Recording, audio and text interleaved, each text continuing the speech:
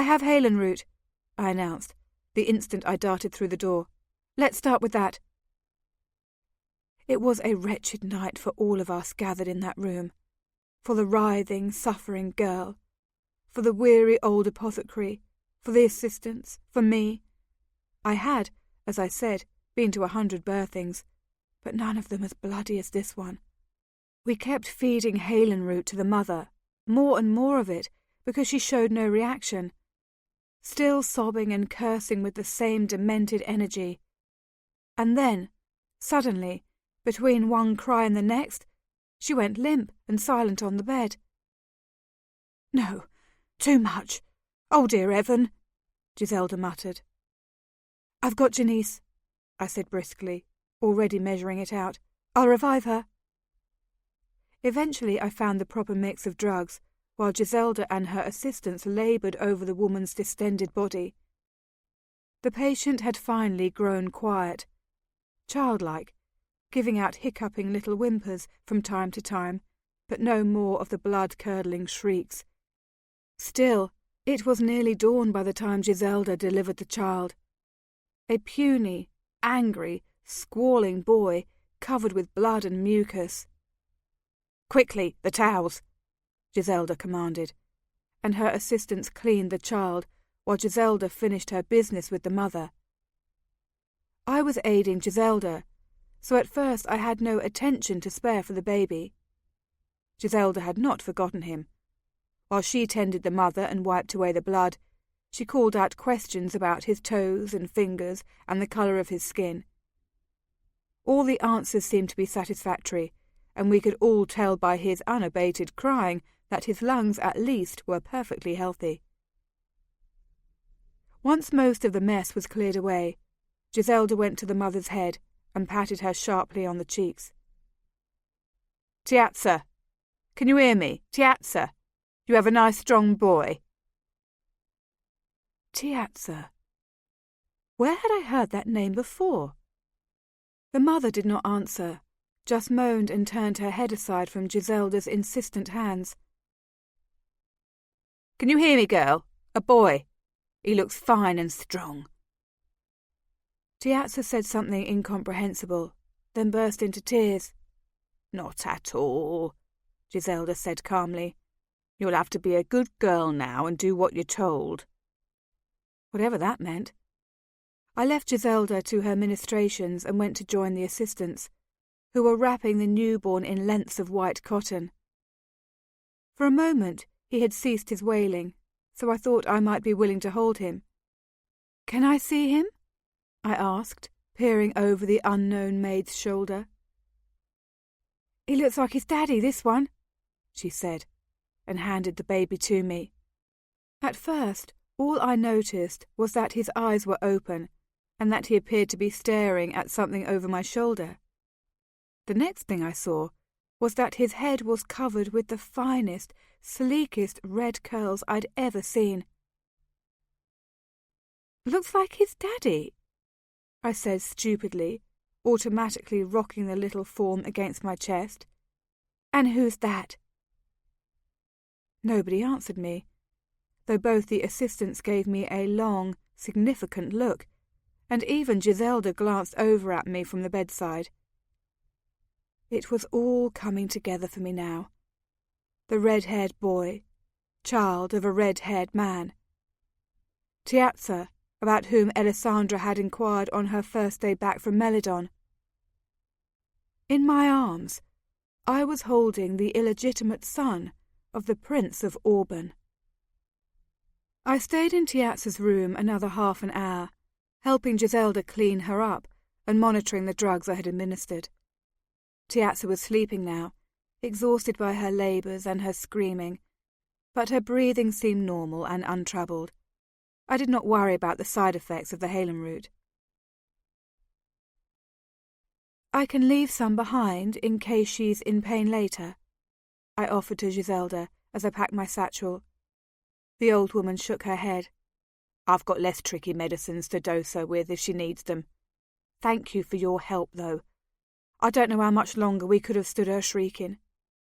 If you ever need me, Lady Greta would not be pleased to know you have been midwifing servant girls, Giselda said firmly.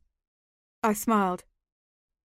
Just let me know, I finished. Eventually I was out of the close, fetid room, but even the quiet hallways did not seem open and clean enough for me. I hurried down the corridors, down the stairs, and out into the fresh, limitless night. The stars were receding into the face of oncoming dawn, but I judged there to be an hour or more before the sun edged over the horizon. I was exhausted, but too tense to sleep. I felt hot and filthy and sick and old. Hot and filthy, I could do something about. I headed directly for the great fountain, murmuring with its constant waterfall, and paused only to take off my shoes and drop my satchel. Then I vaulted over the rim and straight into the cold, bubbling water. I sank to my knees, then extended myself face down under the surface of the water. I wondered if I could float there forever, a water nymph, indistinguishable from the sprays of the fountain itself, quiet, calm, undisturbed. I surfaced noisily, gasping for air and spewing water everywhere. Then I ducked below the surface again. The night air was so warm that even the chill of the water was not enough to cool my skin. I wished I had soap and brushes so I could scrub myself thoroughly, scrape away the top tainted layers of flesh and hollow out the bones themselves. Giselda had done more of the bloody work than I had. I could not understand why I felt so unclean. Twice more I came up for air, then settled into the water again. The fountain was so big that even its curve did not distort my body. I could lie in it almost supine. My hair drifted above me, curling and uncurling with its own wayward motion. My blouse and my skirts billowed about me where they had trapped air in their folds. If I could sink to the bottom of the fountain and find some handhold, a gargoyle's face perhaps, or an iron ring embedded into the stone, I could stay under water forever, invisible and serene. The next time I surfaced, Kent was standing beside the fountain watching me. I gave a little shriek and fell clumsily back into the pouring spray before righting myself and trying to muster my dignity. In the greying light, his face looked serious and unsurprised. "I saw you come up twice before, so I knew you had not drowned," he said in a solemn voice. "But this time I was beginning to wonder if you were willing to make the effort." I put my hands up to my sopping hair and began to wring out the water. "What are you doing out here?" I asked. He lifted his eyebrows. "That's a question I imagine might be more profitable directed at you," he said politely.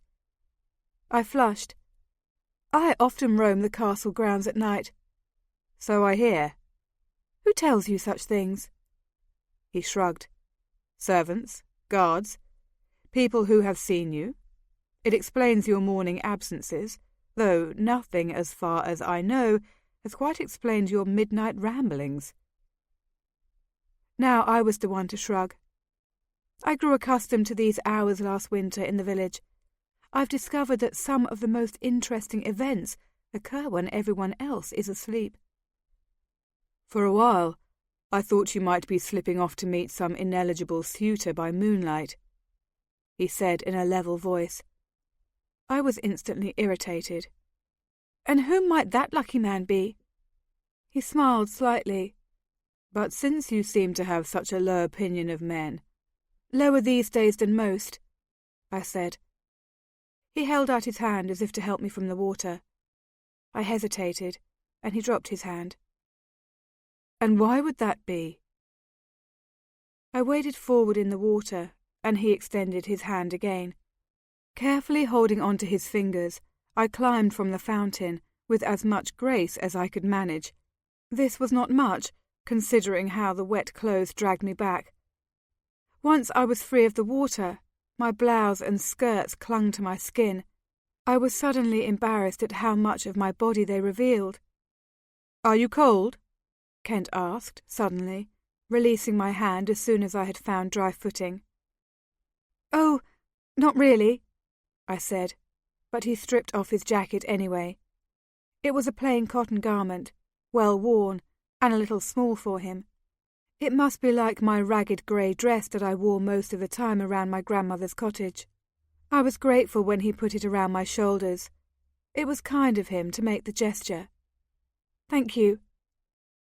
He took my hand and proceeded to walk me, slowly and with complete unself-consciousness, around the perimeter of the fountain. Why do you hate men more than usual these days? He asked again. I sighed quietly.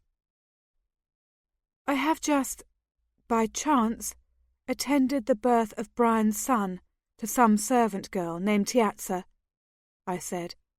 I believe you are familiar with her situation? He peered at me in the dark. A boy, you say? That is bad news. And why? Why any worse news than the birth of a girl? He made an inconclusive gesture with his free hand. Because bastard girls are not likely, when they are 20 years old, to try to win support for a bid for the throne. Bastard girls disappear to some country farmhouse with their mothers, or get married off to minor lordlings, or get raised by some priestess in Chillane. Bastard boys are much more troublesome. I withdrew my hand and stood stock still beside him. It was growing light enough for me to see his face, and it was clear he had no idea what he had just said to me. Some bastard girls don't care for any of those choices, I said quietly, and they didn't realise that that was the category into which they were blindly thrown. Now he flushed and snatched at my arm. Corey, I'm so sorry. Forgive me. Corey. I jerked my arm from his hold and stalked a few paces away, but he instantly caught up with me and grabbed my arm, a little more forcefully. Corey, I'm sorry, he said, pulling me around to face him. That was a dreadful thing to say. True, though, which makes it even more dreadful. I stared up at him. Through the thick cloth of his jacket, through the thin, wet layer of my dress, I felt the heat of his hands, his face, as he stared back down at me, seemed so sincere and so sad. What makes you think, I said slowly, that I will do any of the things you and your father have decided I should do? I am not willing to marry to oblige you. There is no reason in this world that I should. My father would say, he replied carefully, that there is every reason. That you have been fed, housed, dressed, and educated at his expense for the very purpose of serving his ends at some future date. He made you an eligible bride, and he expects some repayment for his effort. I was not brought to Castle Auburn to be groomed for such a part. I was brought here at my Uncle Jackson's insistence, to get to know my sister, to be included in the life that was half mine by rights. Your Uncle Jackson is a politician, as savvy as my father. He may have loved you, and he may have wanted you to love Alessandra, but that is not why he brought you, year after year, to Castle Auburn. He will inherit some lands when your marriage settlement is decided, and Greta herself will receive a handsome fee for her part in the transaction. Your life here has not been free, Corey. It was your own innocence that protected you from realizing that. I could not tear my gaze away from his face. I felt like Tiazza. I wanted to shriek in rage and pain. His own emotions had been exorcised from his stark expression. His eyes gave nothing back but my reflection. "Is this what you expected of me, Kent?" I asked softly, no longer able to talk in circles. "To pay for my existence with my freedom? Were you in the room with your father and my uncle, plotting which noble I should wed. Now his face seemed to crumple, as if the emotions could no longer be kept in check. He looked away quickly, so I could not see. "No," he whispered. "Like you, for a long time I did not realize why you were allowed to run here like some kind of tame pet. This is not my father's usual way, certainly not Greta's. I was stupid. I did not realize how they planned to use you, until recently, this summer." I remembered our first breakfast meeting, his oblique comments and watchful eyes. He had warned me as best he could, but I had not been taking too many hints just then. "And did you think those arrangements were good ones?" I asked. "Did you think that was an excellent way to dispose of me?" He watched me closely, his expression now closed and bleak. "No," he said. "That is not what I would have planned for you, had the issue been mine to decide." I shook myself free of him, and he let his hands fall helplessly to his sides.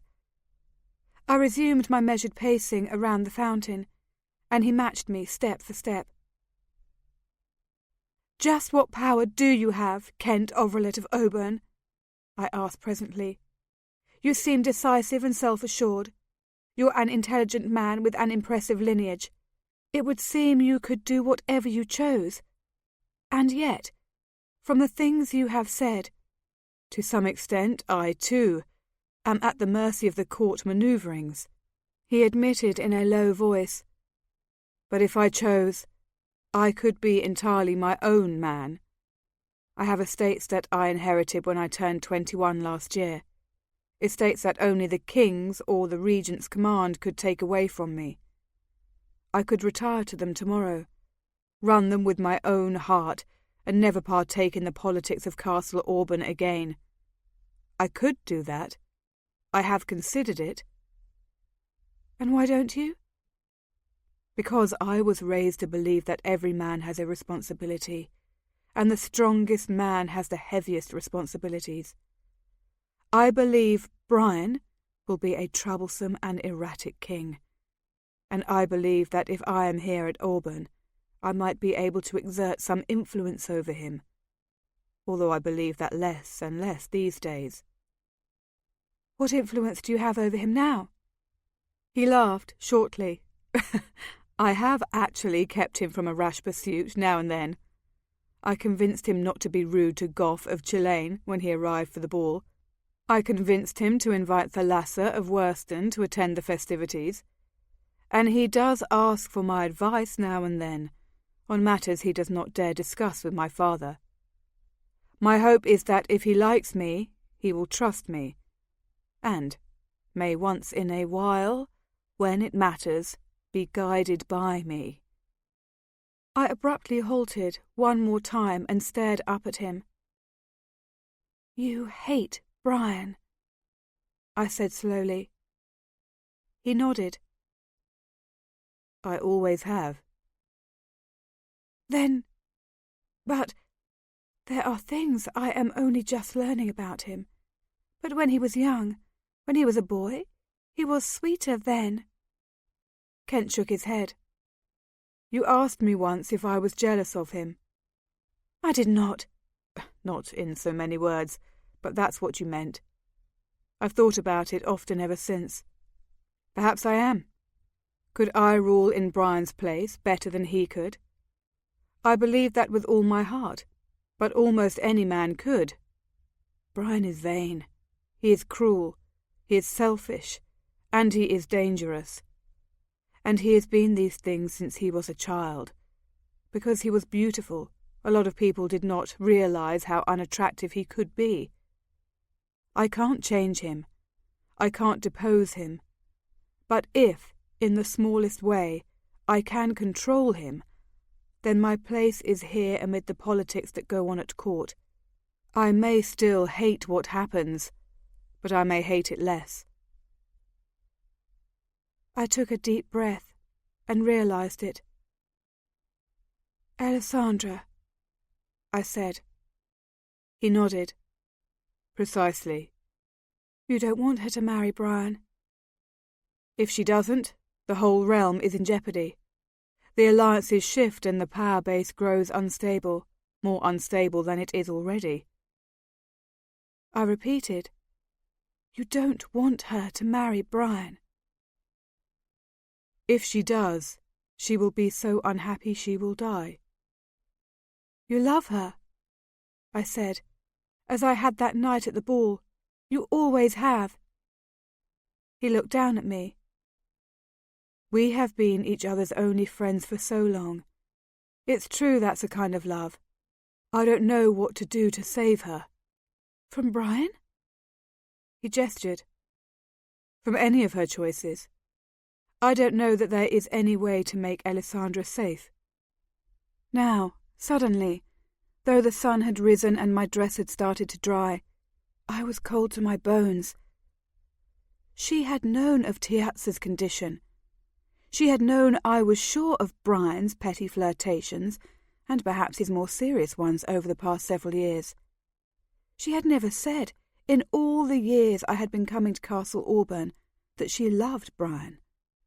I had always assumed she had, because I had assumed that everyone did. But she did not love him, and she did not want to marry him, and unlike me, she had no choices. You could marry her, I said suddenly. That would keep her safe. He smiled bitterly. I would enrage Brian and my father, and half the lords of Auburn, who had no marriageable daughters to offer in her place. It would cause a furor like nothing you have ever seen. I shrugged. Don't stay to see it. Take her back to those estates of yours. He considered me. And leave the realm in turmoil? If it will keep Alessandra happy? Is the happiness of one person worth the chaos of a kingdom? I think so. He shook his head. I have to think in larger scales. I flounced away from him. Then I have no use for you. Cori! I skipped ahead and would not turn back to talk to him. No more promenading around the fountain for me, either. Catching up my satchel and shoes, I ran toward the broad steps of the castle. He caught up with me, still talking earnestly, but I would not listen. I stripped off his jacket as I strode along, and nearly flung it at him over my shoulder. Abruptly, at the foot of the grand stairwell, and heedless of the alert guards at the top of the steps who could hear every word, I stopped and addressed him. I will counsel her to do whatever it takes to be free of you and this place, to find happiness, I said. As for me, do not for a minute think I will do what I am told. Your stupid father guessed wrong about me. Yes, and you did too. With that, I picked up my damp skirts, ran up the stairs, and fled into the castle. I spent the whole day sleeping, and had a tray sent up for dinner. The result was that Alessandra came looking for me after the meal. She was dressed in her dinner clothes, all black and silver, and she looked like the spirit of the night come down to earth to visit with mortals. "Are you unwell?" she asked, sitting beside me on the bed. I was spooning up the last of my strawberries and reading a romance. The day had been in such marked contrast to my efforts and arguments of the night before that I actually felt rested and happy. "No," I said. "Just wanted to be alone for a while." "Then I'll go." "Not alone from you," I said, stretching out a hand to keep her in place. "I have not seen you all day." She settled back on the bed. "You've been sleeping all day." "So, did anything interesting happen while I was in bed?" "I had a long talk with Kent. That was interesting enough." "He told you about Tiazza?" She nodded. "Among other things." "You knew about her, about the baby?" "A lot of people did. Matthew was furious, but you cannot stop a baby from coming. I could, for I knew the poisons that would react against conception, but I did not say so. What happens to her now? And the child? She'll be sent off to one of Matthew's estates. The boy will go with her. I imagine they'll monitor him pretty closely as he grows up. It's really up to Brian what becomes of him in the future. Maybe he'll call the boy to court, give him a title. Maybe not. I said fiercely, I hate him for this. I hate Brian. Alessandra gazed at me sadly. It is common for kings and princes to sire bastards. And not only royalty. Like Kent, she looked as if she had forgotten for a moment what I was. True. I narrowed my eyes, watching her. You must hate him too. She gestured helplessly. Not for this. There are enough other reasons. I cannot afford to hate him. I reached out a hand to place on her arm. There must be a way for you to escape this trap. She laughed and covered my hand with hers. Corrie, do not be so dramatic. I'll be fine. I know exactly what to expect and what to do. I can take care of myself. But She patted my hand and then stood up. There's no change that comes by discussing it, she said gently. Now, I need sleep, even though you do not. And maybe you'll be awake some part of tomorrow. We could go riding. That sounds like fun, I said, in a hollow voice, as I watched her leave. Soon I tried to sleep, but could not. I spent the next day worried, perplexed, and on edge. Not until we went riding late in the afternoon did I cheer up, and then only for a few hours. The next few weeks flew by, golden summer days growing shorter and brisker as the season advanced. I spent my time much as I already had up to this point, with one exception. I was more in demand as a witch and healer, for word had gotten out about my ministrations to Tiazza. I did not mind this at all, of course, though I was surprised at some of my clients. Greta needed a tisane to cure a headache. Daria wanted a draught to help her sleep. Marian's mother was looking for a potion to ease a recurring cramp in her left leg. I charged everyone a small fee, and gloated at my superiority to Millette, who was still stirring stews and tonics over my grandmother's fire. Jackson returned to the castle for a few days, looking as gaunt and abstracted as a burly man could look. Alessandra invited him to her sitting room 2 afternoons in a row, where she fed him kitchen delicacies and made him promise to watch his health. Her sober concern made him smile and tease her, but it was not his old hearty style. I did not hear him laugh once during his whole visit. I took care to wear my ruby necklet at the dinners he attended. He smiled painfully when he saw me and told me how beautiful I looked, but he did not seem to care how any of my courtships were progressing. He asked me no questions and set up no more introductions, at least from what I was able to determine. This pleased me well enough, but I had to admit some concern for him. Though I was happy if it was his own black history that was causing him wretched nights. At any rate, he did not mention any forays into the forest to hunt for prey, and I wondered if his conscience was troubling him after his last wild abduction. He had planned to stay a full week, but he left 2 days early after a bitter argument with Matthew. Angela supplied me with that news, and was even able to conjecture as to the cause. I think they might have quarrelled over the baby, she whispered. We were in her room, and not even Marian was nearby, but both of us felt compelled to keep our voices low. What? Tiazza's baby? I whispered back. She nodded. The Regent wants Jackson to take her, and the boy, to Hasling Manor, but Jackson wouldn't do it. Said he didn't even have enough men on his property to keep the boy safe. She sent her blue eyes gazing around the room again and spoke in even softer tones. As if he thought someone might try to steal the bastard away. So, then, what becomes of him? Of her? Angela shrugged. I guess they'll be sent somewhere else. And indeed, not 3 days later, a small caravan set out from the castle for the Orelet estates on the western edge of the Auburn province, and Tiazza and her son were in one of the carriages. Half the inhabitants of the castle, or so it seemed, turned out to see the caravan pull away. All of them pretended to have some other urgent business in the forecourt. I did not see Brian or Matthew, or Kent, or Alessandra among the gawkers, but Doreen and Angela and Marion were there, pretending to take in the air.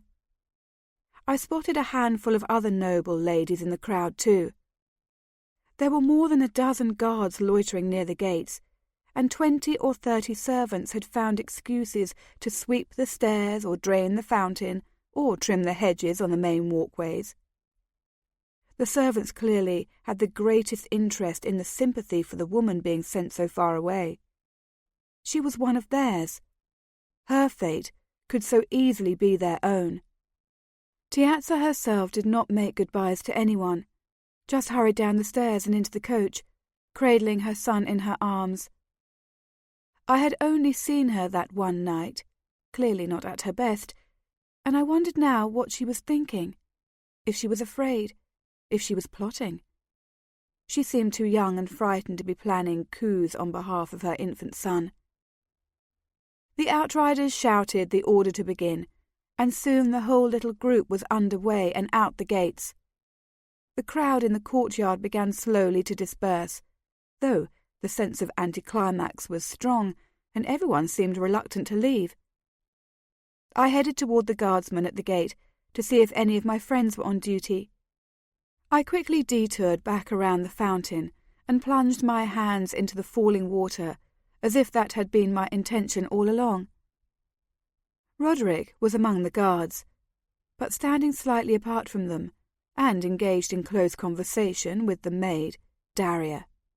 She was gazing up at him with that same familiar, intense expression I had seen on her face the last time I had spied them together.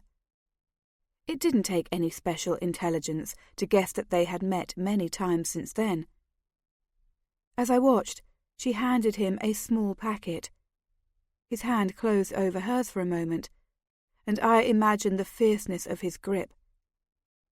Then he let her hand fall, as he slipped the treasure into his breast pocket. I leaned over the fountain and splashed my face, once, twice, 3 times. I was too hot to cool down. It was none of my affair if he loved the sturdy little Western girl, but he had told me he did not. Perhaps that was my fault. I should not have asked if I did not want to be lied to. Perhaps in his situation I would have lied as well. But it made me angry, and I knew that it should not. So I threw more water on my face to remind myself that I had no one to be angry with but myself.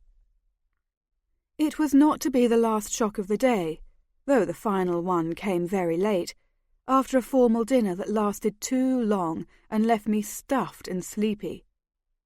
I went to my room alone, leaving Greta and Alessandra behind, continuing to make polite conversation. Cressida had been in my room to light candles and leave fresh water. And someone else had been there too.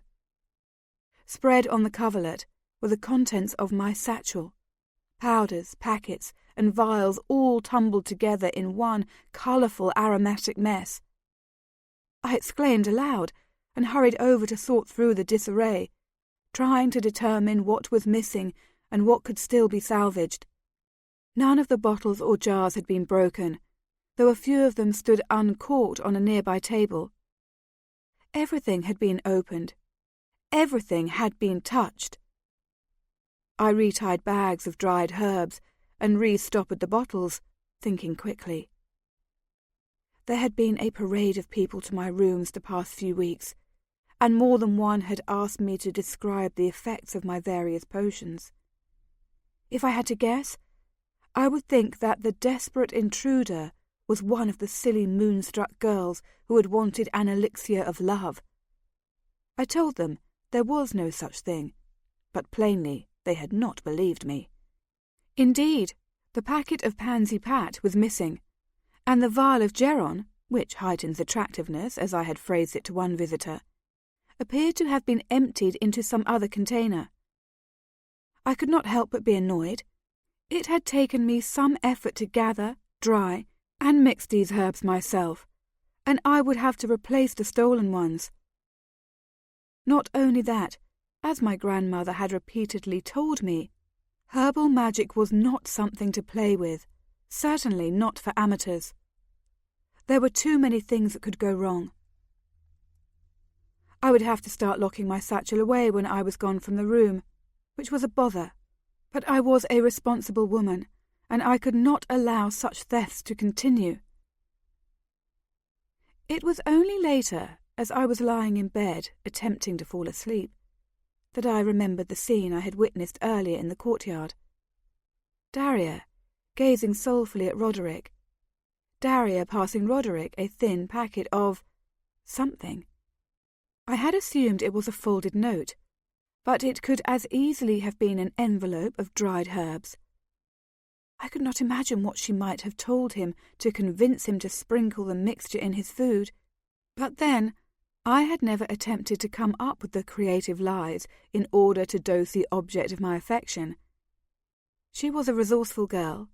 No doubt she had sounded very plausible.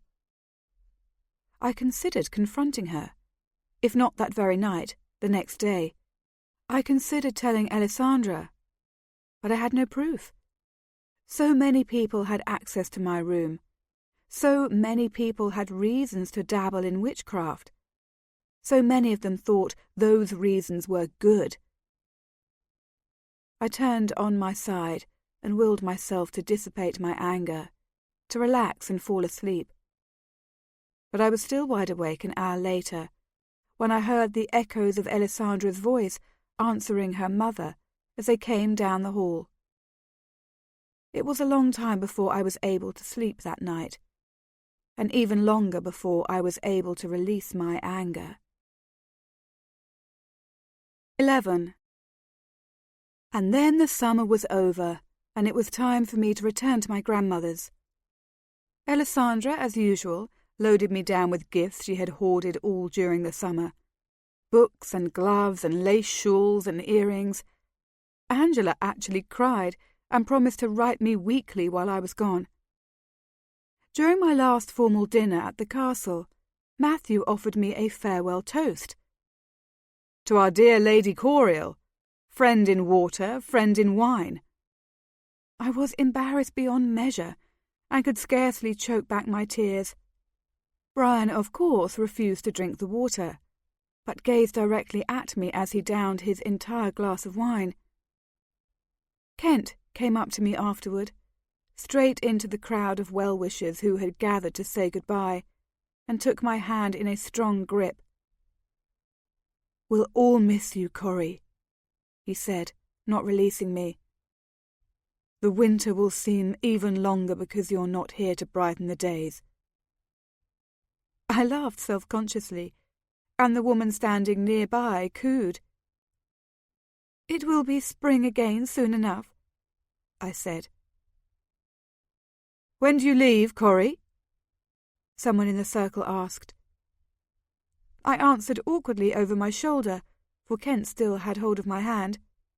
"Very early, otherwise we'll be 4 days on the road to Southie.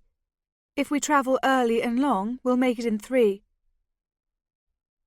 "My father has arranged for an escort of guards," Kent said. I nodded at him soberly. Normally, of course, Jackson would have come to the castle to take me home, but he and Matthew still had not repaired their breach. "I've taken my luggage down to the stables. I'm ready to leave in the morning." "We'll miss you," Kent said again. Then he surprised me, and everyone still watching, by bending over and kissing my hand.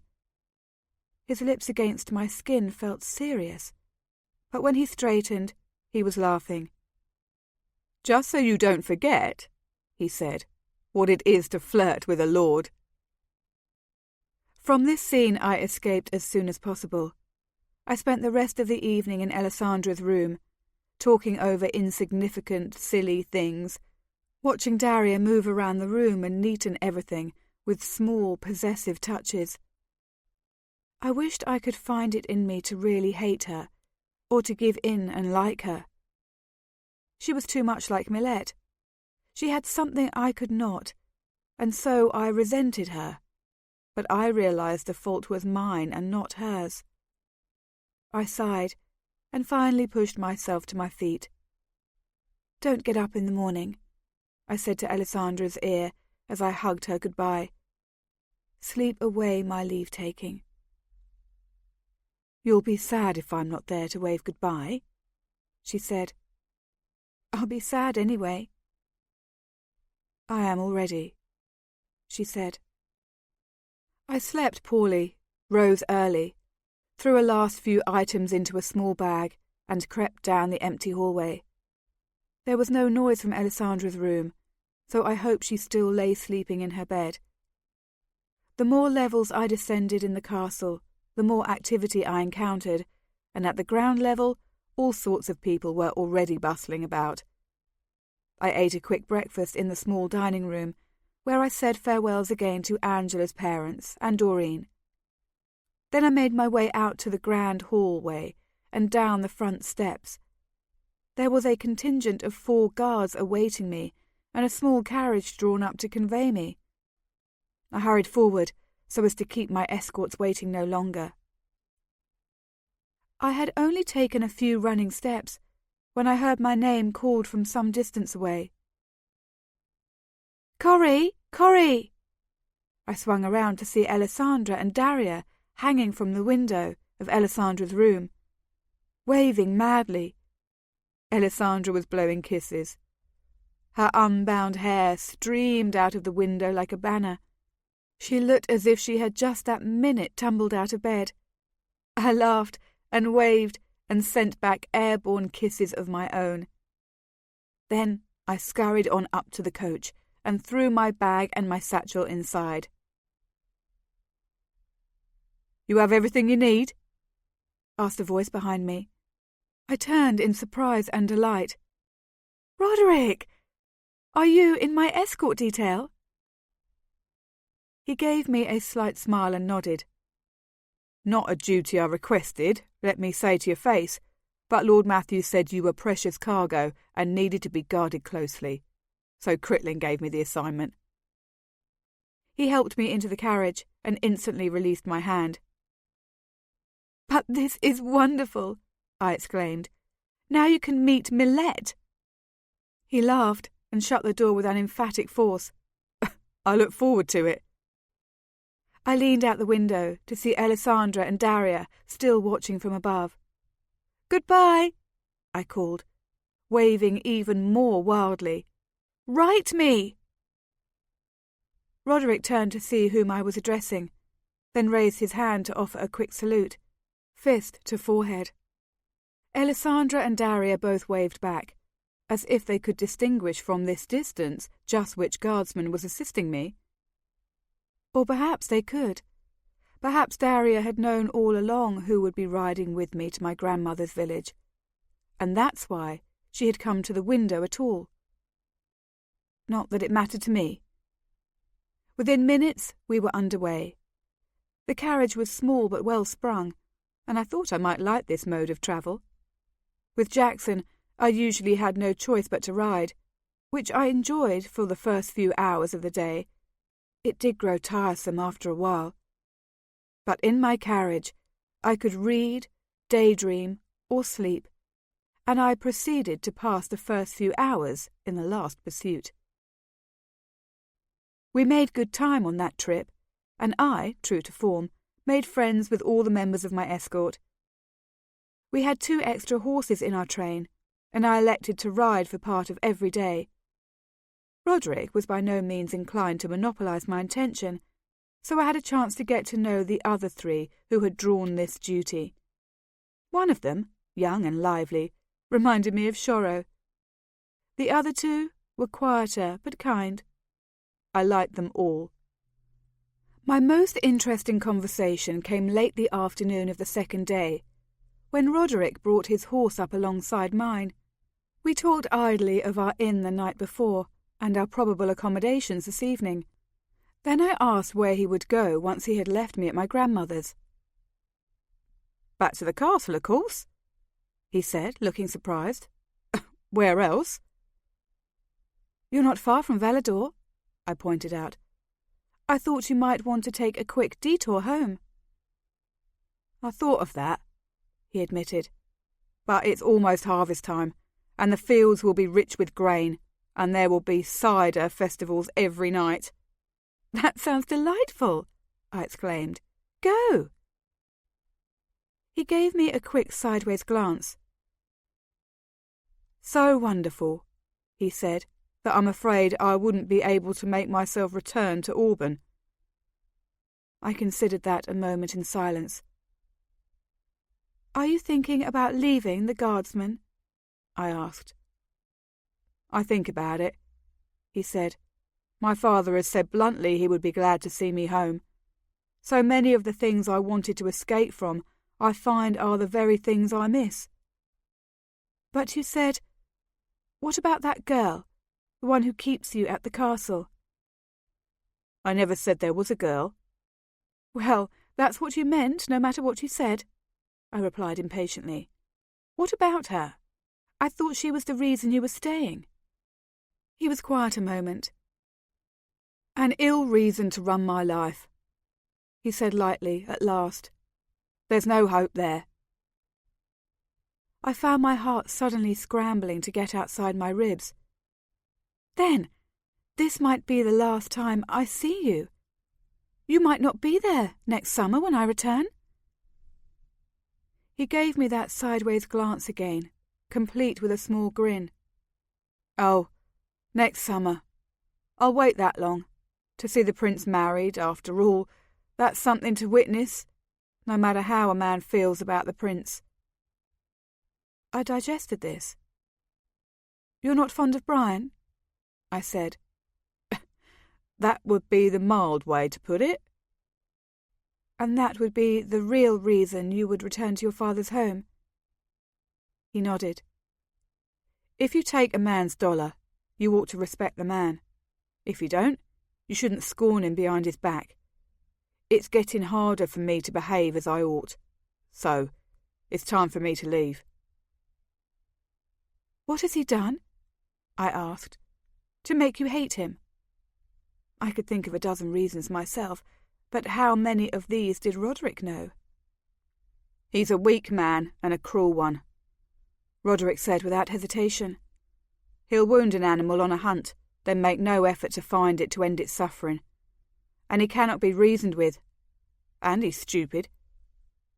I opened my eyes wide, because this was a strong speech coming from someone whose station was so far below the prince's. "I hope this is not how you've been talking in the barracks." He laughed softly. "No, I've never said it to anyone before. I could lose my head, not just my career. But you're safe enough. You don't like him either." "I used to," I said slowly, "until this summer." "Why did it take you so long?" "Because he's so beautiful, I guess. So alive. Because I got in the habit of adoring him. But everyone seems to be falling out of that habit these days. Kent has said things—" I stopped and shrugged. "What has Kent said?" "I don't think Brian is popular with the viceroys," I said somewhat lamely. Roderick nodded. "Even less than you realise. During that summer festival, all the viceroys brought their own guards in train.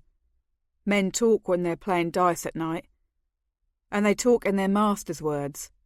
Not one of them spoke highly of the prince." "Then," I started, but could not imagine what question to ask next. Roderick glanced down at me and seemed to suffer a change of mood. "Oh, don't worry over it," he said lightly. "All that will change when your sister becomes his bride. She's a well-liked girl with considerable charm. The lords think she'll keep him in hand." "If she marries him," I said, my voice very low. "They'll marry. They're too far down that road to turn back. They'll marry. I'll stay to see, and then perhaps back to the farm for me. Who knows what the next year or two will bring?" Even less happiness, I thought. I said to myself, but did not speak the words aloud. The future looked drearier every time I looked into it. The following afternoon, just before sunset, we arrived at my grandmother's cottage. Naturally, the first person I had to see was Millet, out front tending the garden. She stopped her work and stared at us as the cavalcade pulled up. I supposed she had never seen a sight quite so fine as a royal equipage guarded by 4 liveried men. I was pleased to note that she was wearing her very oldest gown, had dirt on her face, and her hair was tied back in the most unbecoming fashion imaginable. "Once again back with my best friend?" I murmured to Roderick as he lifted me down from the coach. He laughed and set me on my feet. Millet seemed quite unself-conscious as she hurried forward to greet me. "Corey, I didn't realise you were coming back so soon. I thought you wouldn't be here for another month at least." I was instantly annoyed. "No, here I am. Summer's end, the time I always return home. I wrote grandmother to expect me. I guess she forgot to mention it." I looked expressively at Roderick, whose face was completely wooden. "Where would you like me to carry your luggage, my lady?" he asked in the most formal, respectful tones I had ever heard from him. For a moment I was astonished. Then I realised he was doing his best to impress Millet on my behalf, and I was grateful. "My room is inside. Let me show you." I led him through the small, untidy house. Millet followed us, talking while Roderick settled my trunk in my room. "Your grandmother's in the village for the evening. That Clancy girl is having her baby tonight, or maybe tomorrow. I didn't make enough dinner for 2. "Then I'll have to feed myself," I said pleasantly. "Excuse me, Millet, I just want to check the carriage one more time and make sure I didn't leave anything behind." She trailed behind us back outside too, though I had hoped for a private goodbye to my friend. "And your room hasn't been cleaned for ages. I just know it's full of dust." This time I did not bother to reply.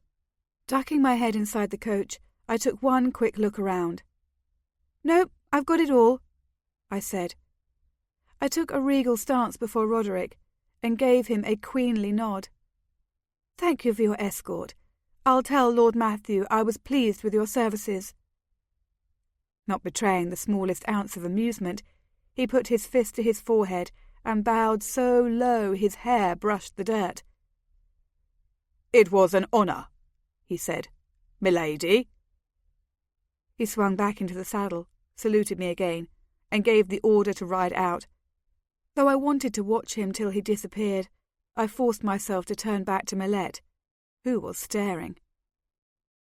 "He sure treated you like a grand lady," she said. I thought I detected a trace of envy in her voice. "It means nothing," I said airily. "That's how all the servants address nobility at the castle." "But you're not," she said, and then abruptly shut her mouth. "I'm not going to waste any time on talking in the road," I said, heading for the door. "I'm hungry. I'm going to make myself something to eat." The next few weeks were fairly miserable, as I tried to resume the rhythms of village life and figure out exactly how far Millet had outdistanced me in our studies. I think both she and my grandmother were surprised at how determined I was to make up for lost time, for I stayed up late many nights, reading through the crumbling texts and stirring up concoctions over the small fire in my room. Only I knew why I was so doggedly intent upon learning everything I needed to know to become a wise woman and a healer. I had no intention of becoming a prize for the furtherance of the Regent's goals. Still, I missed my sister and my friends, and Milette's constant self-satisfied presence did not contribute to my contentment here in what I considered my real home. My grandmother seemed happy enough to have me back, as happy as she ever was, and I certainly did not feel unwelcome. But my place seemed less certain than ever. I was beginning to think I did not belong anywhere. As summer reddened into autumn, everyone in that cottage grew more accustomed to my presence and life became more pleasurable again. I joined my grandmother and Milette at the harvest festival held every fall in the village, and we had a wonderful time. There were costumes, contests, concerts, dances, hay rides, prayer breakfasts, moonlight feasts, an ongoing cornucopia of events. Several of the young men I only vaguely recalled as farmers' sons showed up at these gatherings, dressed in their finest lawn shirts and leather breeches, looking freshly washed, clean-shaven, and handsomer than I remembered. I wore my silk red dress to one of the starlit dances, and made, if I may say so, a very definite impression. It heartened me greatly to know that I did not require the whispered promise of a royal dowry to be the reigning belle of an impromptu ball. Milette had her own circle of admirers at this event, and, though I did not begrudge her a single one of them, I had to wonder if she had not resorted to magic to enhance her charms just a trifle. For she was by no means an extraordinary girl, just moderately attractive, and not exceptionally bright. Then again, neither were her swains. Then again, neither were mine. But they were puppy-dog friendly and boyishly happy, and I did not have to wonder if every word they uttered masked a torturous thought. I relaxed into their banter as I relaxed into their embraces when we undertook the energetic country dances, and I enjoyed myself more than I ever had at Castle Auburn. I could live here the rest of my life. Here, or somewhere very like it. I would not let myself be coerced into accepting any groom of Lord Matthew's choosing. Alessandra wrote faithfully to tell me of events transpiring at court. Dirksen and Meghan were at the castle for a visit, but it was Kent whom Meghan seemed interested in this time. Hennessy of Melidon came to Auburn for a week and asked after me more than once. Brian spent a month in Phelan and came back looking thin and wicked. I think from having sampled too many of the pleasures of Phelan Market, which he does not get much opportunity to indulge in under Matthew's watchful eye, Alessandra wrote in her perfectly even hand. Kent's comment was that the next time Brian went travelling, he should go along as escort, and Matthew seems agreeable to that, although he plans to travel to Overlet House for the winter holidays, and there seems to be no reason to guard him there, so Kent is coming with me instead. Alessandra was to spend the solstice holidays at Hasling Manor, as she did every year. I was always invited, but I had always refused in the past, because I thought my grandmother would resent this defection even more bitterly than my summer absence. This year, I had an additional reason for not going: to avoid Hennessy of Melidon, who had also been invited to share the holidays with my uncle. Not a chance I would join him there. Our own winter solstice passed quietly enough, although, since this was my grandmother's favourite holiday, we spent a great deal of time baking and lighting candles and reciting blessings on the slumbering visits of the world. On the night of the solstice itself, we did not sleep at all, but stayed awake with fires at the four corners of the house to drive away the darkness of winter. Then we ate a huge breakfast when the sun came up, wished each other luck and good fortune in the following year, and slept the whole day away. The next news I got from Castle Auburn came from Angela.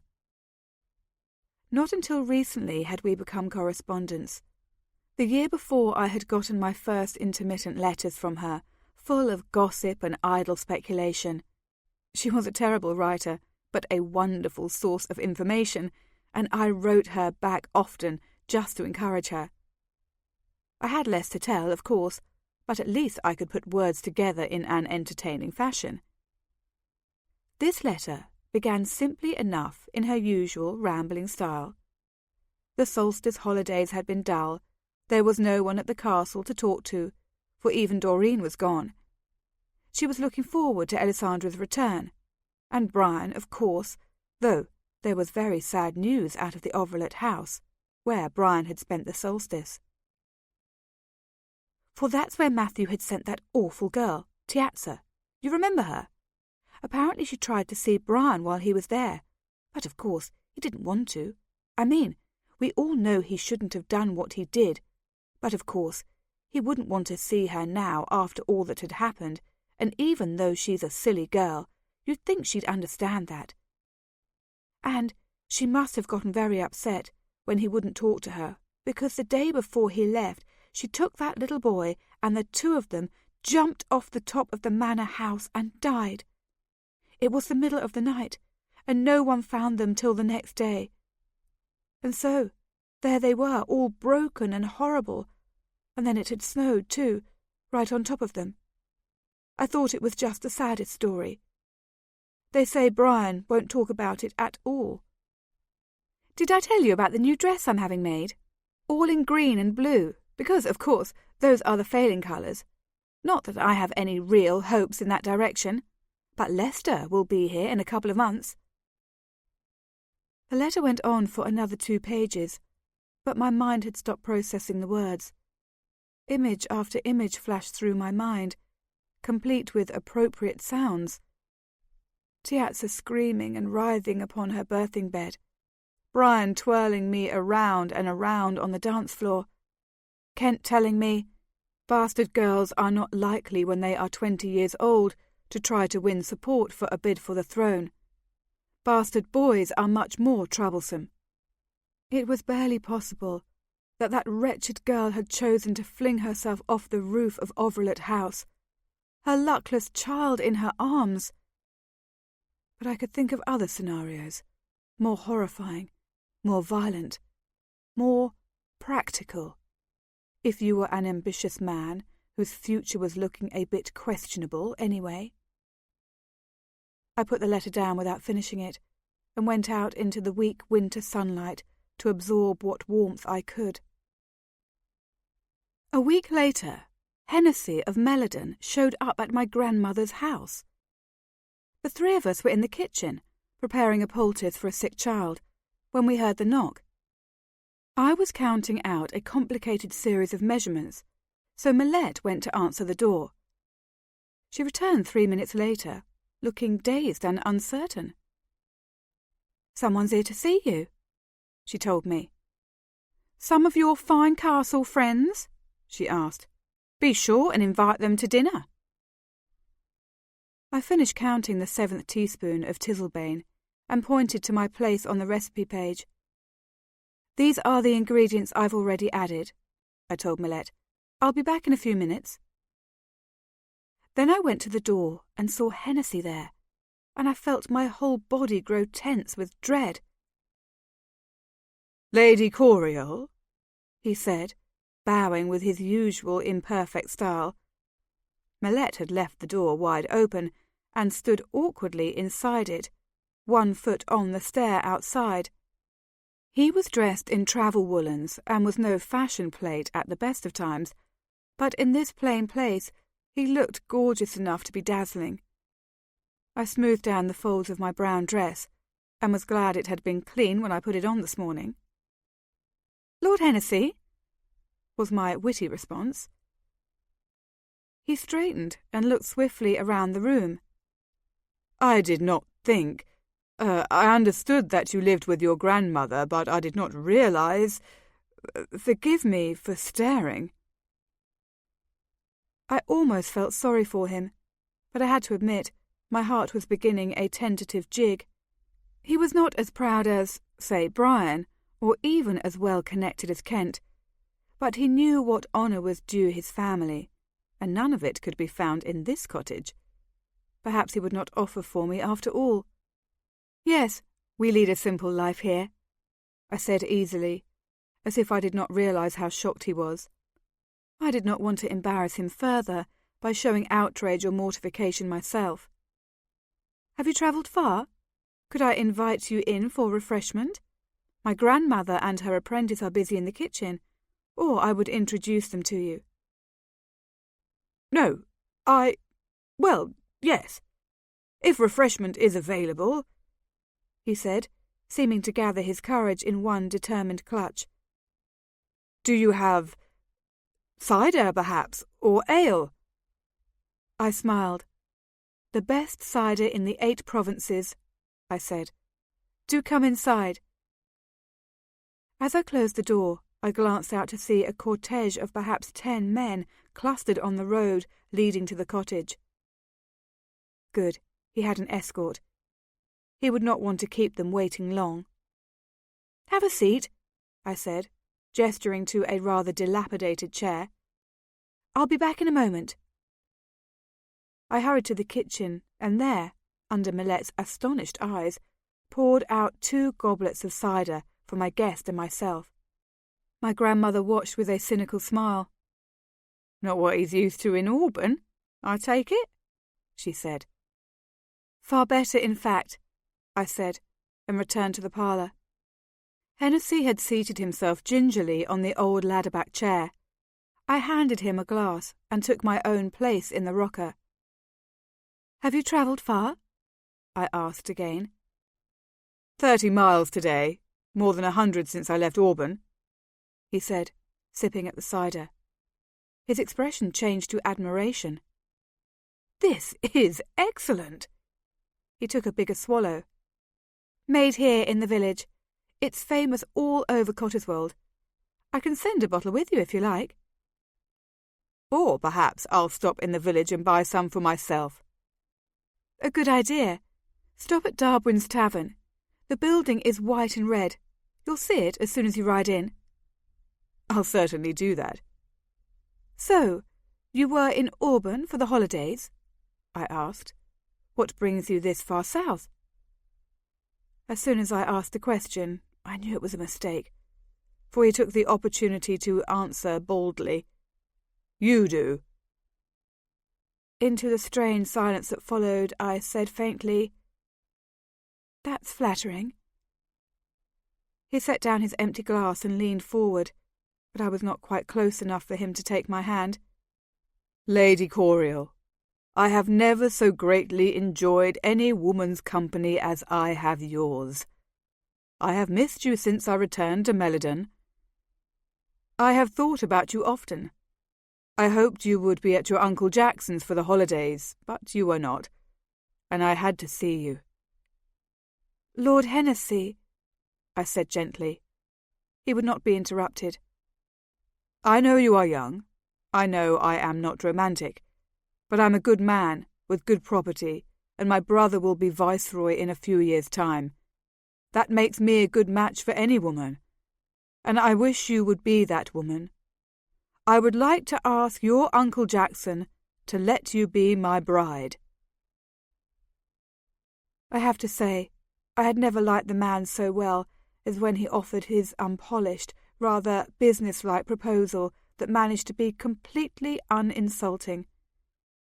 I would not have thought he would have been able to pull off such a thing, but even that feat made me no more eager to marry him. Lord Hennessy, I said, even more gently, I'm honoured, and I know that my uncle and the regent would both be pleased to see me make such a match. But I am not anxious to marry anybody right now.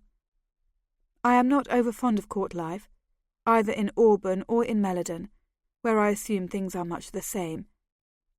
I believe you are a good man, I truly do, but I don't think you're the man for me.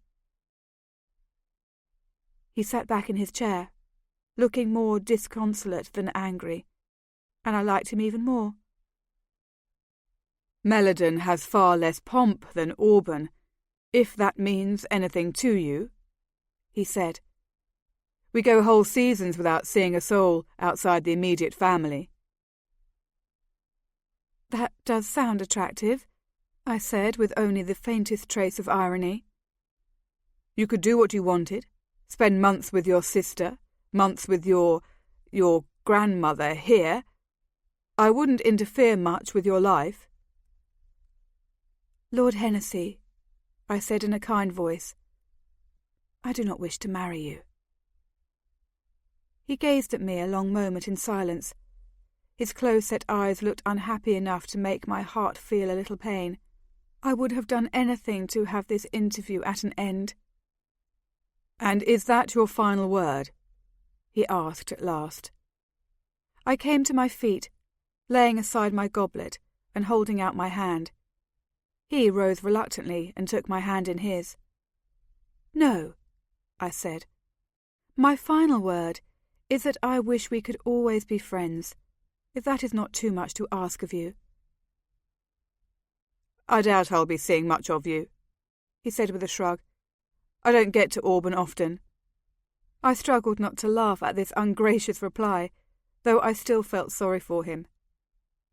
"Well, then, I'd like to know you did not think harshly of me for this day's work," I said. "I'll be sad, I think," he said. "You can't change that." "I would if I could," I said. He dropped my hand. "I must be going," he said. "I don't believe I'll stop in the village after all." "Then allow me to do this one last favour for you," I said. "We have 2 kegs of cider out back. Let me fill a jug for you to take on your way as a parting gift."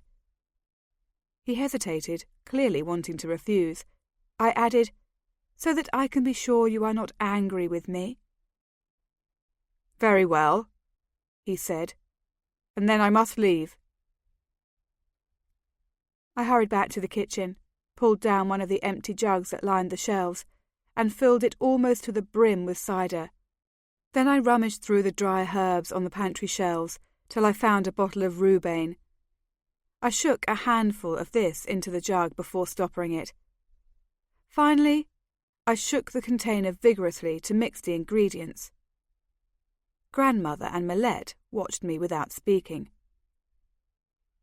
"A gift for my friend to take on the road," I explained with a half-smile. "A sort of remembrance." "Not with rhubarb," my grandmother retorted. "That's for forgetting." "I know," I said. "That's the point."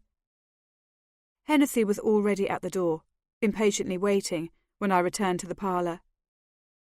He crooked his finger through the loop of the bottle's neck and thanked me gravely for the gift. "Travel safely," I said. "I wish you well." He nodded, gave me one last hopeless stare, then turned and strode to his horse. I watched the whole cavalcade ride away, and I was depressed for the remainder of the day. The next news I received from Castle Auburn was even worse. It was a letter that came from Alessandra 3 weeks later, which, as was my habit, I ripped open as soon as it fell into my hands. The first few sentences expressed an interest in my health and a response to some minor observation I had made in my own last letter. In the second paragraph, she mentioned how she and Daria had detoured to Phelan Market for a few days on their way back from Hasling Manor, and how they had done nothing but shop, to my infinite delight and weariness. The third paragraph was what made me stand stock still in the middle of the parlour and devour the rest of the words on the page. After considering the matter carefully, and having some long, secret meeting with Uncle Jackson, Lord Matthew has decided that my marriage to Brian should go forward as planned this summer. He has waited so long to make the announcement, I think, because of protracted negotiations with Dirksen of Dragonia, which have somehow fallen through. Even Kent was not too specific on what went sour in the arrangement with Dirksen, but Matthew returned from there in a rage not 3 days ago, and yesterday he made the announcement about my wedding. Everyone here's in a flutter, because he has set the date for the summer solstice, which only gives us a few months to prepare, and every bride knows that it is scarcely enough time to pull together a wedding. Fortunately, Matthew himself is taking responsibility for the guest list. All I have to worry about is my gown. My mother has some plans for teas and breakfasts and balls to accompany the event, but I will leave that to her. She is in transports, of course. This is the day she has dreamed of for so long. I have told Brian that I would like the ceremony to be as simple as possible, and he has agreed that we should each have 2 attendants apiece. He has chosen Kent and Holden of Velador. I, of course, want only you by my side, but I have decided that your friend Angela should be my second bridesmaid, since I must have 2. There has been other news here which I am sure you will be interested in hearing. While he was travelling back from Ovrelet House, Brian apparently had some trouble on the road. Bandits who attempted to hold him up, not realizing what an august person he was. He was never in any real danger, since he travels with an escort of 20 men, but the guardsman Roderick, whom I am sure you remember, distinguished himself well in defending the prince. So now Brian has named Roderick his personal guard, to attend him at all times. It is a great honour, as you might imagine, though I have not had a chance to ask the personal guard how pleased he is with his new appointment. One final note, and then I really must send this on its way. Hennessy of Meladon came by Auburn a week or so ago, on his way back home after a tour through the southern provinces. Kent told me afterward that his father was very puzzled by the man's attitude, for you must know that Arthur of Meladon has been practically insisting upon an alliance with the castle for the past year, and you were the alliance they had settled on. But, according to Kent, Hennessy told Matthew that he had decided to look elsewhere for a bride, and that he realized this upset their negotiations, and that he was willing to make some concessions because of it. Kent told me that his father had been afraid you would refuse Hennessy, and had been considering how to coerce you to the match. So, this left poor Matthew completely nonplussed. Kent and I speculated that Hennessy came to see you in the village, and was so taken aback at your lifestyle there that he could not bring himself to make the offer. I would commiserate with you, except I know this was not an offer you were hoping for, and I tell you this now merely to relieve your mind. But do not think Matthew has forgiven you. I'm sure he is already scheming to marry you off to some other political ally, so expect to be inundated with suitors at my wedding. Oh, Corrie, I miss you most dreadfully. I count the months and weeks and days until I shall see you again. All my love, Alessandra. I read this letter 3 times. So much in it to make me ponder, worry, and shiver. Alessandra to marry Brian after all. What havoc would that wreak in her life? Or would she, like Kent, be able to exert some influence over the wayward prince? Roderick to be Brian's personal guard. How galling that news must have been to the homesick soldier who had told me plainly how much he hated the prince. The only cheer the letter held for me was the news about Hennessy. It was good to know, in this calamitous world, that there was one soul that was not troubled under siege, and that I had been the one to buy him peace. A small comfort, perhaps, but better these days than none. 4 months later, I was on my way to Castle Auburn to spend the summer at the royal court and witness my sister's marriage to the prince. Part 3. Weddings. 12. At Castle Auburn, everything was mayhem. The suites that Alessandra shared with her mother, her maid, and sometimes me, were filled, every room, every corner, with the items of her trousseau. Formal gowns, casual dresses, petticoats, chemises, shoes, slippers, cloaks, shawls, gloves, hats, bed linens, night-clothes, jewellery boxes, perfume bottles, hair combs, trinkets, vases, books, everything old and new that Alessandra planned to take with her to her new quarters across the castle was laid in piles and mounds and trunks around the rooms. Nothing could ever be found. Daria and I spent one whole day looking for a missing glove, which we never located, which required Alessandra to revise the ensemble she had planned to wear to a formal dinner that night, which required us to spend another 2 hours searching for the shoes that matched the new dress. Greta was in a perpetual tizzy, constantly issuing orders to Daria, Cressida, and me, then remanding those orders with her next breath. She looked as though she never slept, spending the night hours instead planning table arrangements, counting guest lists, and reviewing all the things that could go wrong at the wedding. It was a real pleasure to me to see her go an entire day with her hair imperfectly combed and her earrings mismatched. And one day the back of her dress was unbuttoned till noon, at least before someone mentioned it. That day, my happiness was almost unbounded. Nonetheless, I spent most of these days in a state of low-grade worry, watching Alessandra and wondering what she was thinking.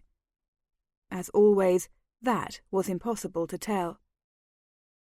Upon my arrival at the castle, I had taken our first solitary moment together to ask how she was faring and if she was dreading this marriage to Brian. She had laughed, squeezed my hands, and said, "Don't be silly. I have prepared for this for years." She even met my gaze, calm and composed as ever. I could not help but doubt her. The wedding was set for the morning following the summer solstice, which meant we would have the longest day of the year to pass in revels to celebrate the event. There was to be an entire week of festivities preceding the actual ceremony, including formal balls, hunts, dinners, contests, and fairs. Representatives from each of the 8 provinces were to be present. This was to be a show of unity, such as the country had not seen since the funeral marking the death of Brian's father. In the weeks leading up to the ceremony, I divided my time between helping Alessandra as much as I could and renewing my old friendships at the castle. I was not staying quite as late as I had during my previous visit, but I did manage to spend a couple of convivial evenings at the main gates, swapping stories with Shoro and Clote. The 2 of them were proud to inform me that they had been assigned night gate duty for a 2nd year in a row. A high honour, they said, though I asked innocently if perhaps it was Critlin's way to avoid seeing their unpossessing faces by the light of day. I had also asked, the very first time I saw them, how Clote's romance was progressing, and was thrilled beyond measure to learn that he was planning to marry that very summer. "Because she's accepted me, Critlin's already given me an apartment in the family barracks. We've decided on the day a week before the prince's marriage. It's seeming a very good season for weddings," Clote said. He was beaming. I had never seen the dour man so elated, and it gave me a little hope. Some folks, it seemed, could still marry for love, and even if that love had been assisted by magic, it still seemed a positive omen. "Let me know when you're ready to settle down," I told Shoro. "I'll mix up a special potion just for you." "Not till the moon falls," he said with a grin. "Not till the world ends." I did not go by the Aliora quarters at night any more, though I dropped by during the afternoon hours more than once. Andrew had formally introduced me to the young girl named Fillory, who was so changed I almost would not have known her. She was shy, but smiling, and she sidled forward to meet me, giggling behind her hand. Someone had plaited her hair back with flowers and ribbon, and she was dressed in a pretty pink gown hung with all sorts of lace and bows. She looked, arms and braids and sashes all aflutter, like so many banners dancing in the wind. She was nothing but long, thin streamers of colour. Still laughing behind one palm, she laid her free hand in mine, and I felt that shock of delight that the touch of an aliora so often brings.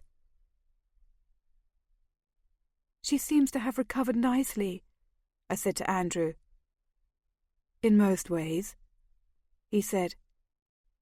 "How are you? How do you like living in the castle?" I asked the girl. She just blushed, giggled again, and pulled her hand away. "She doesn't talk," Andrew said. "She hasn't learned human speech?" I asked. "She doesn't talk at all." I looked at him sharply. "Could she talk before?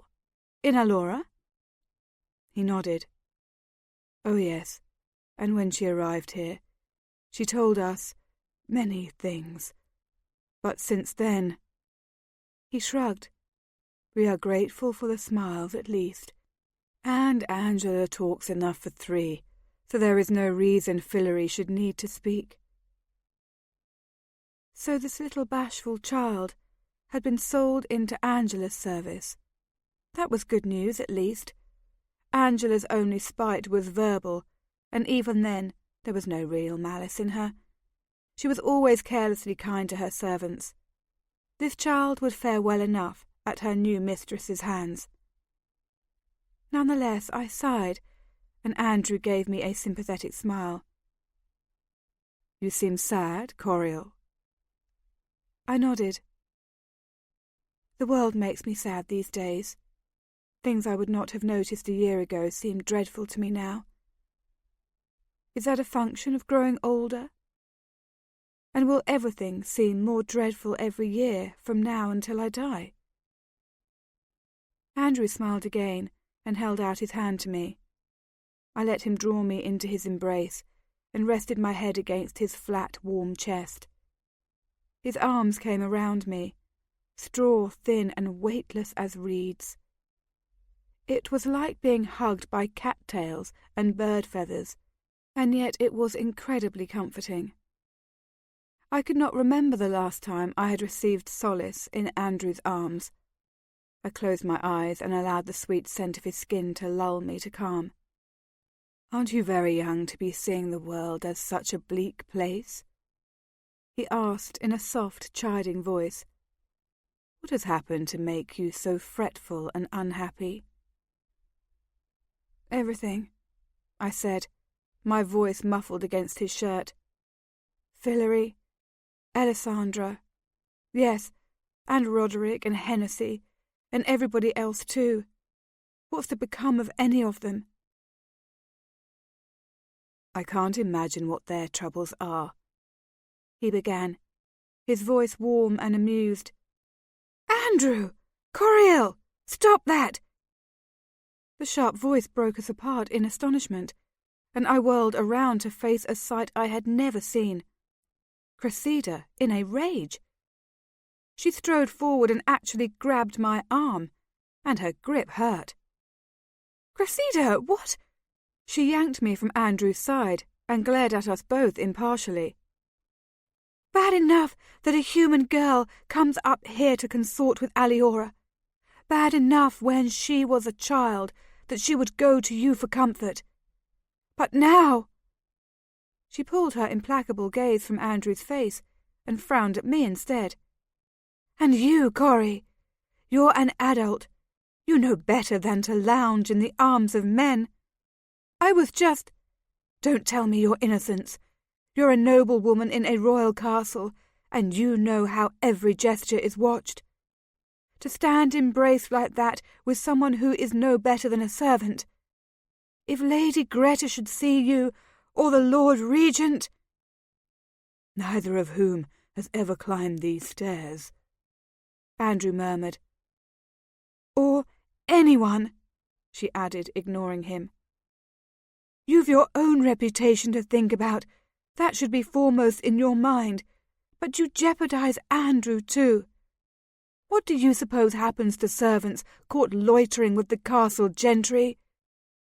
They get thrown off mansion tops, I said in a low voice, thinking of Tiazza.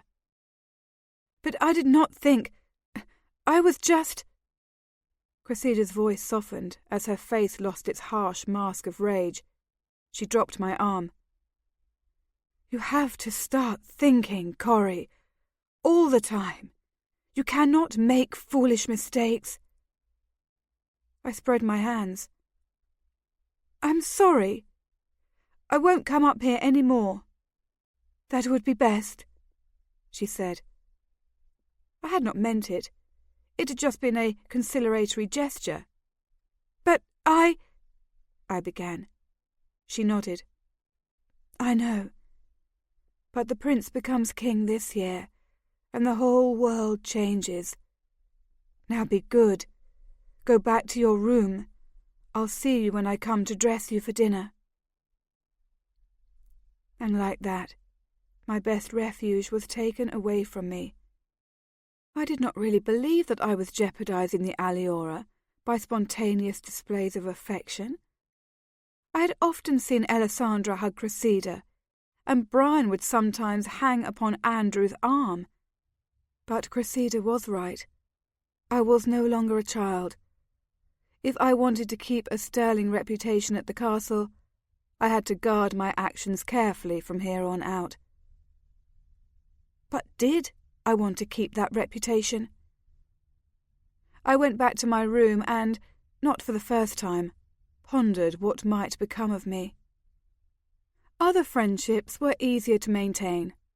Angela shrieked with delight the first time she saw me, and insisted on drawing me back to her room to tell me everything that had happened in the past 9 months. Kent made a point of taking me riding 3 times in my first 2 weeks back, merely, it seemed, for the pleasure of my company. He did not once say he had missed me. He seemed relaxed and amiable as ever, but a little withdrawn, as if cares that he could not discuss lay heavily on his mind. This miffed me a little. For once or twice last year, it had seemed that he had chosen me for a confidant. I, at least, had thought we were closer than his remoteness suggested.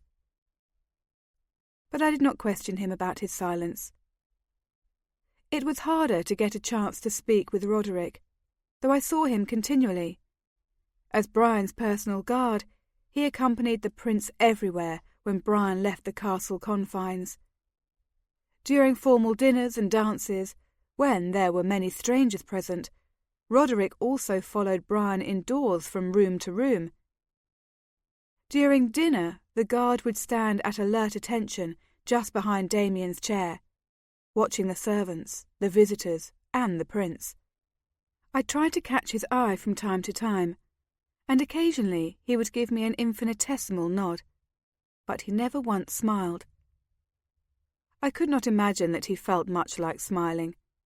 I could not imagine that he enjoyed his new position. For his sake, I was glad the wedding was drawing so close, because I knew he planned to leave Brian's service once the prince was married. For my own sake, I would be sorry to see Roderick go. And, of course, for Alessandra's sake, I wished the wedding day would never dawn. As it turned out, there were other weddings to celebrate first. A strange wedding, a strange celebration, and the beginning of more changes than I could count. 3 weeks before the solstice, I was in the breakfast room much earlier than my wont, with the result that I had the opportunity to share that meal with Brian and his uncle. I had not slept well the night before, and had decided, when dawn came unforgivingly in, that I may as well get up. The day itself might have more to offer than the restless night.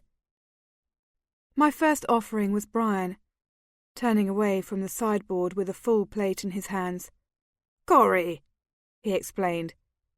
He instantly laid his plate on the table in front of Damien, and bounded across the room to kiss me noisily on the cheek.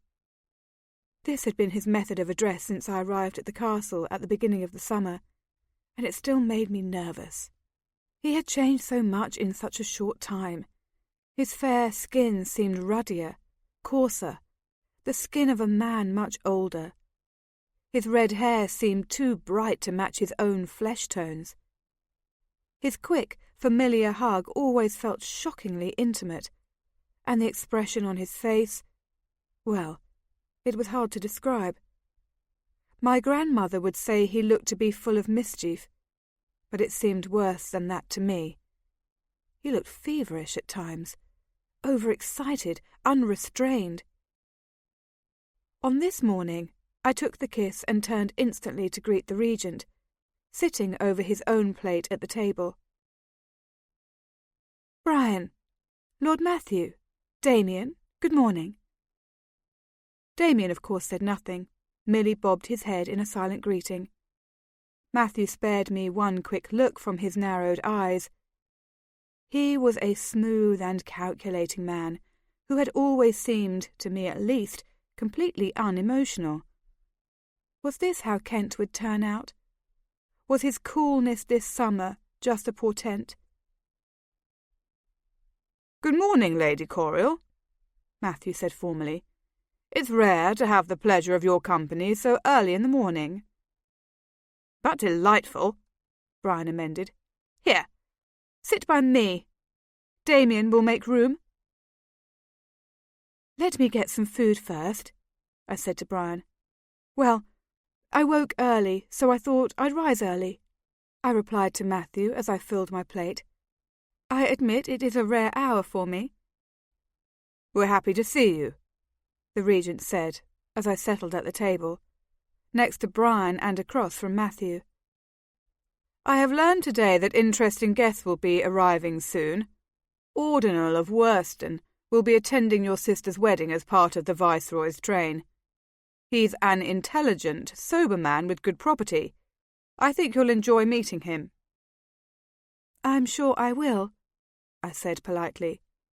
Brian snorted. "Ha! He's a pompous old man who can scarcely see to shoot a crossbow." "He's a seasoned and thoughtful veteran," Matthew corrected him in measured tones. "Well, he may know old war stories, but he's forgotten all the skills," Brian sneered. "Give me a dagger to his sword, and I'd dismember him every time." "No doubt. However, we do not want to dismember him," Matthew said dryly. "We must save that pastime for some less desirable party." Brian laughed, as if Matthew had intended humour. "I look forward to meeting him," I said. "Your uncle also will be arriving in a day or two," Matthew pursued. "In his last letter he hinted at changes he plans to make in his lifestyle. Naturally, I am most curious to learn what these are. No doubt, you will wish to visit him as well?" "Oh, always," I said, still in my polite voice, but my heart had quickened. Changes? Jackson? I had last heard from him in early winter, shortly after the solstice, once Alessandra had returned home. He had sent a brief note, expressing his regret that he would not be able to escort me back to the castle for my summer visit, but promising to see me some time during the season. Even at the time, his note had made me wonder. Matthew touched his napkin to his lips. "And soon, as you know, the castle will be quite full with other guests. These are splendid times for Auburn." Brian took his juice glass from Damien's hand and raised it in a mock salute. "Splendid," he echoed.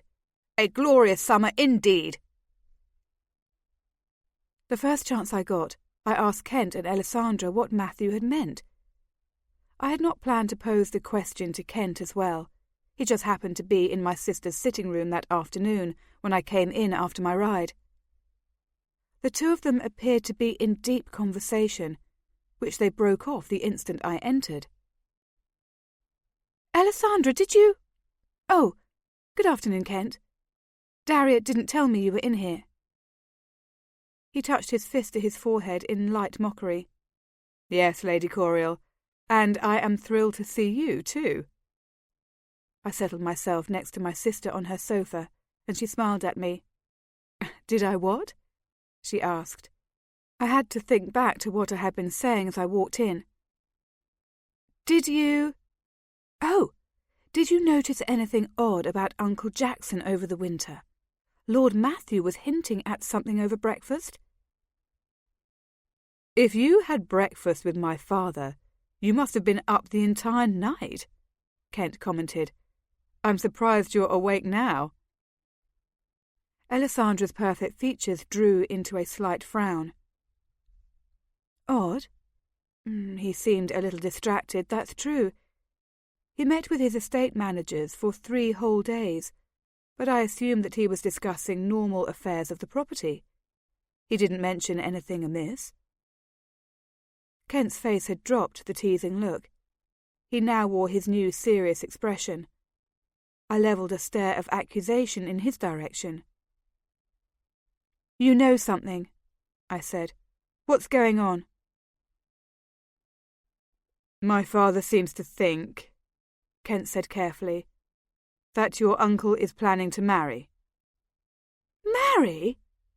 Alessandra and I exclaimed in unison. She added, "Marry who? He never mentioned any woman." "He always swore he would never marry," I said. Kent shrugged. "I think my father is guessing. It seems Jackson has asked for copies of his brother's will, and one of the clauses in it concerns the disposition of the housing estates if Jackson marries and has no heirs." "And what exactly is that disposition?" I wanted to know. "Strange," Kent admitted. "As it stands now, Housing Manor is Jackson's for his lifetime. After he dies, it goes to Alessandra's second oldest son." "Second oldest?" I asked. "Because my oldest will become king," Alessandra said. "But if Alessandra did not marry Brian," I began. Kent nodded. "Then she and her husband will inherit the estate upon her marriage. She cannot inherit the property herself," Kent added, "for the will was written on the principles of primogeniture." "And if Jackson marries and has heirs?" I asked. "His heirs receive the property, but an annuity is paid out to Alessandra for the rest of her life, and a smaller one falls to you, I might add, but only until you marry." I sat up straight at this news. "How much of an annuity? I might never marry if the amount is good enough." "Jackson would have to die before you would receive it," Alessandra reminded me. "He's an old man. He lives a dangerous life," I said outrageously. "I can be patient for a while longer." "Corey!" She was shocked, but Kent was laughing. "Indeed, my father always said he had expected Jackson to die before he wed," Kent observed, "and I'm not sure he's pleased at the news." "Why not?" I demanded. Kent shrugged. "Because if Jackson was going to marry at all, he might as well marry to oblige the throne. My father long ago gave up trying to rope Jackson into a political alliance. You can see where this might annoy him a little." "But you don't even know for sure that marriage is what he has planned," Alessandra said. "True. It could be some other mysterious change that requires the rewriting of the entire Hasling endowment schedule." Alessandra silenced him with a glance. I left the room shortly afterward, looking for information from other sources. But Angela was surprisingly little help. Though we spent at least an hour remembering the names of all the women of marriageable age whom Jackson could have met in recent visits to the castle. "Because I don't think he goes into society much when he's not here, except locally, and there are no brides to choose from near Hasling Manor," Angela said positively. "Did he travel much last winter, do you know? Did he visit Dragonia or Chillane? Though I still say Megan is too young for him, despite the tendency older men have to believe young ladies prefer them." "He didn't mention any trips. He doesn't write me that often. I think it has to be someone near Hasling Manor." Angela's eyes grew big with illicit speculations. Could it be one of the servant women? Or perhaps, not quite that bad, a seamstress from one of the nearby towns? A lowborn? Perhaps someone who works in a tavern?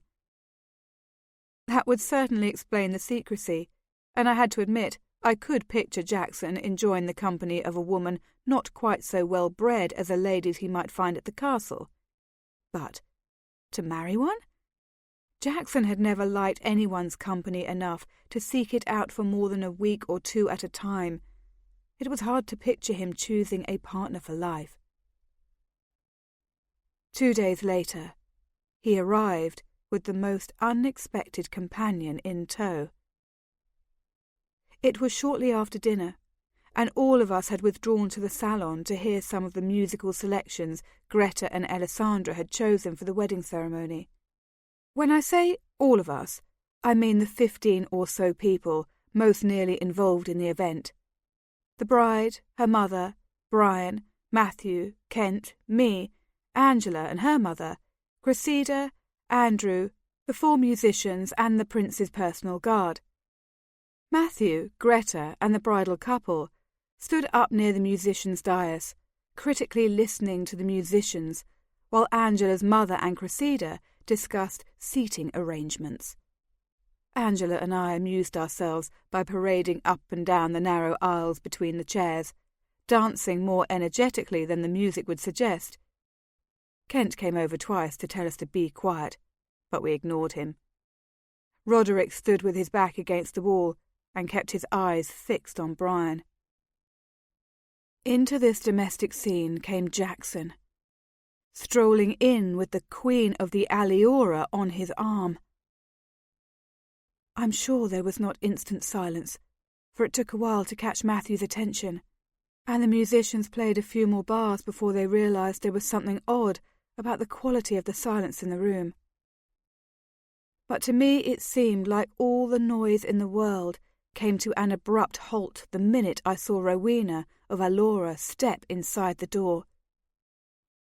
Maybe it was the absolute stillness of Andrew and Cressida that seemed to shout silence in my ears. Maybe my own astonishment erased all sound from the room. But I looked up and saw her, and everything else disappeared. She looked exactly as she had that night 4 years ago in the wood by Phelan River. Her skin was so white that, even in this candlelit room, it glowed with its own radiance. Her thick black hair fell about her shoulders like a shawl.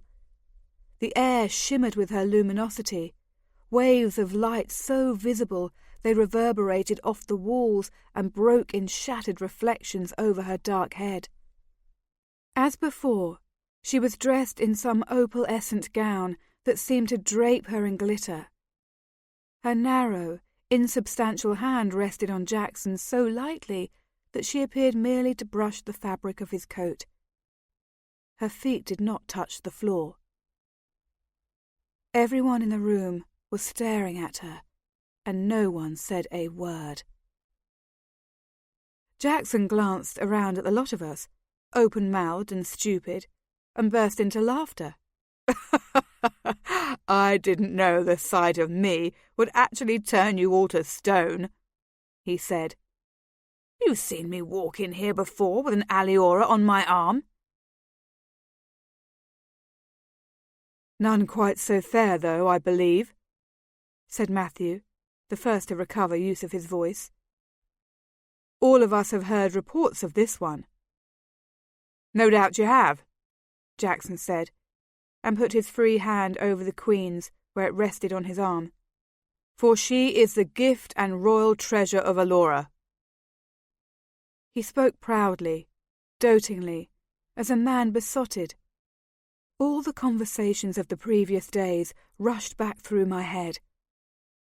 He had taken the Queen of Aliora prisoner. Or perhaps she had ensorcelled him. Who had bewitched whom? Why was she here? Was she the author of the changes that had been hinted at for months? I could not think how to frame the questions. Matthew took a step nearer the new arrivals, though everyone else seemed rooted to the spot. Indeed, Cressida and Andrew, on opposite sides of the room, had fallen to their knees and had fixed their eyes on Rowena. They looked amazed, uncertain, terrified. Even less than I did they know what her presence signified. "May I be permitted to know her name?" Matthew asked, "and why you have brought her here?" "Her name is too strange and beautiful for you to pronounce," Jackson said, still in that proud, elated voice. "But among humans she is called Rowena." "Rowena, Queen of Aliora," Matthew said. He had come close enough to extend his arm as if to touch the new arrival. "Will you take my hand?" Jackson gently but unmistakably pulled the aliora a step backward. "Strip away your rings," my uncle said. "The touch of metal pains her." Out of the corner of my eye, I saw Cressida start and Andrew scramble up from his kneeling position. They had thought she had come here in shackles, as they had, but she was here of her own free will. Matthew did not demur. He pulled his 3 heavy rings from his fingers and dropped them in a vest pocket. This time, when he extended his hand, Rowena laid her own in his palm. An indescribable look crossed the regent's face, and I knew exactly what he was feeling. That jolt of magic and longing that emanated from the skin of the untamed aliora. "Welcome to Castle Auburn," Matthew said, bowing over her hand. "Do you stay long?" Everyone in the room stopped breathing in order to hear her speak. "The length of our stay depends upon Jackson's wishes," she replied, her speech formal yet lilting, mannered and yet somehow wild, as if she spoke with the river's voice, or the rainstorms. "He is my guide for this portion of my journey." "We have come for my niece's wedding," Jackson said, "though we may not stay for the ceremony itself. Great crowds of people do not make for easy company for my bride." "Your bride?" someone yelped. I thought it was Greta. And then there was silence no longer. Everyone was speaking. Everyone pressed closer to the newlywed couple, though no one came close enough to touch. I saw Andrew and Cressida stare at each other across the room, doubt, hope, and horror in their faces. I did not move. I did not speak. I could not think. Stupefaction had rendered me immobile. Matthew held his hands out for silence, and there was quiet, more or less, in the room. "This is most unexpected news," the regent said, and for the life of him he could not sound entirely happy. "I had never expected to see Jackson Hasling wed." My uncle gave his usual sonorous laugh. "No, and neither did Jackson Hasling. We have performed only one of the ceremonies that will bind us together till death, for we stopped on our way at the chapel in Trigonia. We must go to Aliora to speak a second set of vows."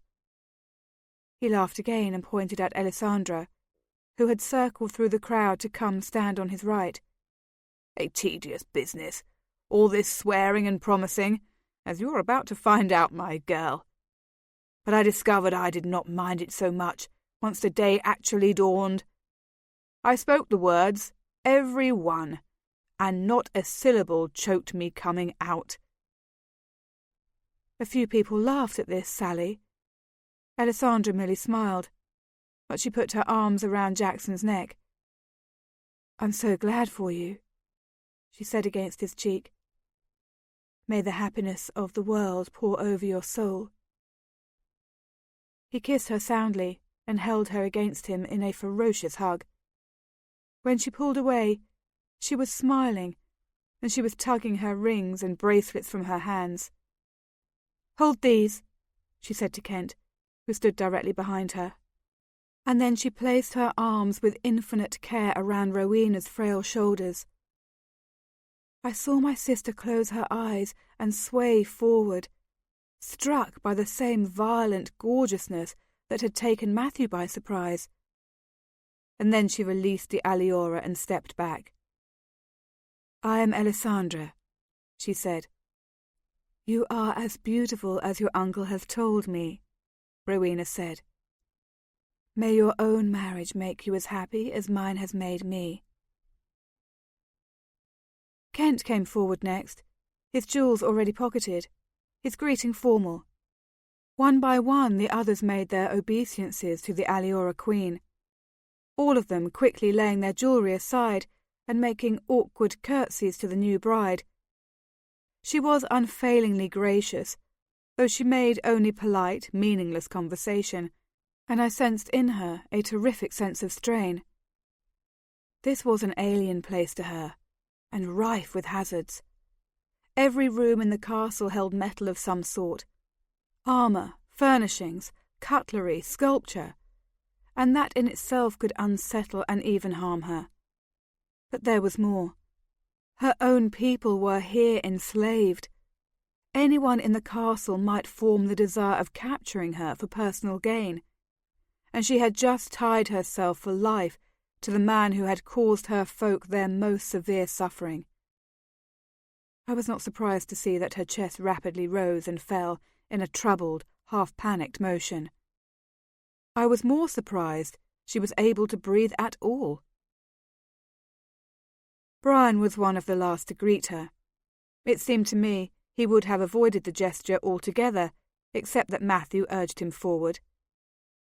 He did not bother to remove all his jewellery, as the others had, just took off the ring on his right hand and held it carelessly in the left. "Welcome, of course," he said, and dropped her hand immediately and stalked away. Kent and Matthew looked after him. No one else appeared to notice. I was the very last human to offer my congratulations to my uncle and his new bride. I seldom wore more jewellery than the gold necklace Alessandra had given me, so I did not have much to worry about as I stepped up to the queen of the aliora and made a little curtsy. But I did not reach out my hand right away. I took a moment to study her face. She had a fey, shifting beauty that made it hard to chart the curves and angles of her cheekbones. Her eyes were deep and changing, even when I watched, darkening to black and lightening to grey. I knew once I touched her, I would not be able to form a coherent sentence. I spoke before I could think the words over too many times. "I'm not sure I understand why you married my uncle," I said, "for he has caused you a great deal of grief." Then she smiled, the first time that particular light had broken over Castle Auburn, and everyone in the room gasped at the lustre that bathed her face. "And you must be Cori," she said. "You too have been described to me." "Why did you marry him?" I asked again. I heard Matthew's admonishing voice speak my name, and someone, Kent I thought, laid a hand upon my arm. I shook him off. Rowena was still smiling. The room was so bright we all had to squint to keep staring at her. "We struck a bargain," she said. "I would marry him, and he would never sell another aliora into slavery. It was a bargain I was happy to make." "You should never marry," I said, "except for love." Now she laughed, and the world rocked back. The silver echoes drifted around our heads for the next few minutes. She reached out a spidery hand to brush my cheek, and I felt the shock lance through me, bone to bone. "You should never marry without good reason," she amended. "Love is only one of those reasons. But she had touched me now, and I could not answer. I could not speak. I could not think. I wanted desperately to follow her from the room, down the great stone stairs that led out of the castle, through the guarded gates, and down the long, weary road to the edge of Aliora itself. I could feel the green touch of the oak leaves against my skin. I could hear the indecipherable music of the river in my head. All around me were forest scents, earth aromas, the rustle and call of leaf and bird and wild cat. All I could see was Rowena's face.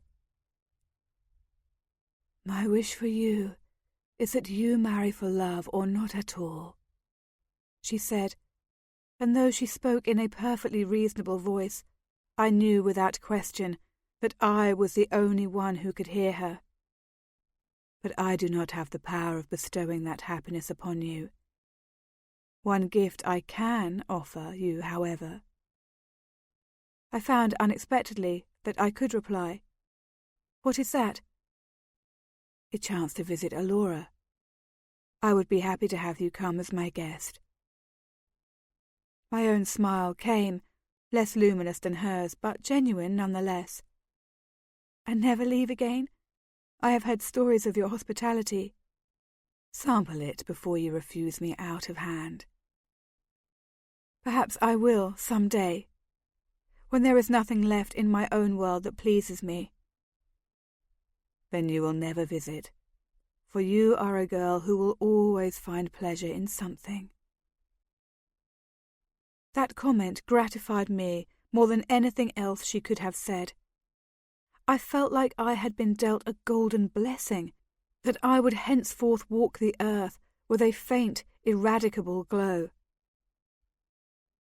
"I wish I could give you something," I heard myself say. "There is nothing I lack," she said, "but I would not scorn the good wishes of a wise woman and a friend."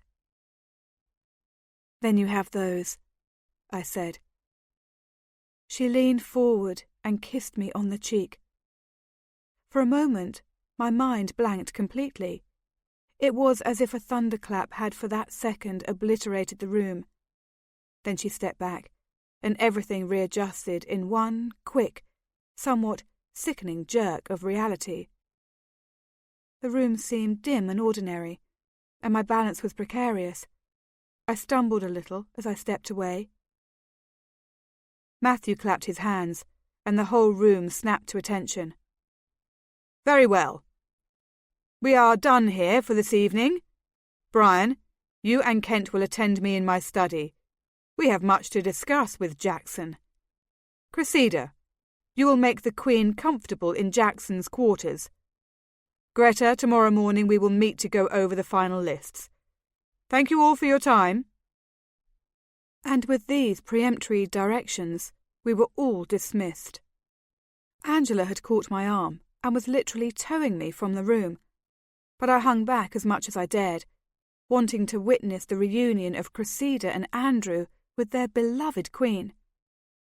I got a chance to see very little. They had crossed the room to her side, but she had put out a hand to each of them, and they stood that way, unmoving and mute, for as long as I was able to watch.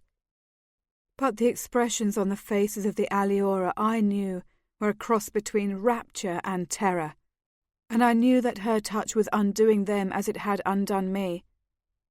What gifts was she offering them, I wondered? What seductive promises? What messages of hope? She had made it clear why she had married Jackson, but there had been no need to ask him the question in turn.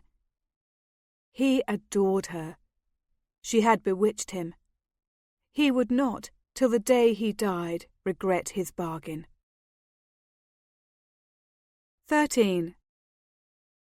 The Queen of Aliora stayed for 3 days at Castle Auburn, and caused a silver disruption wherever she went. She could not walk into a room or sit down at a table, or even make the smallest gesture with her hand that did not cause the air around her to ripple with an invisible heat. Wherever she was, people stared at her. They tried in transparently nonchalant ways to edge closer to her, brush against her, find some excuse for addressing her with the most banal comment. She was unfailingly courteous, eternally smiling, a thing of seduction and beauty, and more than once I wondered how many denizens of the castle would be discovered missing once her visit had ended. She engendered in everyone she met a fierce, impossible desire to journey to Aliora, there to stay till the end of the world. I tried without success to learn what the Castle Aliora thought of Rowena's appearance here. Andrew would not even let me cross the threshold into the Aliora quarters. "We are all confused and unnerved here, Cori. Let us be." Cressida, who still appeared every morning to help me with my toilette, had grown ferociously silent, but the strain of some difficult emotion was making her very bones seem shrunken and brittle under her flesh. "So what does this mean? What do you think?" I asked her for the 100th time the morning of Rowena's 3rd day in the castle. "Is it a good thing for the Aliora, if Uncle Jackson no longer hunts them?" "Your uncle is a difficult man for the Aliora to trust," Cressida said quietly. "Who knows if he will keep his word?" "He will. He loves her." "Love fades." "Then Aliora itself will win him over. They say it is a magical place." "He has been to Aliora before, and not been gentled." I tried to catch a glimpse of her face in the mirror, but she held her head down, and her thin hair fell across her cheekbones. "He is a good man in so many ways," I said. "He will be kind to her. Perhaps that is what he intends." "You are afraid for her," I said. "I am afraid for all of us," she said on a long, shivering sigh, so breathy that I almost could not make out the words. "If the Queen succumbs to men, what hope is there for any of us to be free?" I turned in my chair to face her. Long strands of my hair, which she had been braiding, slipped out of her hands. "But if she has given herself to him to save the rest of her people, isn't that cause enough for hope?" She placed her hands on either side of my face and turned me back toward the mirror. "There is still slavery, there is still grief, and the world still goes on," she said sadly. "You are too young to understand that the promises of the future cannot undo the harm of the past." Only then did I realize that she, that they, that all Aliora had somehow believed that while Rowena was queen, they had some hope. They had believed that she would find a way, through seduction or magic, to release them. The bargain she had struck might protect those still living in Aliora, but it did nothing to redeem the souls already in captivity.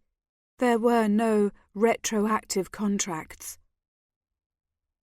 "Cressida," I said, but I could not complete a sentence of comfort. Her hands came around and pressed over my mouth, shutting out the words I could not summon anyway. What flaw was it in my own heart that made me react to this touch, as I always did, drawing strength and solace from the one who needed it even more than me? That evening was to be a formal celebration of Jackson's wedding. It had taken Matthew 3 days to put together a suitable guest list so close to the major event of the summer, but he had invited the highest nobles of Auburn to dine at the castle and extend their respects to the newest members of the Hasling clan. It was not a royal wedding, after all. It did not require the attendance of all the viceroys and their families.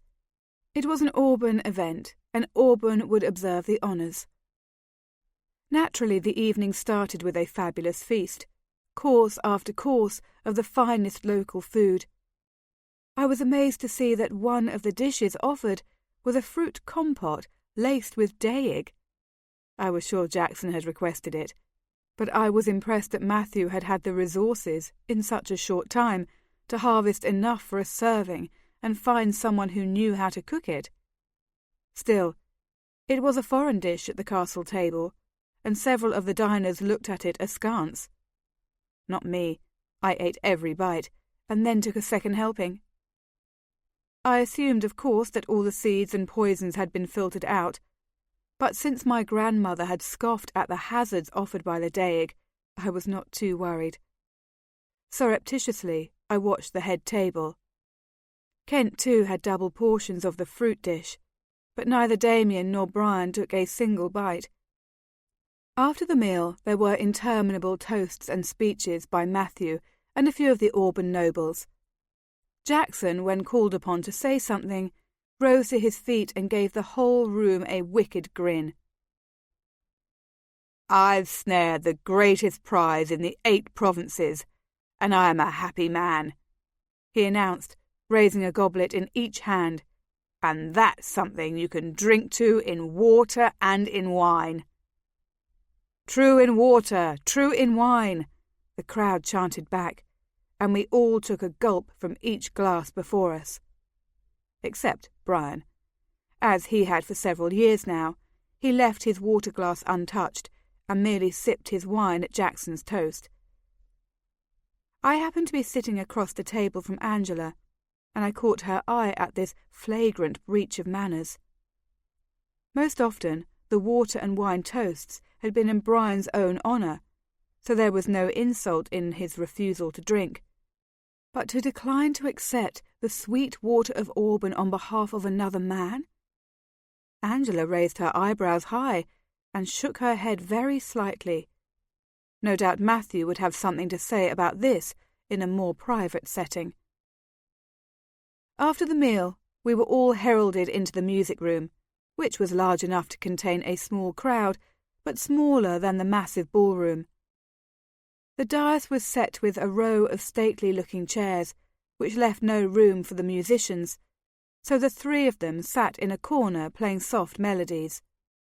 As I watched, Matthew ushered Rowena to the middle chair on the dais, and he and Jackson took their places on either side of the Queen. There was to be a receiving line, and all of the noble Auburn would have a chance this night to offer respects to Rowena Hasling. Just to show the rest of us how these things were done, Kent was the first in line to pay court to the Aliora Queen. He approached the stage, then bent so one knee rested on the platform itself. Not the completely prostrate bow one would make to a human royal, but a mark of deep reverence nonetheless. He took her hand and held it to his forehead, speaking some indistinguishable phrase of praise or approval, and then he straightened to his full height. She said something and gave him her brilliant smile, and they exchanged a few more agreeable observances. By this time, the line behind Kent was 10 deep and continuing to grow. He dropped her hand and moved away. The next man stepped forward and made his bow to the Queen. "This could take the entire night," Angela said in my ear. "Do you think we're expected to curtsy to her again? We've been running into her in the halls any time these past 3 days." "If Kent did it, I think we're supposed to do it," I whispered back. Andrew was passing through the crowd, carrying a tray of wine glasses, and I snagged one from his hands. I smiled at him, but he merely nodded. Like Cressida, he seemed tense and unhappy at Rowena's continued presence at Castle Auburn. Angela also took a glass from Andrew, and seemed to meditate as she sipped from it. "Well, if Alessandra does it, I'll do it," she decided. "Or, no, if Greta kisses her hand again, then I'll know what's expected of us." I giggled.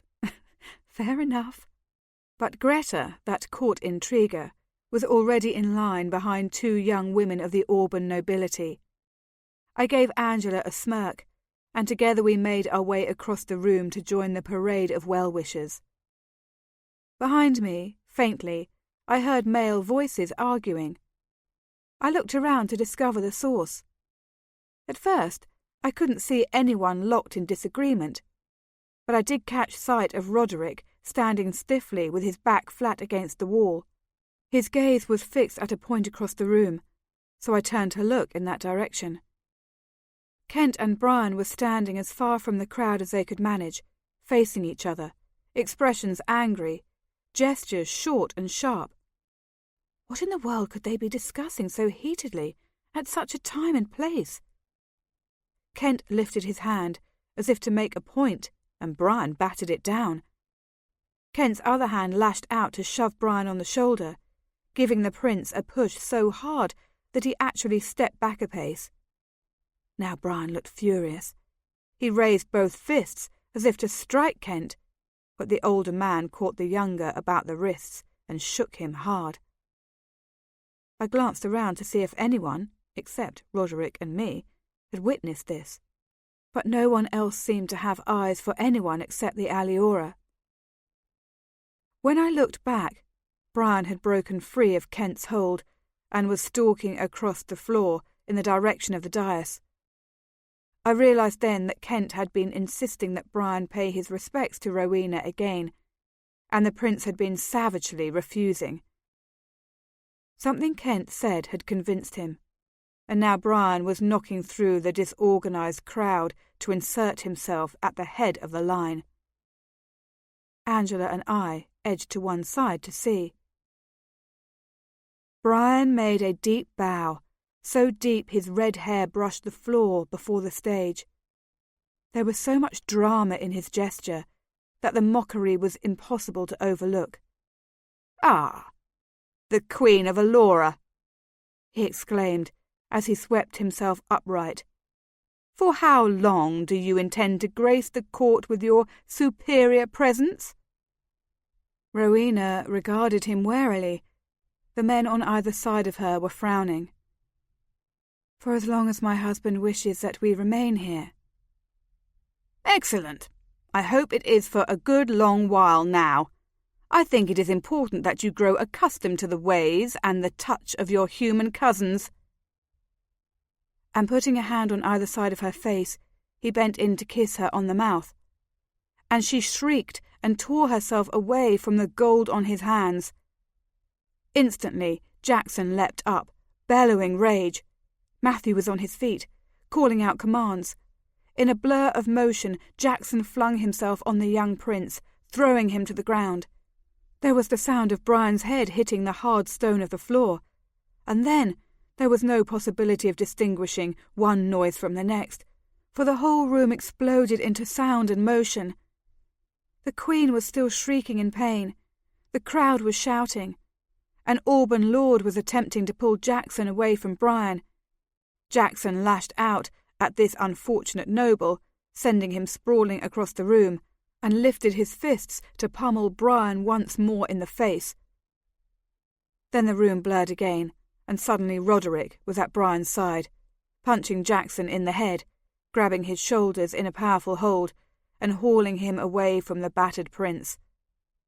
Jackson cursed and fought in Roderick's grip, but the guardsmen had reinforcements, as Kent and 3 other nobles regrouped to drag the furious husband away from the prince.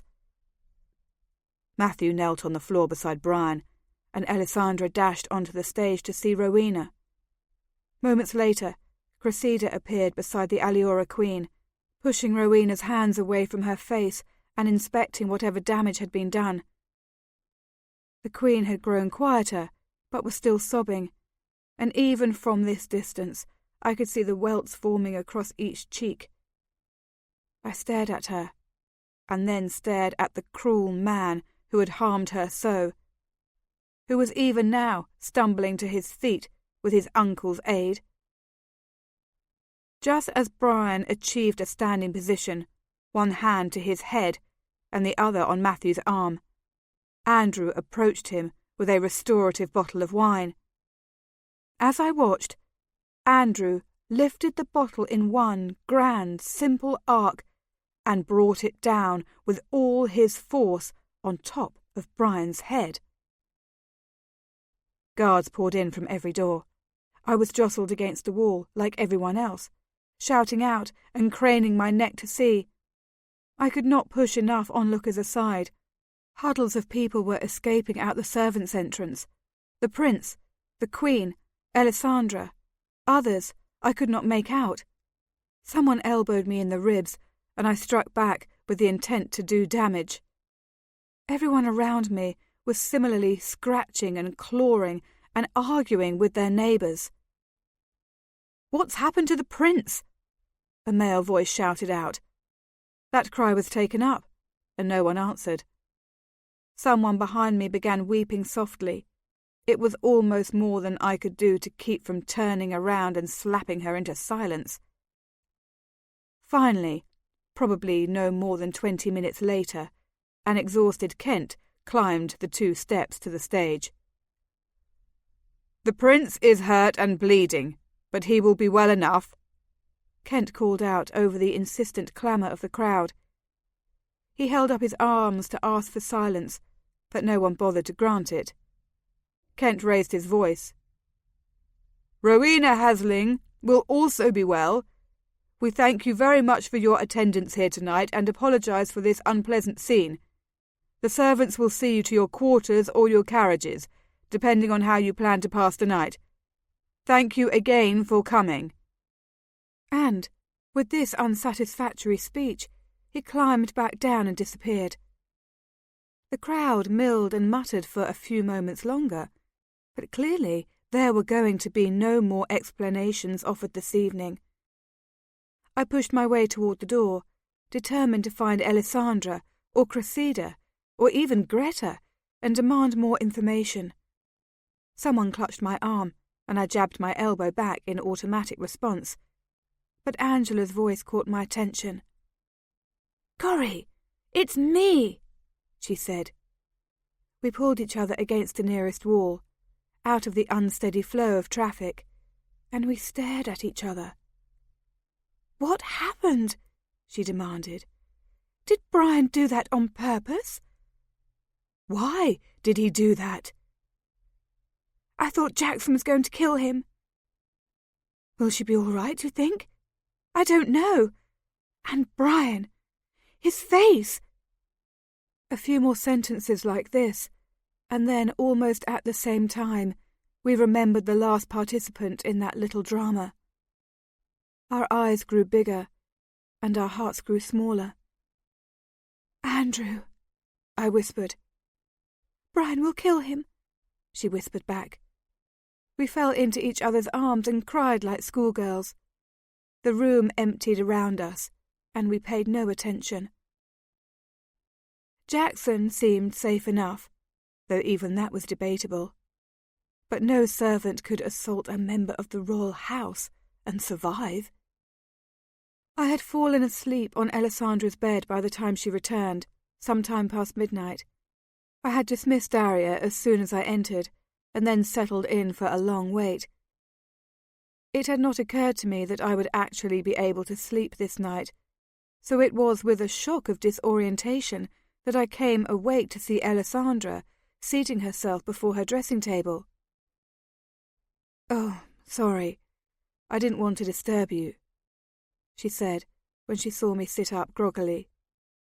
She was pulling pins from her hair, and the long, thick locks were falling like so much abandoned night down her back. It did not seem to occur to her to be surprised to find me there. "What happened?" I demanded, hugging my knees to my chest. "Will Brian be all right? Will Rowena? What did Jackson say? What did Matthew do? What—" She shook her hair back, picked up her brush, and began to untangle the curls.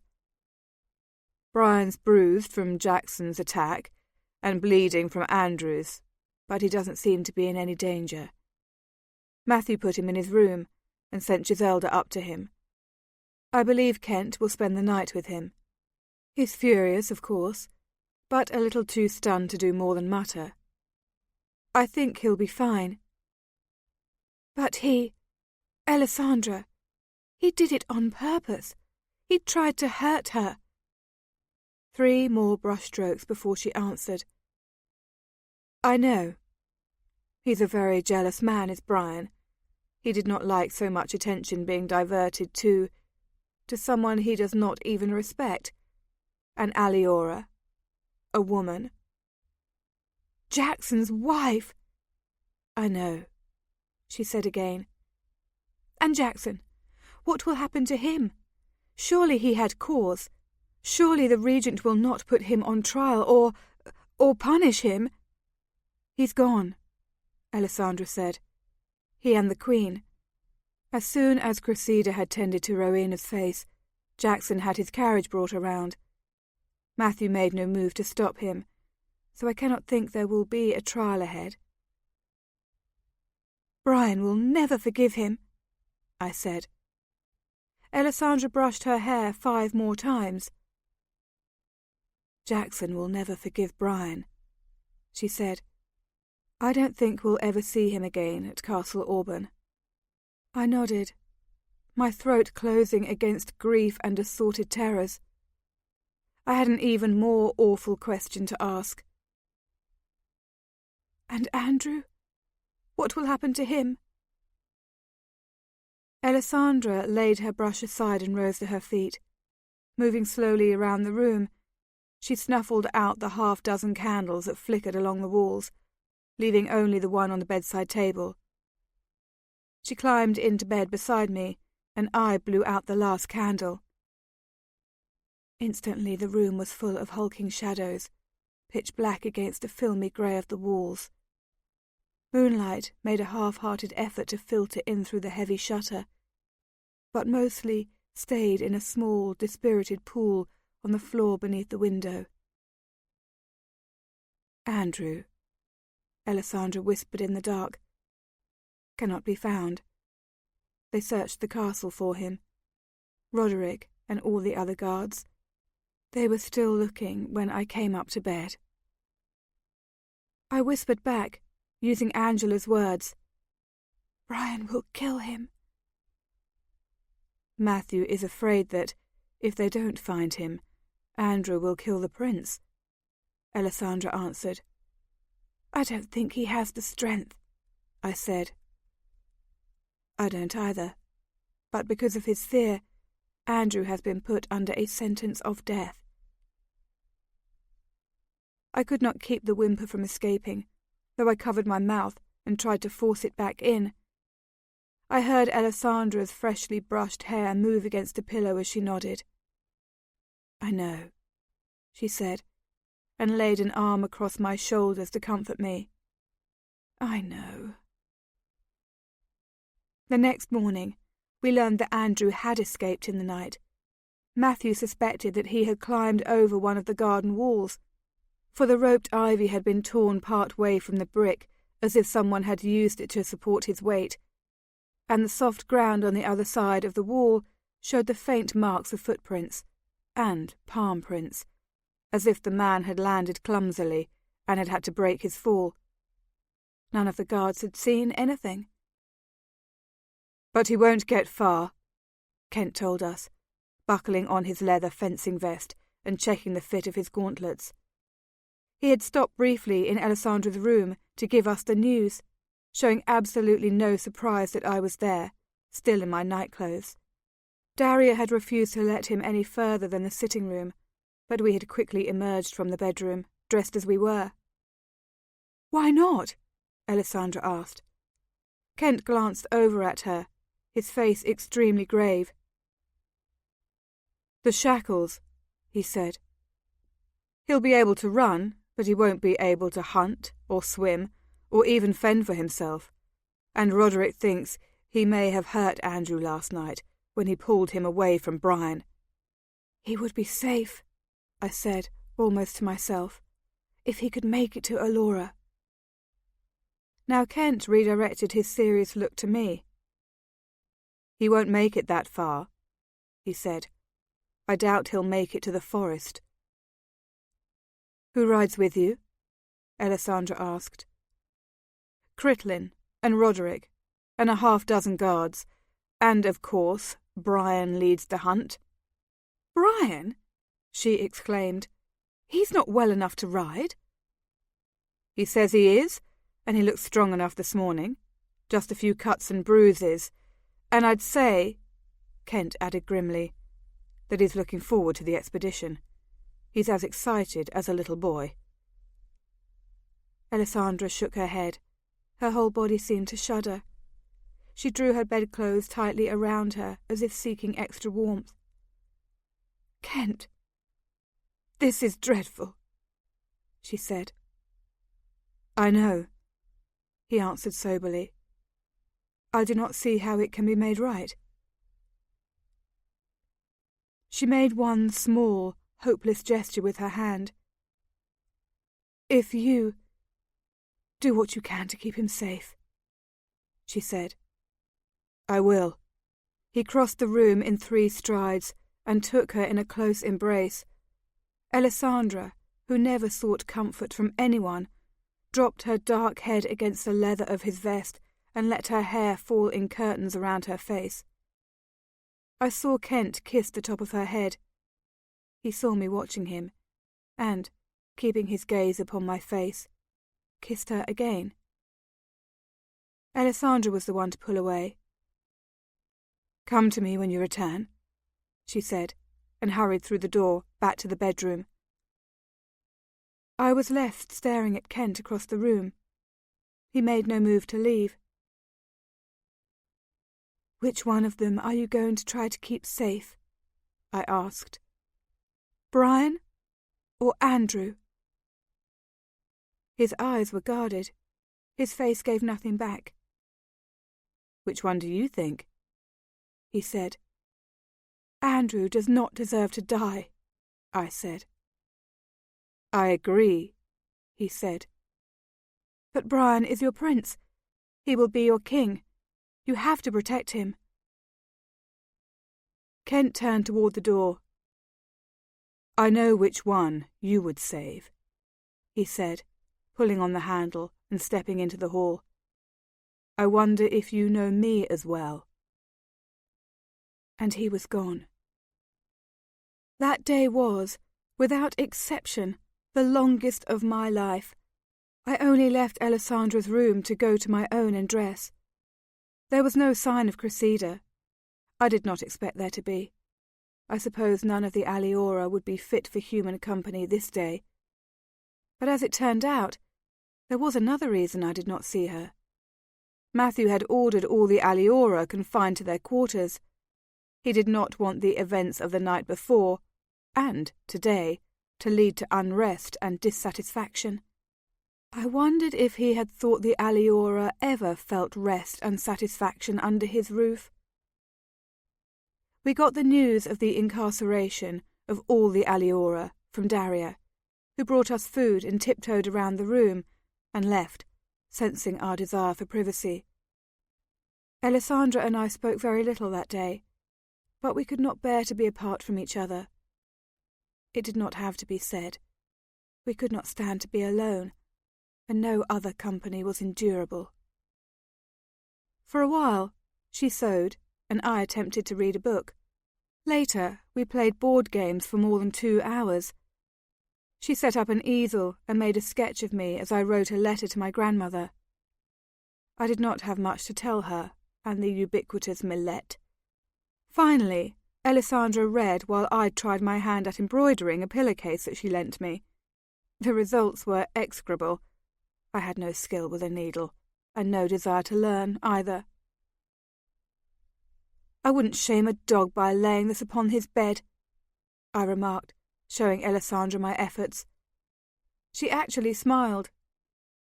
"I like it," she said. "I'll put it on one of my pillows."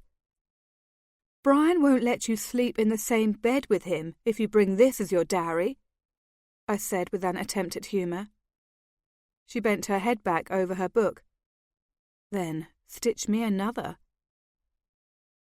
I had to wonder at that. Make her another pillowcase, better than the first, so she would not be ashamed of my handiwork? Or make her another just as bad as this one, to make sure Brian would not allow her near?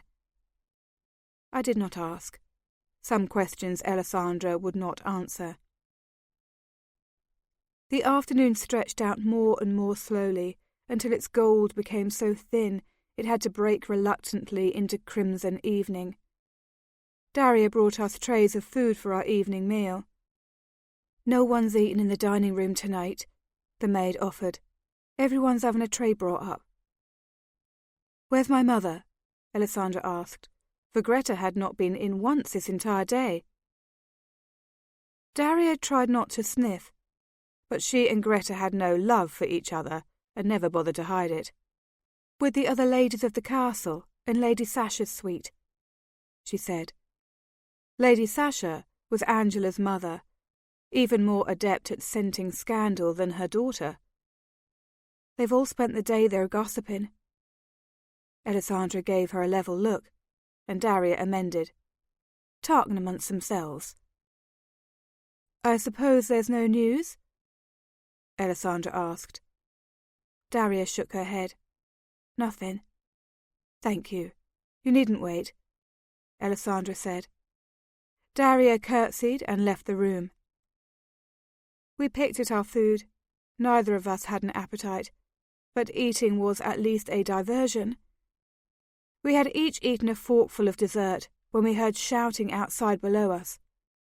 We exchanged glances, then scrambled to our feet, running for the window. There was just enough rosy twilight left to make out the cavalcade riding through the castle gates. 2 liveried guardsmen were in the lead, followed by Kent, followed by Brian. There was a strange gap between Brian and the next several riders, all of them guardsmen. Roderick, bringing up the rear, was a few more paces back. Alessandra and I stuck our heads out the window as far as they would go, clinging to the stone windowsill to keep from pitching forward. "There's Kent. There's Brian. I don't see Andrew. Where's Andrew?" Alessandra asked. I couldn't see any prisoner either. "Do you suppose they couldn't find him?" I asked. "I don't think they'd come back without him. Not so soon," she said. "They've been gone all day. They would have ridden into the forest looking for him, don't you think? They wouldn't have given up until they couldn't find another track. But I don't see him. Maybe they didn't." Just then, Brian stood up in his stirrups and loosed a whoop of triumph. He raised both fists in the air. Prince, victorious, and his horse shied nervously as Brian kicked its ribs. Someone in the courtyard cried back a welcome or a congratulations. Alessandra leaned out even more perilously to see. "Wait. I see something. What's that, tied to the back of—" Her voice trailed off. She didn't need to ask. She saw. I knew. We had both seen it. Tied behind Brian's horse was a body, head and shoulders dragging along the ground, heels up in the air where the rope lifted to the saddle. In this light, and covered with dirt as it was, the corpse was impossible to identify. But we did not need to see face and features to know who had been hauled brutally back down the trail. All we could hope was that the creature's suffering had been short, that some friendly rock had smashed in his skull not half a mile from the point of capture, or that the own natural anodynes of the body had caused him to lose consciousness almost as soon as the return journey began. I could not really see that well in the fading light, but I was sure I could make out the shackles still on the aliora's hands. He could not have put up much resistance at all. Abruptly, Alessandra pulled her head in from the window and ran across the room.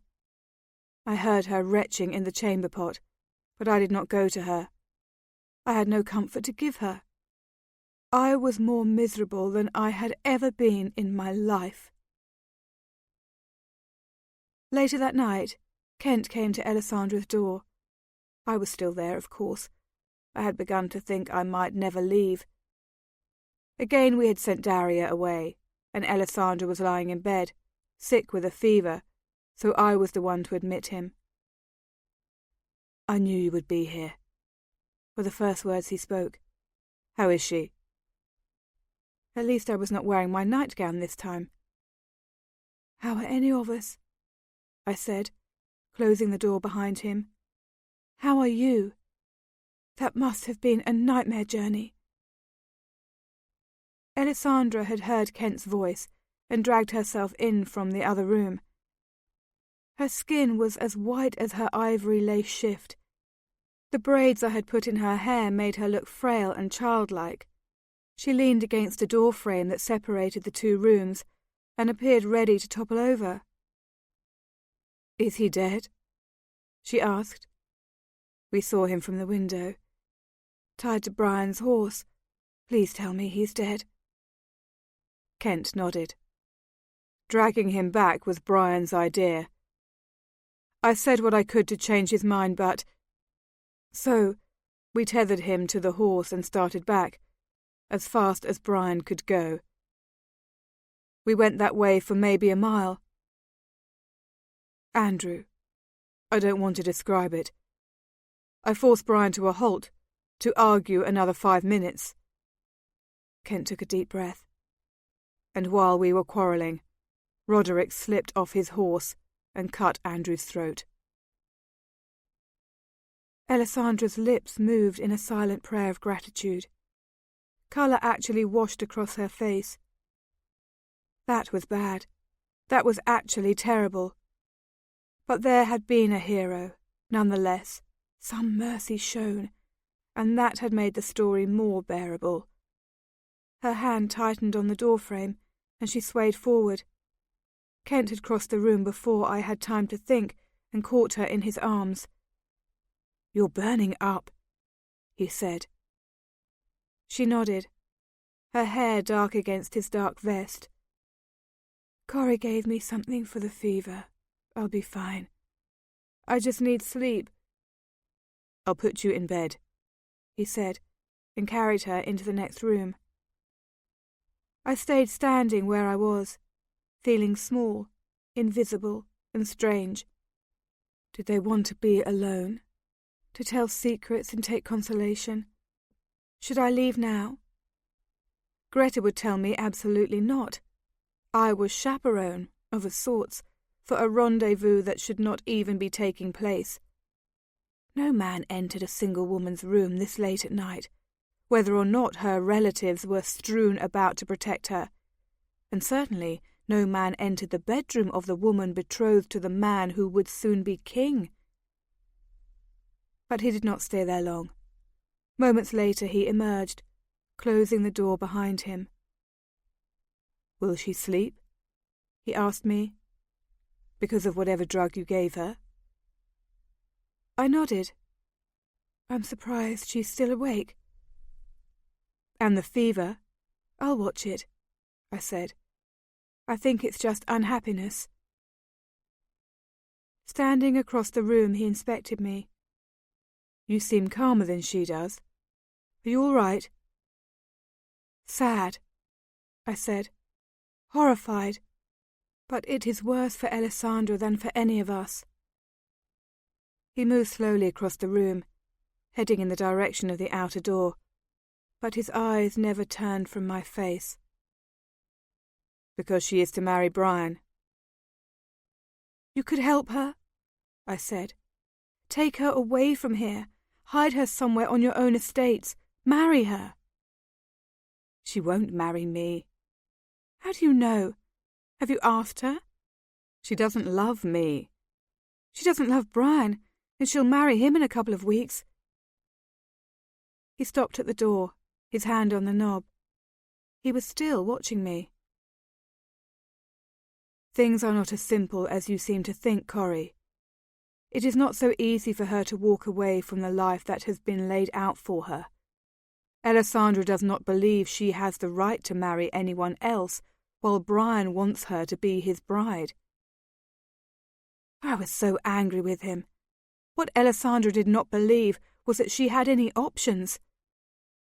"You're just afraid," I flung at him, "of what would happen to you and your life at court if you were to carry Alessandra away, of what your father would say, of what Brian would do to you." Now he too looked angry.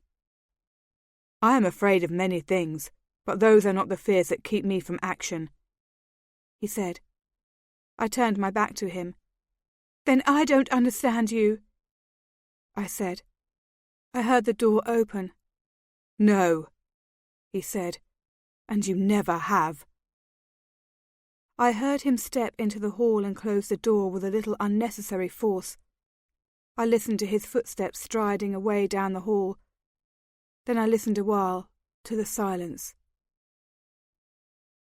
The next day, Alessandra was better, and I was heartily sick of her 2 rooms.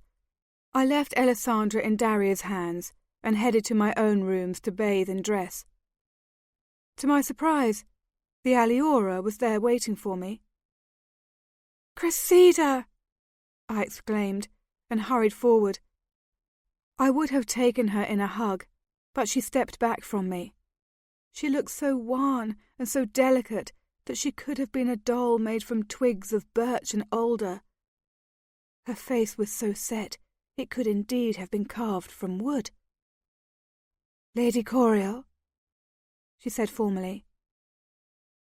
I came to a stumbling halt a few feet away. "But, are you all right? Have you... I'm so sorry about Andrew. So sorry. Is there anything I can do? For you, for the others?" She held up both of those painfully thin hands to request my silence.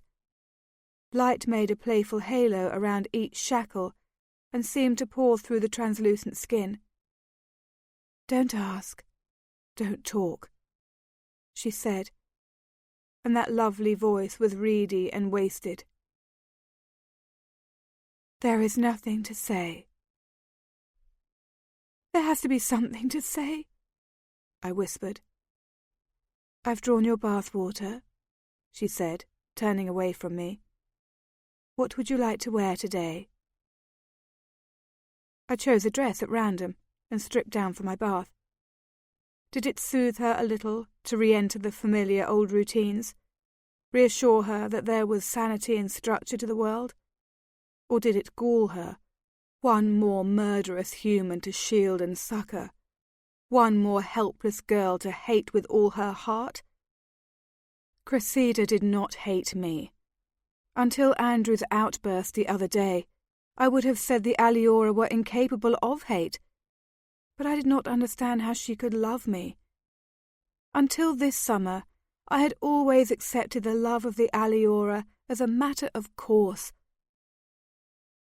I bathed in silence and dressed in silence, while she handed me soap and perfume and undergarments. As I stood before the mirror, pushing my hair rather carelessly in place, I made her look at me in the glass. "Tell me one thing," I said. "If he had made it to Aliora, would he have been all right?"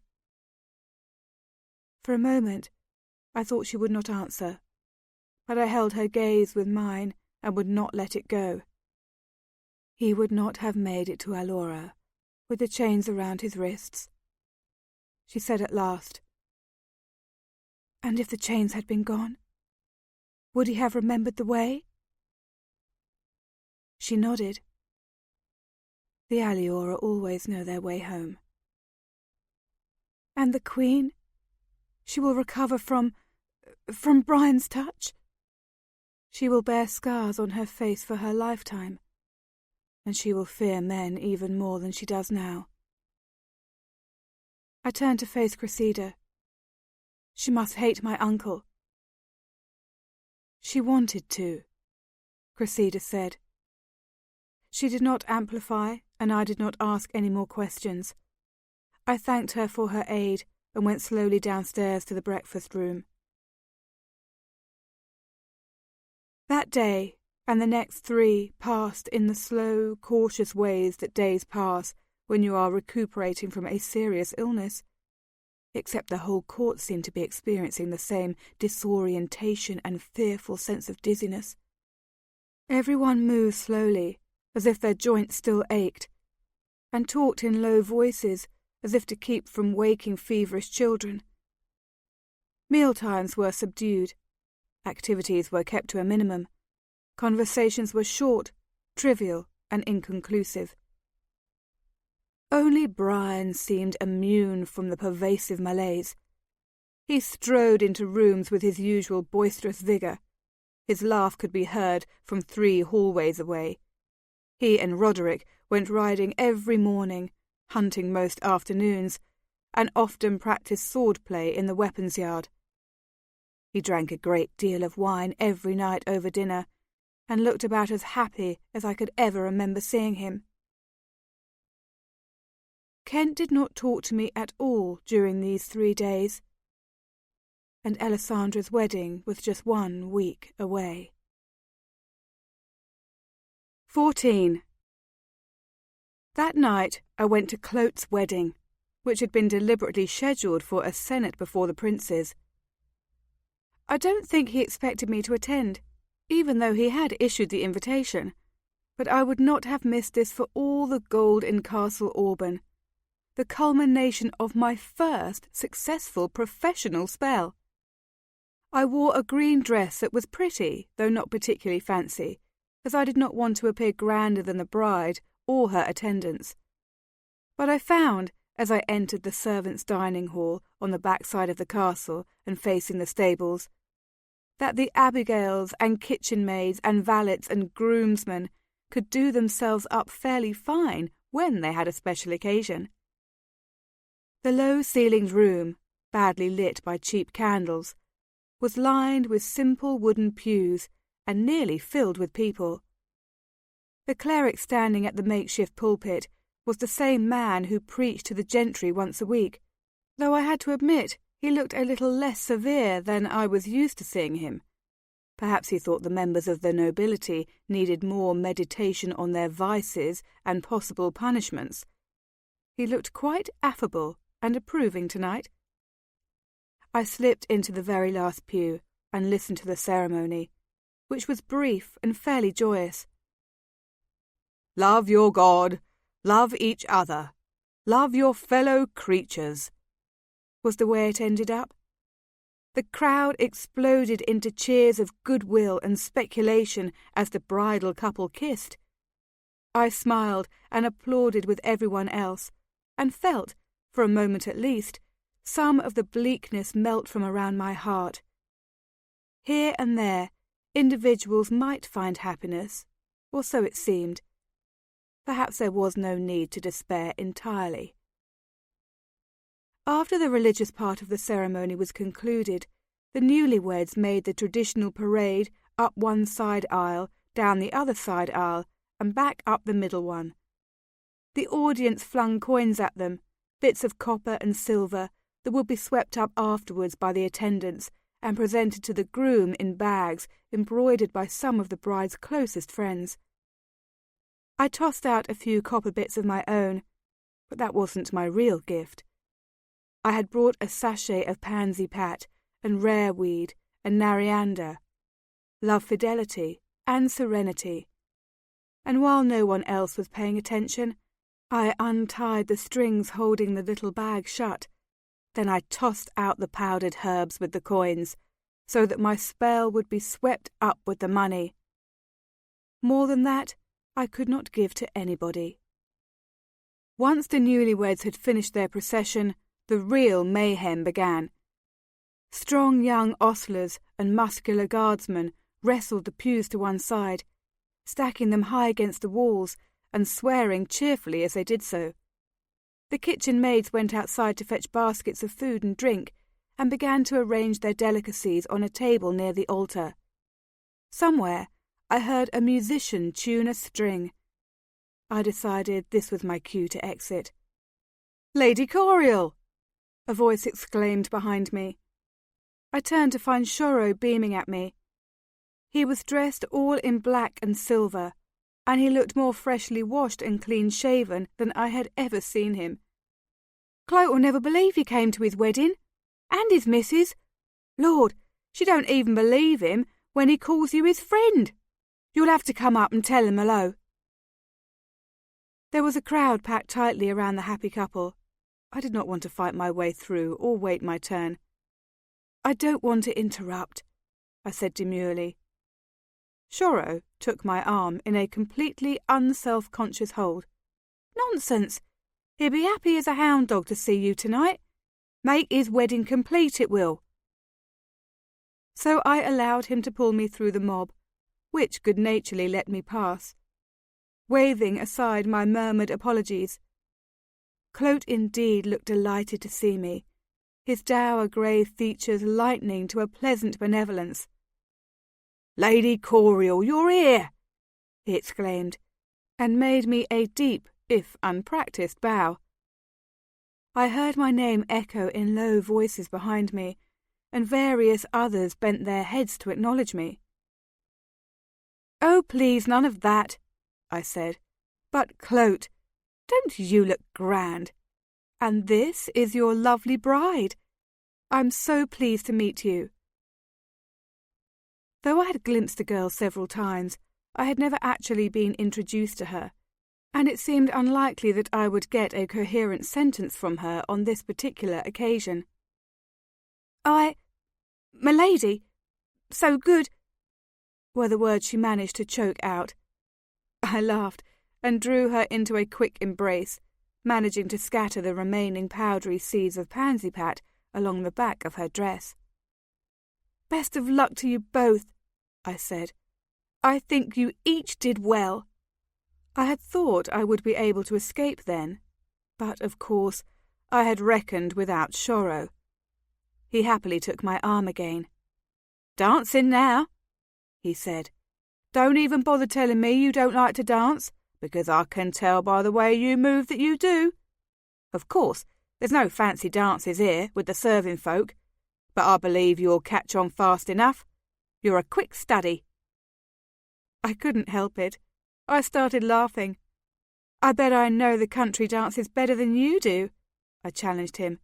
"You forget where I spend the greater portion of my life." His dark eyes lit up. If he'd been a puppy, he would have frisked. "Well then, the first 5 dances with me."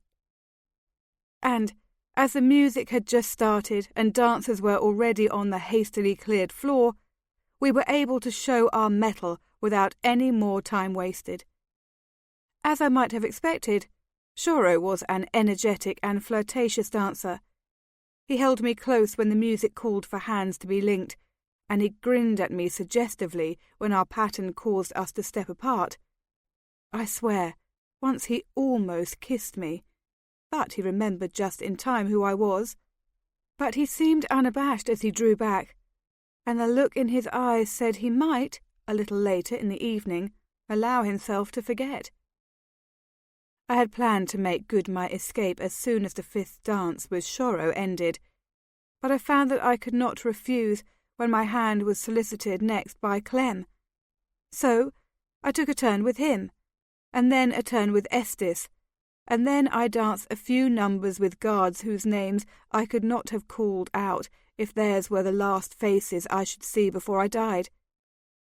I could not remember another time I had enjoyed myself so much. Maybe the release felt so good because of all the preceding days of cruelty and despair. Maybe, during some more ordinary week, I would have found the wedding celebrations tedious. But this night I danced.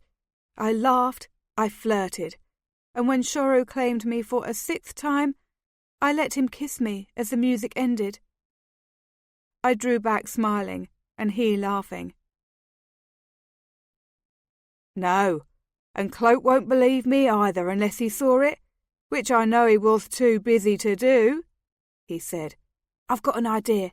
There's a bench outside where it'll be nice and cool. We can sit a while and talk." I had no illusions about Shoro's idea of talking, so this time I was the one to laugh. "I think I'd better stay inside, thank you very much. Or, better yet, go back to my room." No, don't go," Shoro begged. "One more dance, 2 more." "But not with you," said a voice behind me. We both spun guiltily to face the speaker. It was Roderick, dressed in formal black and white, and looking both taller and more severe than usual. I could not keep the blush from rising to my cheeks, and even the bold Shoro looked a little chastised. Now, Roderick, there's no harm in Lady Coriel being here. No harm in my having a dance or two with her. No harm at all, Roderick agreed in an amiable voice that still seemed threaded with reproof. No one's likely to blame you for her conduct. In any case, since it's pretty well known, she does what she wants. At that I stiffened. All I did was attend the wedding of friends, among the kind of company I keep 9 months out of the year, and prefer, I added. Roderick was looking down at me, with the faintest smile lurking around his mouth. So do I prefer it, he said, and I have seen my share of the gentry over the past year. Excuse me a moment, Shoro said, and disappeared into the crowd. Left alone with Roderick, I tried a tentative smile. It was a very nice wedding, wasn't it? Not as grand as the one we'll see in a week, but destined for greater happiness, I would think. He kept his voice neutral, but I imagined I could detect a tone of bitterness. I studied him. You'll be leaving then, I suppose, as soon as the vows are spoken? He hesitated, and his face grew even more impassive. That was my plan, he said. Now I think I may stay a while longer. Because? He shrugged. When he answered, for some reason I was sure he was lying. Because I think the prince may have need of me. He lives in troubled times. He creates troubled times. Perhaps. I took a step forward and touched him lightly on the arm. And he draws my sister straight into his own whirlwind. If you could somehow see your way to guarding her while you are guarding him, I would take that as a great kindness. She is so completely vulnerable. His gaze dropped to my hand, then rose to meet my eyes again. There was no change of expression on his face. I've always thought, he said, that your sister knew exactly what she was doing by marrying the prince. That is how it appears, I said, that she is marrying him for position and glory, but I think it is because she can see no way out. She does not love Brian. I know that. That does not mean she wants to be saved from him. I shrugged, unable to explain. Just protect her from the dangers that swirl around him. There are so many. Could you? Would you watch out for Alessandra as you watch out for the prince? His face was completely inscrutable, but somehow I was convinced he was angry at me. It led me to pull my hand away and bury it in the folds of my dress. I will do what I can for your sister, he said at last, as much as I am able. I smiled, oddly relieved. Good. Then I will see you at the wedding. And, I suppose, everywhere Brian goes for the next few days. It was meant as a prelude to a goodbye, as I had started edging toward the door, but he caught my arm. Oh, no, you don't, he said, and now his face was open and smiling. You've danced with every other man here. I think you owe me at least one opportunity. I'm sure I stared. I didn't know you danced.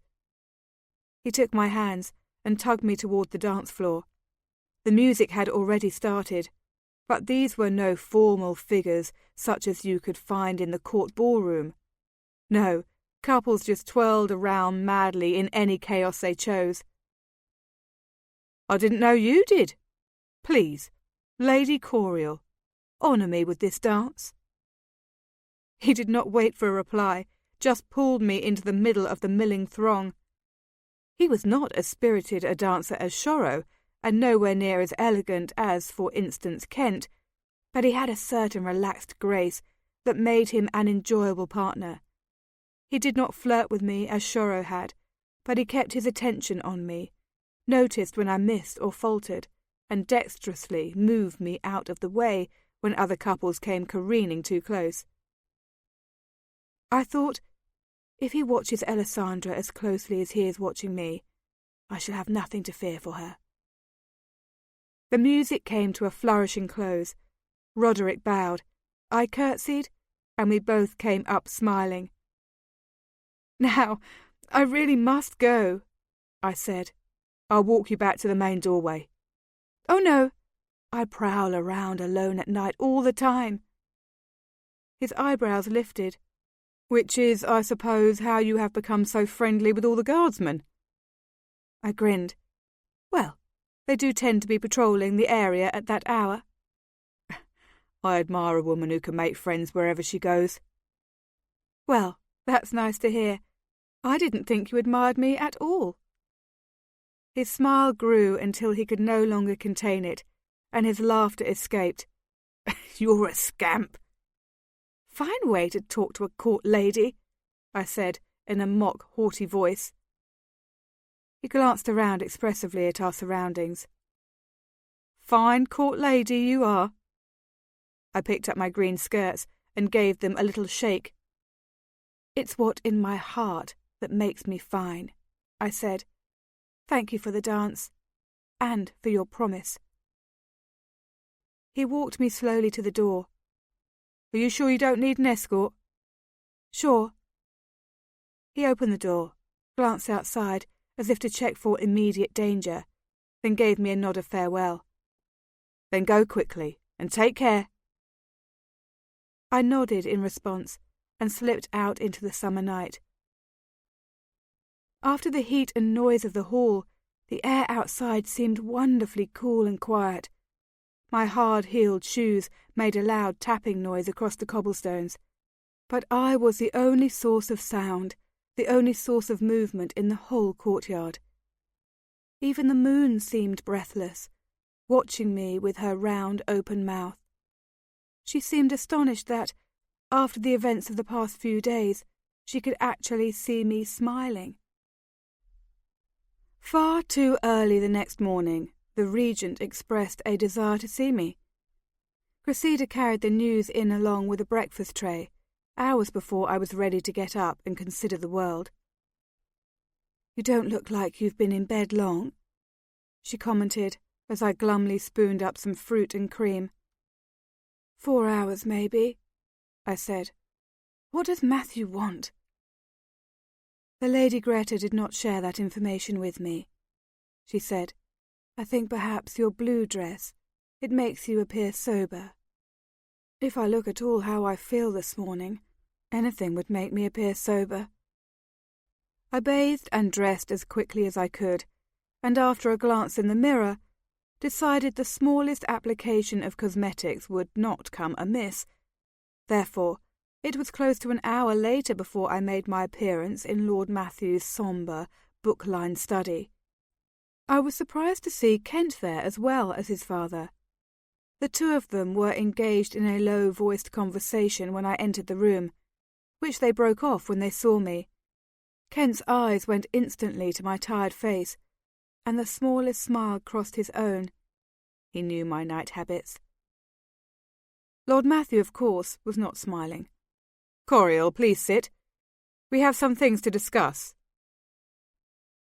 I flicked a glance between the two men, but settled my gaze on the Regent. "Yes?" I said cautiously. Matthew was studying some papers before him, which I took to be letters. "I believe I told you some time ago that Ordinal of Worston is planning to attend my nephew's wedding. He will arrive today and stay with us a week or so after the ceremony. He has not visited Castle Auburn in nearly 5 years, so this is a great mark of favour. I want you to be especially polite to him while he is here." I sat up straighter in my chair. "I always strive to be polite to all your guests, Lord Matthew," I said in a level voice. The Regent looked at me with those completely humourless eyes. "Sometimes with better results than others," he said dryly. "You did not charm Hennessy of Meladon as I had hoped. I had wished to cement an alliance between our provinces, but he has instead chosen to marry a girl not far from his brother's court. A mistake, I think, But I suppose there are Meladon lords to placate. And is Ordinal of Worston someone to placate as well? I asked sweetly. He is someone to court, Matthew said bluntly. His cousin is viceroy, but relies heavily on Ordinal for advice. Ordinal has seen 2 kings and a regent sit on the throne in Castle Auburn, and he knows the value of peace in the realm. He is a strong voice of reason. He has been outspoken in his criticism of the prince. He is one of the best allies we could find if we could win him completely to our side. I glanced at Kent, but he was watching his father. He would not meet my eyes. If Ordinal of Worston had lived long enough to see Brian's grandfather on the throne, he must be as old as my grandmother. I just want to make sure I perfectly understand you, I said in a reasonable voice. You are hoping to make an alliance, a wedding, between me and Lord Ordinal. Is he looking for a wife? Matthew looked surprised, as if he could not believe I was so stupid I needed things put into plain words. Yes, of course, a marriage is what I am after, he said, and I know Ordinal is looking for a bride. He's been haunting Trigonia ever since his wife died 6 months ago. What makes you think he would be interested in me? Now Matthew did smile, though it was not a particularly pleasant expression. Your face, your lineage, and your dowry, he said. It's rare that a young woman so winningly combines all 3. At that, Kent's eyes did flicker from his father's face to mine, more in astonishment than complicity. From Matthew, that was a compliment of fawning proportions. He had never said anything so approving to me in my life. Then, no doubt he will be most ready to fall in with your schemes, I said, earning another quick look from Kent and a second smile from his father. Of course, you must do your part and treat him with particular attention, Matthew added, but he knows I am interested in this alliance. I do not think he will be difficult to snare. And if my personal allure is not enough, I could mix a potion or 2, I offered generously. I know a few spells of attraction. Matthew frowned. No, I would not like to see you resort to that sort of trickery, he said. Your name and your money should be intoxication enough, and your charm of manner, of course. I rose to my feet, even though he had not dismissed me yet, because I was not sure I could carry on even a few more sentences of this conversation without screaming. Well, I shall do what I can to make his visit here memorable, I said. Matthew nodded and said, Good, good. But Kent at last turned his eyes my way. He knew me well enough to distrust my meekness, well enough to guess that my unforgettable behaviour might not be all that the regent hoped. But I would have to be very careful. If I were to be banned from the court for life, I wanted it to happen after Elissandra's wedding. Something told me I had to be present for that. In the next few days, hundreds of guests arrived at Castle Auburn. I had never seen the castle so full or so busy, not even the previous year at the grand summer ball. But the marriage of the man who was to be king was not something even the nobility had a chance to witness often in one lifetime. No one wanted to be left out. There were seemingly hundreds of events filling up every minute of those next 7 days. We had breakfasts in the garden, musicales in the salon, nightly theatre performances in the ballroom, which had been transformed into a stage.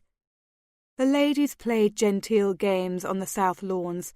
Groups of men left every day on organised hunts. Every dinner was more sumptuous than the last, every new arrival more glittering. I could not imagine that the castle could hold one more soul.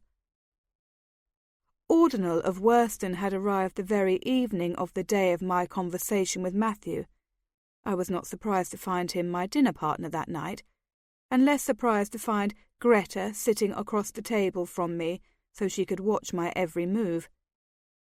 Ordinal was exactly what I had expected him to be.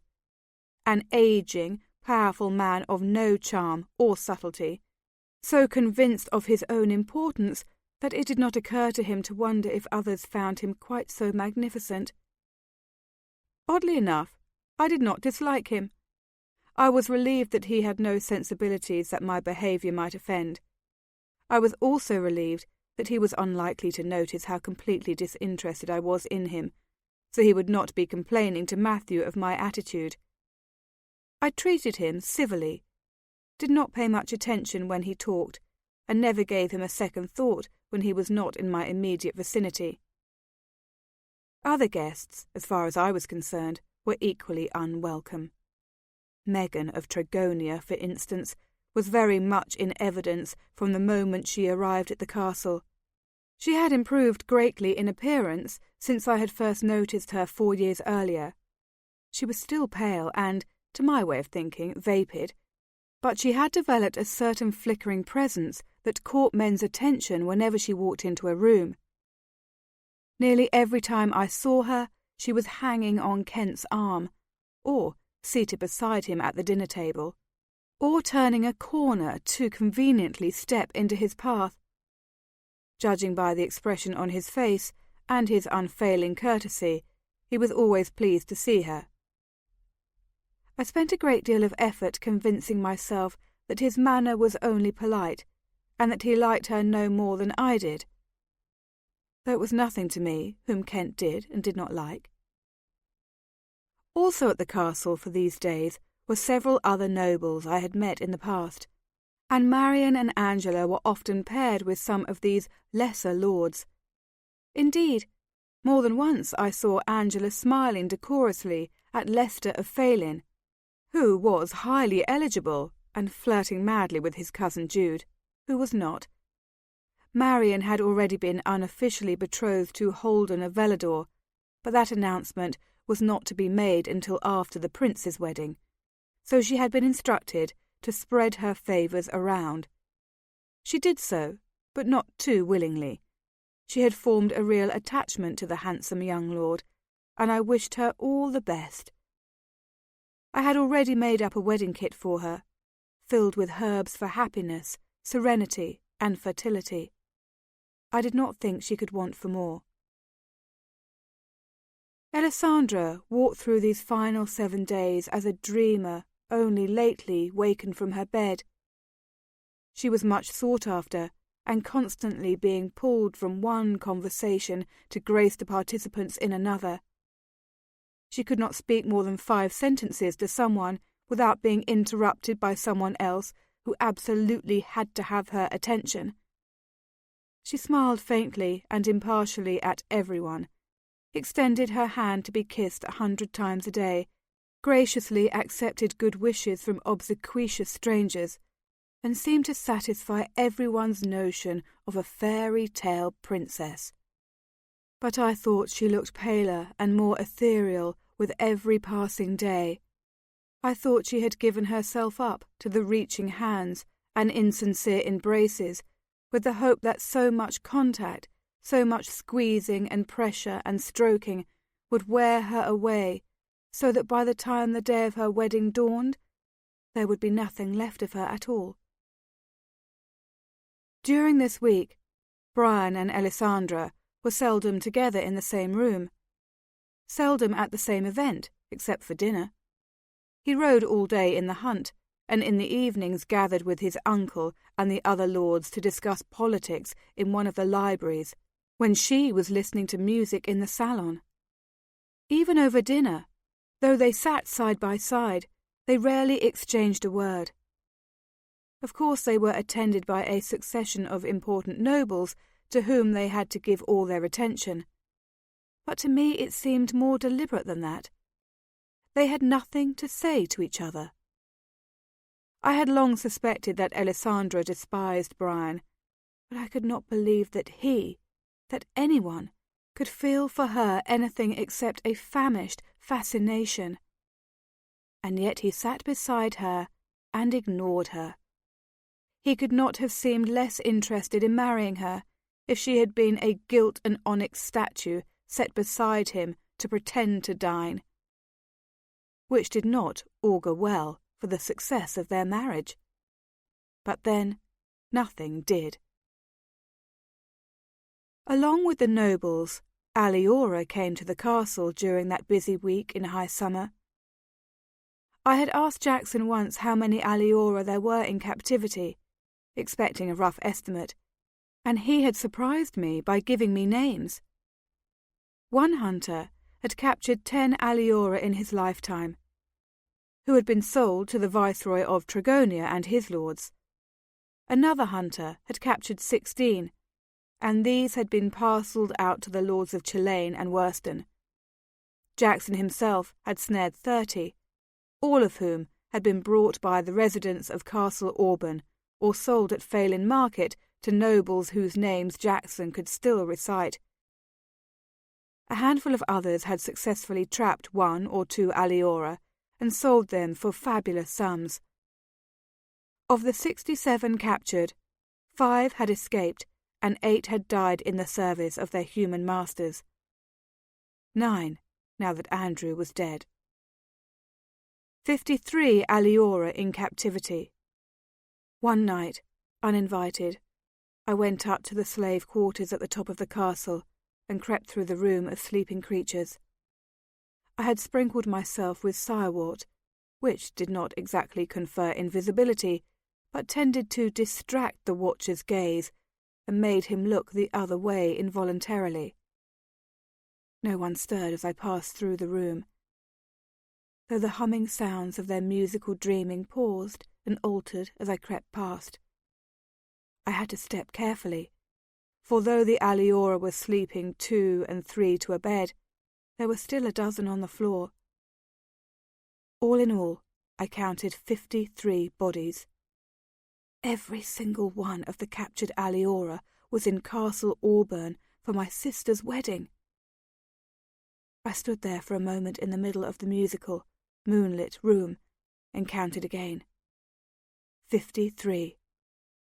I wished with all my heart it had been 54. Stealing from the room, I made my way down to the lower reaches of the castle, out the broad front doors and into the warm, scented night. I exchanged absent-minded greetings with the guards and strolled over to the fountain. It had been strung with coloured lights, candles inside of multi-hued glass globes. It looked gaudy and festive under the still night sky. I perched on the edge and dabbled my fingers in the water, but it was late, and I was not in the mood to swim. "I thought you had given up your nocturnal rambling," Kent said. I looked up in some surprise to see him standing before me. I had not heard him approach across the cobblestones, and he did not usually move so quietly. Or perhaps I had been too deep in thought to have heard anyone. "I have wandered the grounds for 3 nights running and not come across you." I pulled my skirts aside so he could sit next to me, and he did, settling his long frame easily on the cool stone. "And what has driven you out to roam the castle at night?" I asked. "Questions that have no answer, puzzles that have no end," he said most unhelpfully.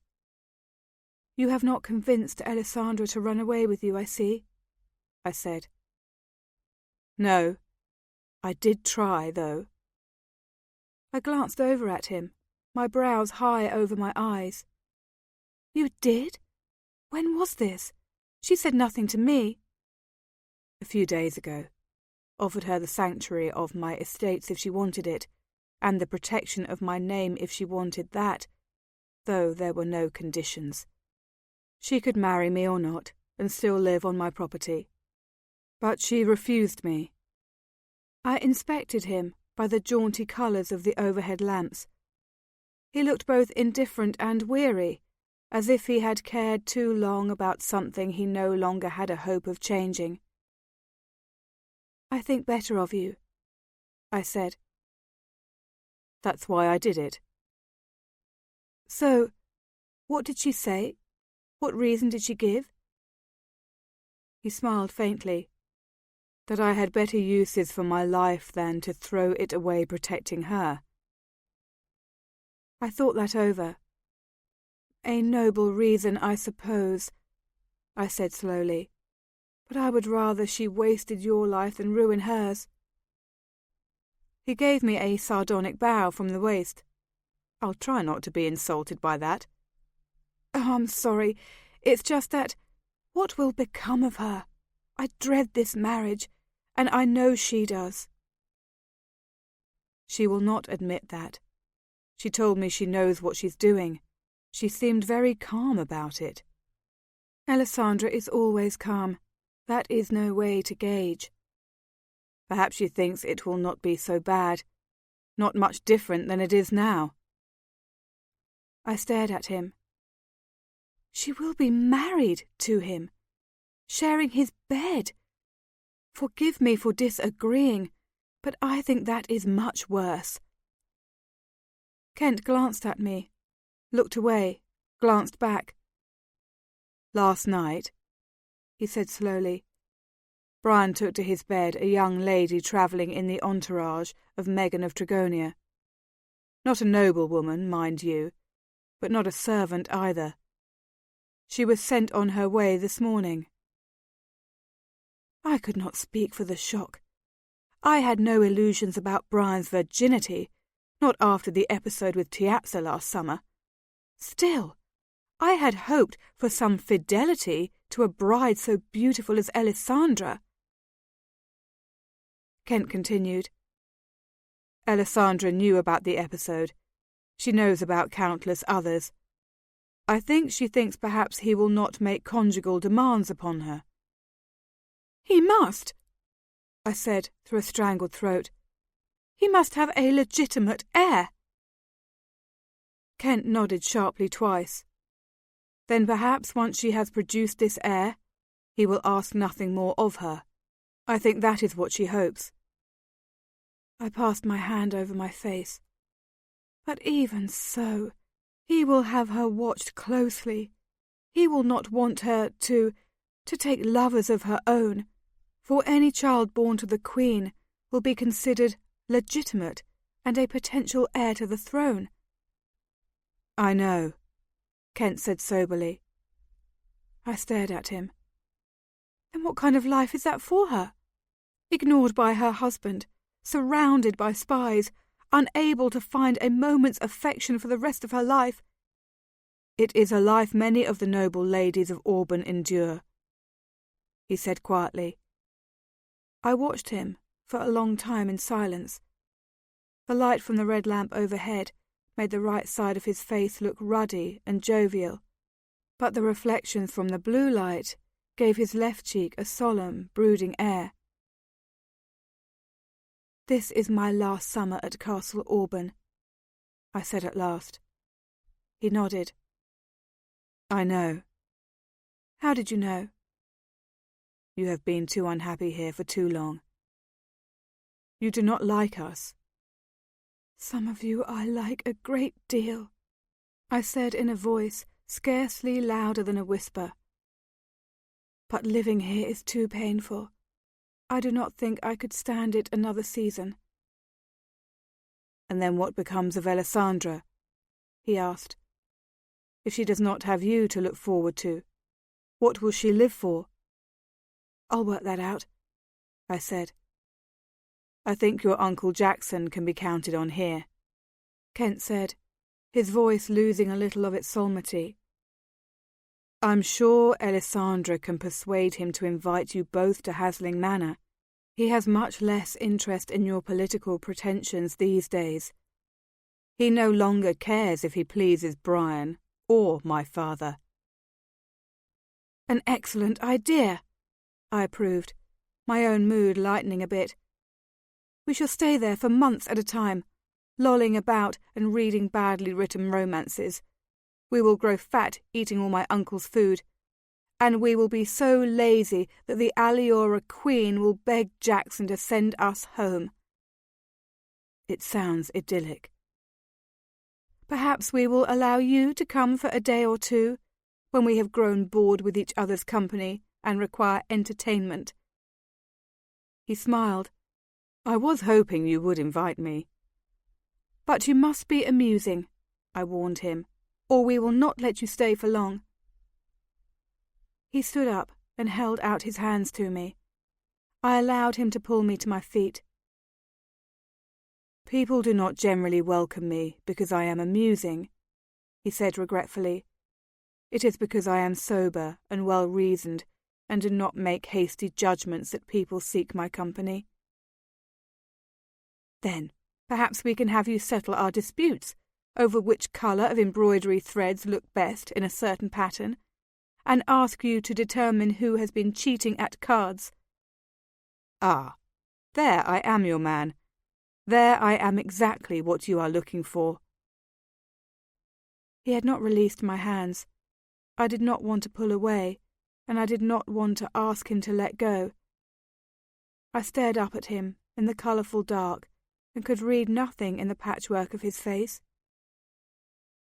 "And don't bring Megan with you when you come," I said suddenly. He laughed out loud, clearly caught by surprise. "You have no fear of that," he said cheerfully. "I will not marry her if you do not marry Ordinal of Worston." "Then we have a bargain," I said dryly. "I think I will marry no one, for marriage does not seem like such a good arrangement to me." He looked down at me, and I wondered what secrets my face revealed under the gaily coloured lamps. "That would be too bad," he said. "Would you not marry even for love?" "Love does not seem to bring anyone much happiness, as far as I have observed. So I think the lesson learned is never to love." "The lesson is to love wisely," he replied. "I'm not sure that is possible either," I said. "You're cynical tonight," he said. "Sad." "I wish I could cheer you." I smiled faintly. "Study your juggling and your sleight of hand. Then you can cheer me when you visit us at Jackson's." "I mean tonight." I was silent a moment. He still had not dropped my hands, and it amazed me how desperately I did not want him to let me go, even now. "I cannot be cheered tonight," I said finally. "I can only be distracted." "Comforted?" he suggested, and slowly, as if waiting for a protest that did not come, he drew me into his arms. I leaned against his chest, and his arms wrapped around me. I felt safe and warm and hopeful as I had not felt in weeks. I turned my face into the cloth of his shirt and felt the tears rise. I knew that I would not be able to stop them, and knew that he would feel their wetness through the cotton of his shirt, and knew he would not know why I was crying, and he would not care. We stood embraced that way for minutes, hours, I could not guess how long. I cried and he held me, and neither of us spoke a word. The following morning, just 4 hours after dawn, my sister Alessandra married Prince Brian of Auburn. 15. We were up at dawn, seemingly hundreds of us gathered in Alessandra's room to make her ready for the wedding. In addition to Alessandra and me, the room was filled with Greta, Angela, Lady Sasha, Cressida, 2 other aliora women, Daria, the castle seamstress, 2 of her assistants, and countless other servants coming and going at someone's command.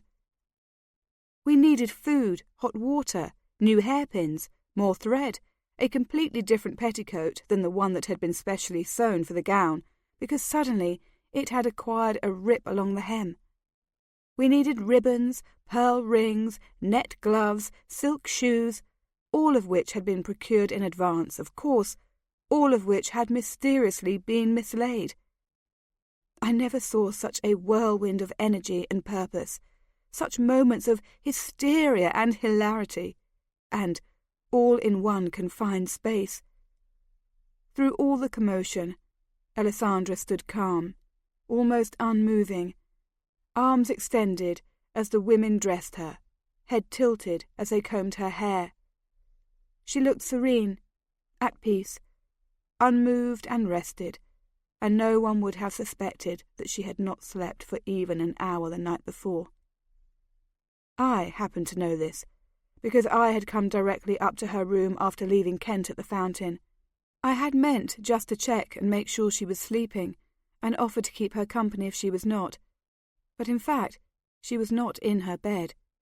She was nowhere in her rooms at all. I quickly searched my own apartments, just in case she had fallen asleep in my bed, awaiting my return. But she was not there either. Had she sought solace with her mother, with Cressida? I had never known her to go to the Aliora for refuge, but then she probably did not know how often I frequented that high, crowded chamber. Had she run away? Unlikely as it seemed, I hoped for the last possibility. But just in case she planned to return, I went back to her room and curled up in her bed. I was dozing when, not long before dawn, I heard her enter. "Where have you been?" I demanded to the shadow in the dark. "Corrie?"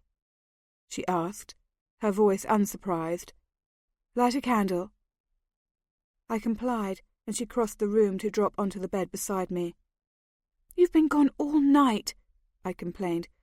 "Where have you been?" She made an indecisive gesture with her hand. "Checking on things. The flowers in the chapel, the food in the kitchen, the arrangements in the royal suite, everything I could think of." "You should have been sleeping," I scolded. I couldn't sleep. "How long have you been here?" "A couple of hours." "Did you need me for something? I'm sorry I was gone." I sat up, pulling the covers around my waist. Did I need something? "I came to talk to you," I said slowly. "To tell you, if you don't want to marry Brian, there are options. I have skills that will allow me to start a practice in any town. We could bring your clothes and your jewels and sell them on the road. That would give us enough money to get started. And then we could rent a small house in some little village where nobody knows your name, nobody knows mine. We could live that way. No one would ever be able to find us." "Corrie." She leaned over and put a hand on my cheek, as if to reassure herself that I was real, as if marvelling that such a miracle could have transpired when she was not paying attention. What a thing to offer me! I am touched and grateful. But I will not allow you to give up your life for mine. That was what she had told Kent, and I gave her the answer I had given him. Better to do that than see yours ruined. She dropped her hand. "I'll be fine. I know what I'm doing." "He'll destroy you," I whispered. "I don't think so," she said. "He destroys everything." "I'll be safe," she said. "If you ever change your mind," I said, "at any time, married to him or not, come to me, and I'll make a home for you." Now she leaned forward again, this time to kiss me on the cheek. "I'll remember that," she said. I don't know if I would have repeated my arguments, useless though I knew them to be, but at that moment there was a brisk knocking on the outer door, followed immediately by Greta's entrance. Alessandra had closely timed her return to her room. She had known when her mother would arrive to begin the day's ablutions. After that, of course, there was no time for private conversation. The room filled with women, and I was sent off on my share of errands. Angela, who was dispatched along with me to track down the errant petticoat, seemed as delirious as if the wedding were her own. "Isn't it exciting?" she exclaimed more than once. "Your sister is marrying the prince." Although Alessandra was the key player in the upcoming tableau, eventually the rest of us had to attend to our own toilettes. While Daria continued fussing over Alessandra, the aliora helped the rest of us dress. I wore a deep-hued gown of gorgeous cinnamon, which brought out the rich colours of my skin and my hair, while Angela was lustrous in shimmering gold. The hues provided a dramatic foil for Alessandra's dress of antique lace, layer upon layer of fragile web-like fabric, the exact colour of yellowed ivory. Greta had sniffed and said we were dressed for an autumn wedding, not a summer one, but I had felt the colours were appropriate for the event, which seemed to me to mark the withering end of a bitter season. Greta and Lady Sasha were dressed in much livelier colours, amethyst and sapphire, joyous jewel tones. I wondered how anyone could find this an occasion to celebrate. Once we were all dressed, we observed the ritual that, among the high-born and the low, was common between the bride and her attendants. One by one, we approached Alessandra and gave her a simple gift, something of personal significance, though it need not be expensive. Angela, for instance, gave the bride a handkerchief embroidered on every square inch with intertwined E's and B's. Lady Sasha gave her a prayer book to kiss when she spoke her vows. Greta gave her a simple locket in the shape of a heart, on a chain so long that the pendant slipped out of sight into the décolletage of the dress. "A heart, so you know my heart goes with you," Greta said, kissing Alessandra on the cheek and wiping her own eye with one gloved finger. I had never seen Greta cry before. I tried not to stare, though I found myself uncharitably wondering if the emotion was real. When it was my turn to give my sister a gift, I handed her a small, flat sachet bag made of white silk and lace. "Slip it into your bodice, next to your heart," I told her. She did so, giving me a quizzical look. "What magical herbs have you mixed in this little bag?" I smiled. "Too many to name." "What are they meant to bring me?" I came close enough to touch her, laying one finger upon her lips for each gift I had given. Courage, strength, protection. I dropped my hand and leaned in to whisper in her ear. Love. I kissed her on the cheek and backed away. Greta glanced around the room as if she had never seen it before, as if she would never see it again. "Are we all done here?" she asked. "Then it is time to go." Greta, Angela, and Lady Sasha were already outside the door when Cressida stopped Alessandra with a hand on her arm. "I wish you to take a gift from me as well, Lady Alessandra," the aliora said. "Gladly," Alessandra said, "but your good wishes are enough." The others were in the hallway. I could hear their high voices and nervous laughter, but I stayed to watch this exchange.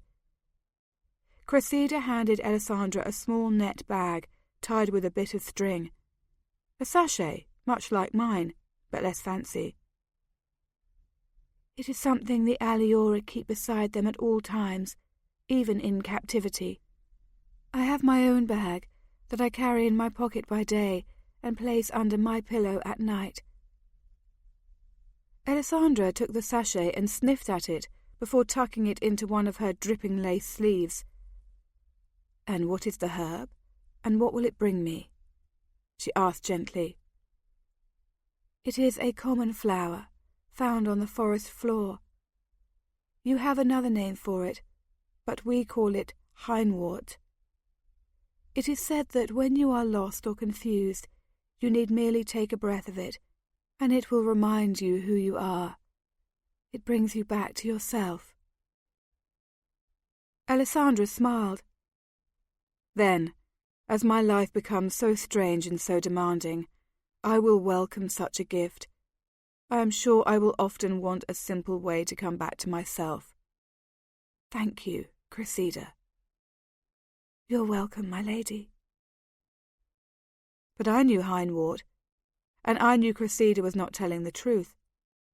Oh, some herbalists did tell you that its secondary benefit was restorative, that it would help you focus your mind and, as Cressida said, bring you back to yourself.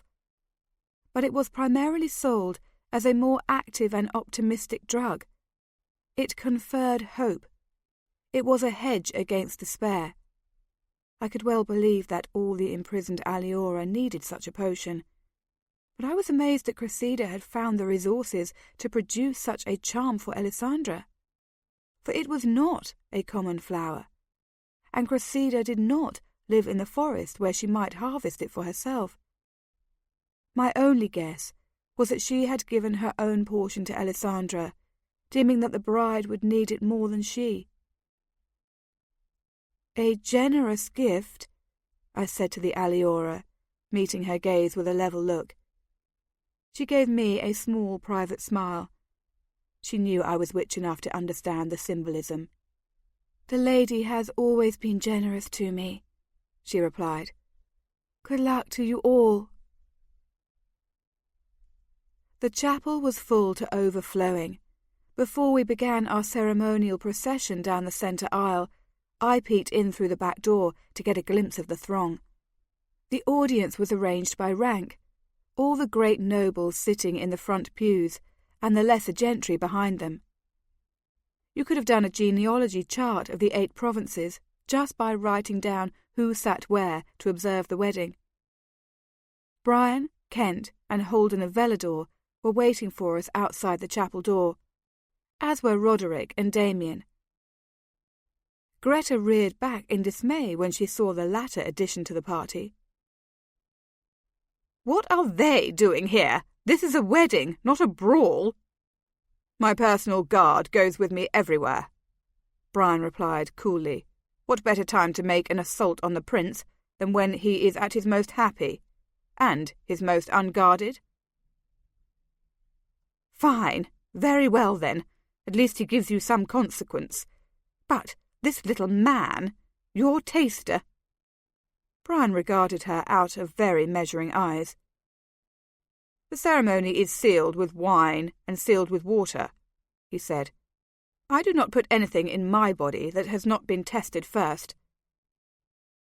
I wondered, not for the first time, if Brian had any idea how many slow-acting poisons were available to do him in long after Damien had survived the first few bites. Now did not seem like the time to bring it up. You arrogant boy! Greta hissed. You will make a fool of yourself and my daughter before every noble of the 8 provinces if you do not even trust yourself to take a drink of the wedding wine.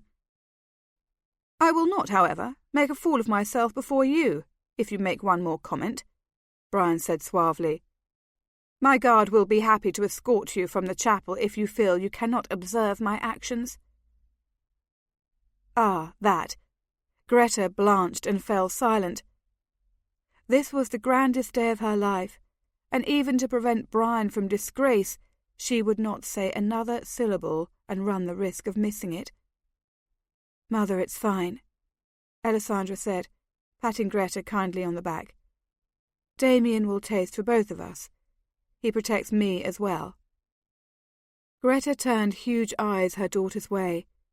You could just see the words shouting in her head. But you don't need protection in such a setting. But not for the world would she utter the words. So, my bride, are we ready? Brian said, addressing Alessandra for the first time, and in a jaunty voice that was somehow very disturbing. It was as if he had, within seconds, laid aside his icy mood and assumed a jocular one. It made him seem unstable, a little frightening. Alessandra did not seem put off. She nodded serenely and laid her hand upon his crooked arm. Ready, my prince, she said. And, 2 by 2, we entered the chapel. First Greta and Lady Sasha entered, signalling to the musicians and flower-bearers before hastily taking their seats in the back of the chapel. They would be the first ones out, rushing to the kitchens to give instructions to the cooks. Once the music started and the flower-bearers had tossed rose petals down the centre aisle, Brian and Alessandra entered. Kent and I followed, and Angela and Holden came behind us. Damien and Roderick formed the last pair, an unconventional couple to trail behind this grand procession. The ceremony itself seemed endless. I had been to my share of weddings, most of them, it is true, the rough and tumble, 3 quick vows affairs that you would most often witness in the village, but none which was as interminable as this one. The 4 attendants were required to speak up at various points during the ceremony, stating our belief in the rightness of the marriage and the fidelity of the 2 people most involved. I managed to say my pieces on cue without choking on the lies, despite the fact that my mind had not taken in a single word the priest said before he looked at me and asked, "And do you, Lady Coriel, affirm this?" Beside me, Kent's responses were solemnly spoken. Brian and Alessandra answered every question with clear voices that must have carried to the back of the room. 3 times the union had to be sealed with wine and water. I was alert enough to pay attention to these interludes, which Brian obviously had discussed beforehand with the priest, for they were handled very smoothly.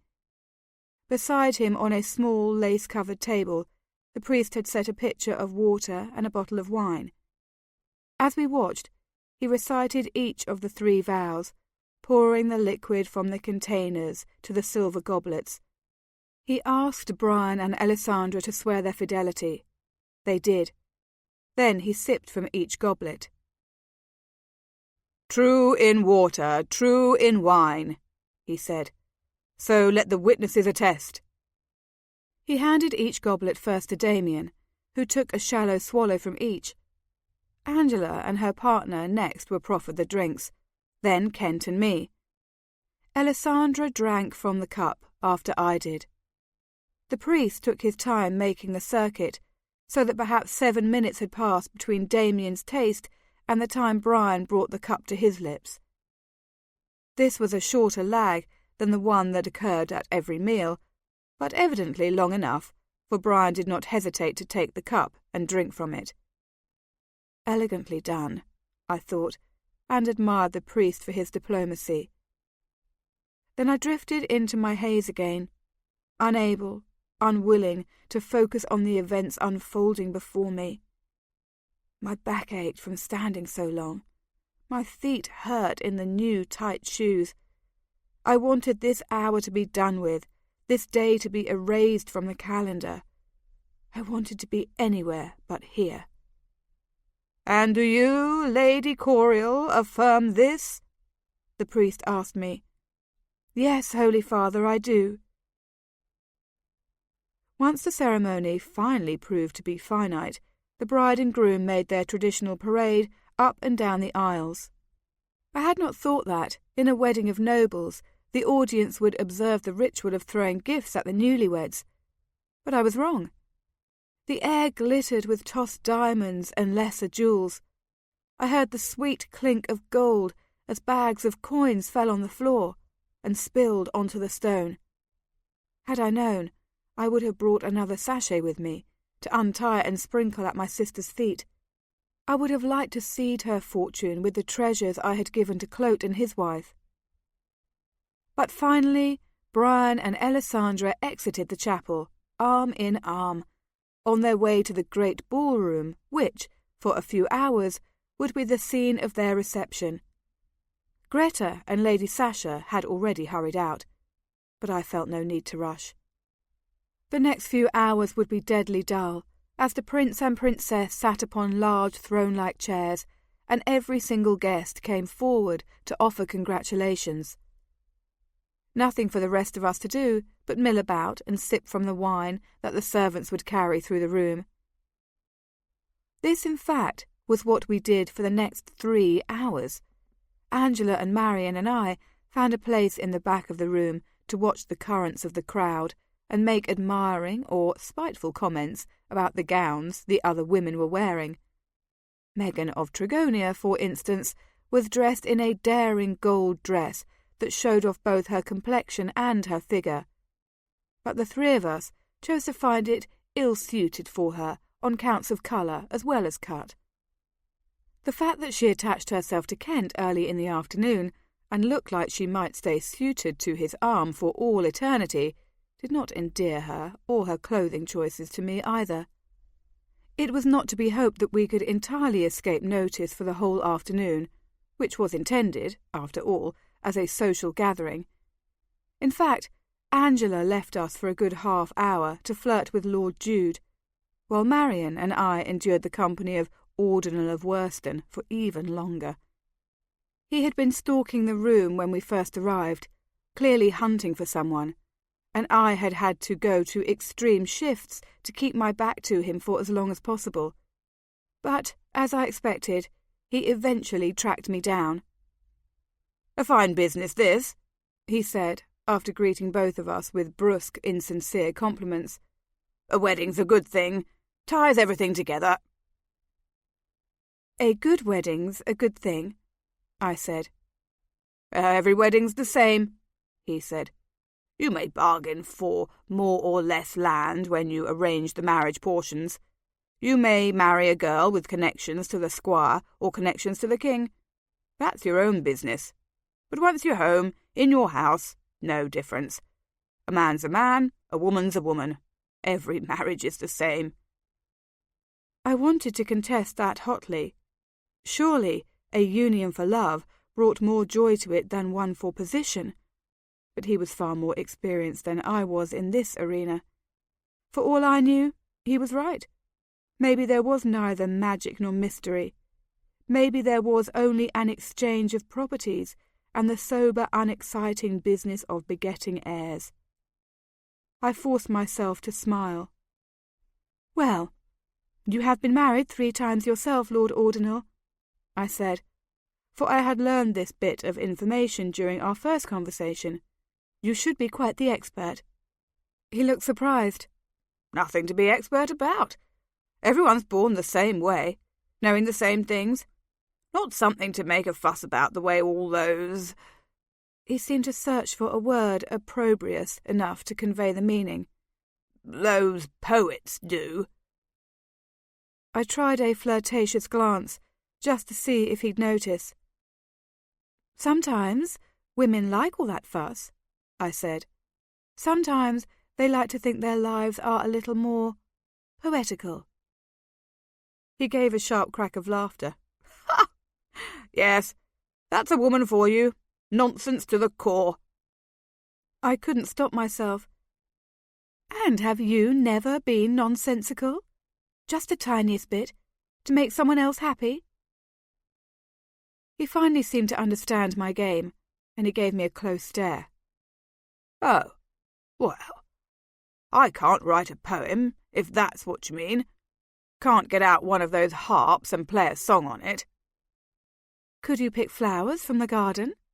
I hazarded. "Bring a lady a gift of rubies just because they were her favourite gems?" His gaze was unnerving. "I could do that. Do you prefer rubies?" I gave a light laugh and turned my head away as if I was embarrassed. "Oh, me! I wasn't talking about myself. I just wondered how you might be moved to treat some young lady, if you cared enough to win her heart." "We have extensive gardens at Worston Castle," he said seriously. "More flowers there than you could pick in a year." "You see?" I said, trying to keep the teasing note in my voice, though I was finding this conversation exceedingly tiresome. "You could be romantic if you wanted to." Fortunately, Angela drifted back to us a few minutes later, looking a little misty-eyed from her own much more prosperous flirtation. She liked Ordinal. He reminded her of her father, and she knew much better than I did how to entertain him. so I let the two of them talk while I spent a few minutes watching the activity in the room. Nothing had changed since I had last paid attention. Brian and Alessandra sat on the two heavy, ornate chairs set up on the small dais at the far end of the room. The line of greeters was perhaps 100 people long and moving very slowly. Every person in the 8 provinces, or so it seemed, wanted to personally wish the prince and the new princess the very best. From this far away, I could only see Alessandra's coiled black hair. I could not make out the expression on her face, but I knew what it would be: tranquil, gracious, unwearied. She would thank everyone as if she meant it, and she would remember everything anyone said to her. I could not see Brian's face clearly either, but even from this distance he looked flushed and overexcited. While I watched, he signalled Damien to bring him a glass of wine, which he drank in a few quick swallows. I wondered how many glasses he had already finished off. I wondered if Matthew or Kent or anyone else was paying attention. Well, better perhaps if he drank himself sick this afternoon and at the banquet. Better if he slept and belched his way through his wedding night, through every night he shared his bed with Alessandra. No doubt she felt the same way. As the long afternoon dragged to a hot close, I finally tugged Angela's arm, and she and Marion and I joined the reception line. We were nearly the last 3 to pay our respects to the newlyweds. First Marion, then Angela, then me. I rose from my curtsy and went up on tiptoe to kiss Alessandra on the cheek. "Best of luck," I whispered. "You're a beautiful bride." "Thank you," she said. Her smile seemed completely normal, but she did not lavish it upon me for long. It was already greeting the nobleman in line behind me. I turned to the groom, extended my hand. "Congratulations, Prince Brian. You have won the very best of your kingdom." He caught my hand in an unexpected rough hold and pulled me unceremoniously toward him. I almost tumbled onto his lap and had to brace myself with a hand against his shoulder. "That's too tame a way to say hello to your brother-in-law," he exclaimed. "Come, give me a kiss." He tugged me into his arms and kissed me full on the mouth. I did not struggle or scream, but I wanted to do both. He smelled of wine. He tasted like it.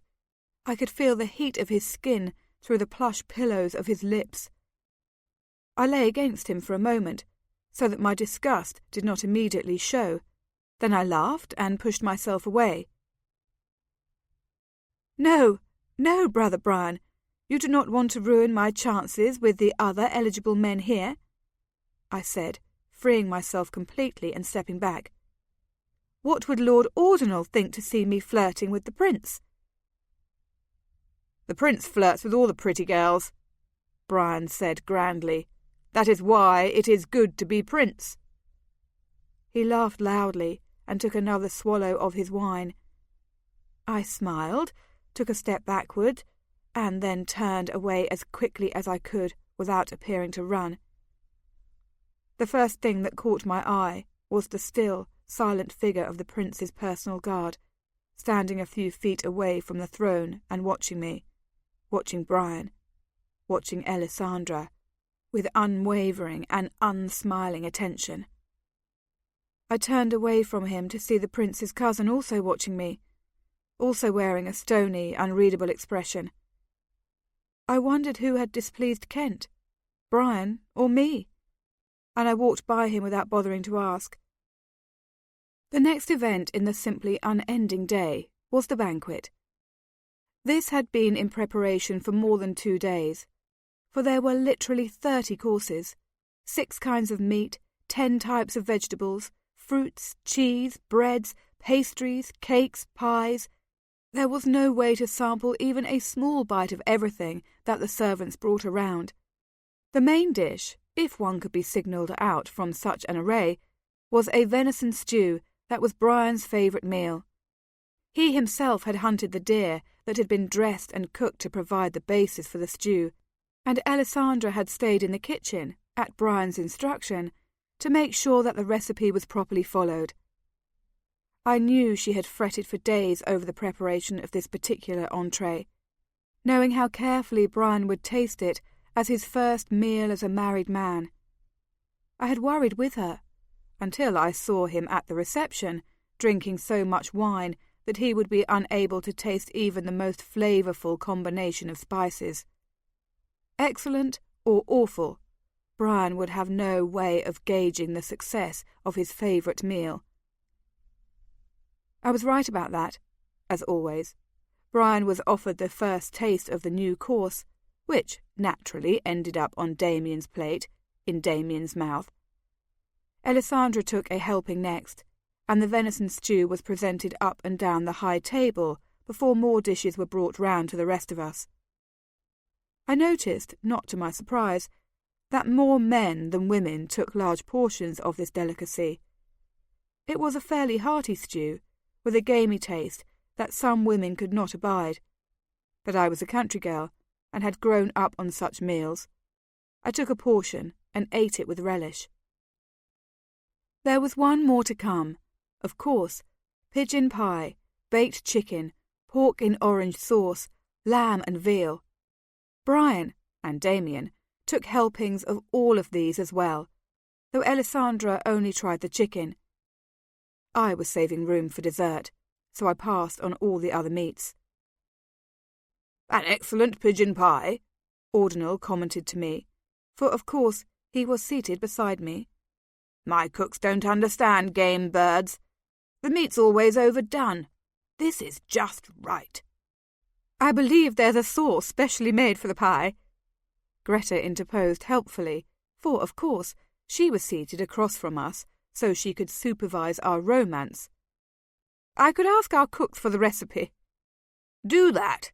Make sure Lady Coriel has time to study it," he said, and addressed himself again to the pie. Greta had to hide a smile of satisfaction. I had to hide an expression of disbelief. "I'll certainly do that," Greta almost purred. "And let me know if there's any other dish you particularly like." "No, so far everything else has been ordinary enough," he said, "but I do like the pigeon." Eventually we had all stuffed ourselves beyond the point of rational thought, and the servants had begun to clear away the dishes. More bottles of wine were brought out and set on every table. Ewers of water were refilled. Matthew came to his feet and clapped his hands for silence.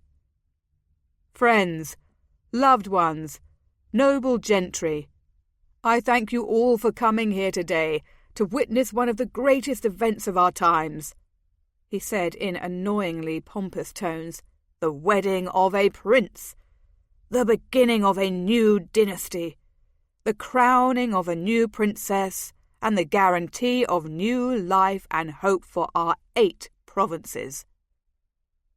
The crowd cheered. I thought perhaps Matthew himself had had a few too many glasses of wine. Once the applause died down, he proceeded in this vein for a few more fulsome sentences. Then he raised his water goblet in a dramatic gesture. "Long life and health to Princess Alessandra, sealed by water." "Sealed by water," the crowd roared back. "Sealed by wine." "Sealed by wine," the audience shouted. We all gulped down the appropriate liquids. Brian, I noticed, raised his water glass politely when everyone else did, but did not bring it to his lips. The wine, however, he drained from the glass, which he then switched with the glass in Damien's hand, full except for the single sip taken by the taster. Matthew was not quite done. "And to Prince Brian, shortly to be our king, long life and health to him, sealed by water, sealed by wine." The regent proposed a few more toasts to lesser mortals. Then Kent rose to his feet and made a few speeches of his own. After that, it was anybody's guess who would leap to his feet next, calling for the prosperity of Tregonia, the fertility of Cotteswold farmland, the safekeeping of travellers who would be on the road tomorrow, the continuance of pleasant weather, and the well-being of all our souls. After the first few toasts, I gave up on the sealed with wine part and only made my affirmations in water, because I knew one more swallow of alcohol would send me keeling over into Ordinal's lap. Many of the other ladies, Alessandra included, had reached similar conclusions and barely touched their wine for the rest of the evening. Most of the men, however, seemed to have no problem emptying their glasses for one toast and filling them for the next. Kent, I saw, was not one of them. He tasted his wine every time a new pledge was made, but the level in his glass barely dropped. Just when I was beginning to think that the inexhaustible number of vows needing our endorsement would drain the castle of all liquid resources, there was a lull in activity. No one hopped to his feet to cheer on the proliferation of rabbits in Chillane or the perfection of the greenery at Phelan. Matthew rose somewhat unsteadily to his feet again. "The Prince and Princess and I ask you to join us now in the ballroom, where we will hear a symphony composed to commemorate this event. The orchestra is ready. Let us all attend." So the whole mass of people transferred slowly from the dining room to the ballroom, where rows and rows of chairs had been set up facing a makeshift stage. The entire room had been festooned with streamers of white flowers, which scented the air with a sweet, wistful aroma. Dozens of petals had floated down to land on the chairs and the stone floors, so many that we appeared to walk into the remnants of a summer blizzard. The musicians were tuning their instruments, a strangely discordant activity, and suddenly the last thing in the world I wanted to do was sit through a long, pretentious concert. My head hurt, my stomach was complaining about too much food, and I didn't care much for formal music at the best of times.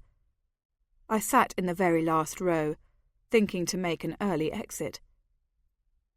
I glanced around the room as the other guests settled in, and I realised that I was not the only one disinterested in this final segment of the celebration. At least a third of the people who had been present in the dining room were missing now, and I saw a few stragglers linger in the hallway and then turn away from the doors. Ordinal appeared to be one of those who had opted against further entertainment, for he was not beside me, and I did not spot him anywhere in the crowd.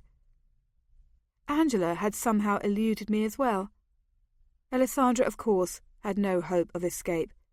She and Brian were seated in the very first row, facing the orchestra, forced to listen to every note of the composition written in their honour. I did stay long enough to hear the first sombre movement of the symphony, a slow, ponderous piece in a minor key. I suppose this symbolised the dreariness of their lives before they were joined in matrimony, but it did not make me eager to hear the rest of the music. It was having a soporific effect on the other guests as well, for I saw a few heads nod to one side, while a number of other bodies were slouched as comfortably as possible in the low chairs. Food, wine, and dull music. It would be a wonder if anyone was awake for the finale. Eventually I rose to my feet and slipped noiselessly out the door. At last, this long, dreadful day was over. For me, at least. I hurried through the quiet corridors, one hand pressed to my aching head, the other laid across my protesting stomach. I wanted nothing so much as to lie down and sleep away the rest of my life. Once in my room, I lay down briefly, but my stomach was by this time in knots. "Please, no. Please, no. Please, no," I whispered over and over again. For more than anything in the world, I hated to vomit. I curled up into a little ball on the bed, hoping the nausea would subside. But of course it did not. You couldn't eat and drink with such abandon for an entire day and not expect your body to revolt. I had 3 quick sessions over the chamber pot and felt immensely better. After that, when I laid back down, I fell instantly into a blessed and dreamless sleep. I woke about 3 hours later, at a time I judged to be about 2 in the morning. My head still ached with the reminders of pain, and my stomach did not feel entirely normal, but all in all I did not feel so unwell as I swung myself into a sitting position. I would have liked to go back to sleep, for I was tired to the bone. But there was much to be done, and this was the only night to do it. I rose, cleaned myself up, and combed my hair before changing into a simple, comfortable gown.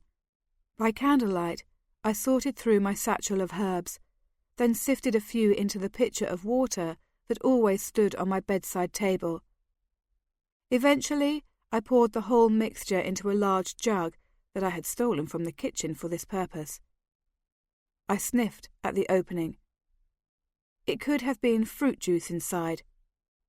Then stop at the top. I quickly donned my shoes, and I was on my way. I passed the silent castle corridors, where all signs of revelling had died down at least an hour ago. I heard nothing behind any of the closed doors. Even the late-night arguers were too exhausted after this day to air their grievances. No one stirred in the servants' quarters. No one was up late browsing in the library. The first wakeful souls I saw were the 2 men on guard at the front door. "Good evening to you," I greeted them merrily. "And a long day of celebration it has been." "Good evening, Lady Coriel," one said. The other, sounding just a little miffed, answered my second observation. "No celebrating for us. They said the Prince was sending a keg of wine down to the guardhouse, but we don't get any. Oh no, we can't drink on duty." "That's a shame," I said sympathetically. "Can you have some berry juice? I brought some down with me, just in case they hadn't let you in on the festivities." "Berry juice?" the first one repeated. These were men I was familiar with from the past 2 summers of late-night wandering. I had often brought them treats mixed by hand. "Like that stuff we had 2 weeks ago?" "That was good," the second guard agreed. I pulled out the stopper. "Hand me your canteens," I said gaily. "You can have as much as you like." I poured out liberal portions and watched them drink, then poured them each a second helping. "Save some for your gate guards," I laughed, when they would have taken more. "But it's so good." "If there's any left, I'll come back," I promised. Then I skipped down the steps, hurried past the fountain, and followed the flagged path all the way to the outer gate.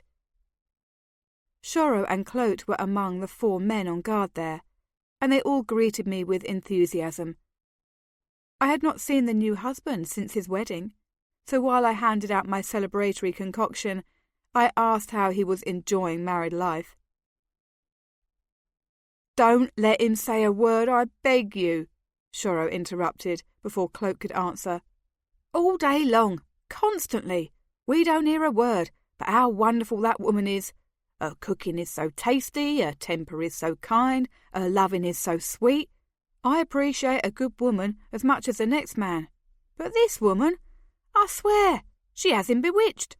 He's not a sane man any more." Clote gave me that small, bashful smile that on him passed for exuberance. "I like married life just fine," he said.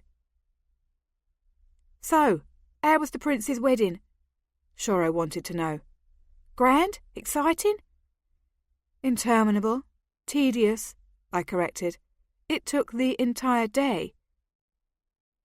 "And it'll take the entire night," was the guard's wicked response. I smiled, though I did not want to. "Hush! You should not talk that way to the sister of the princess."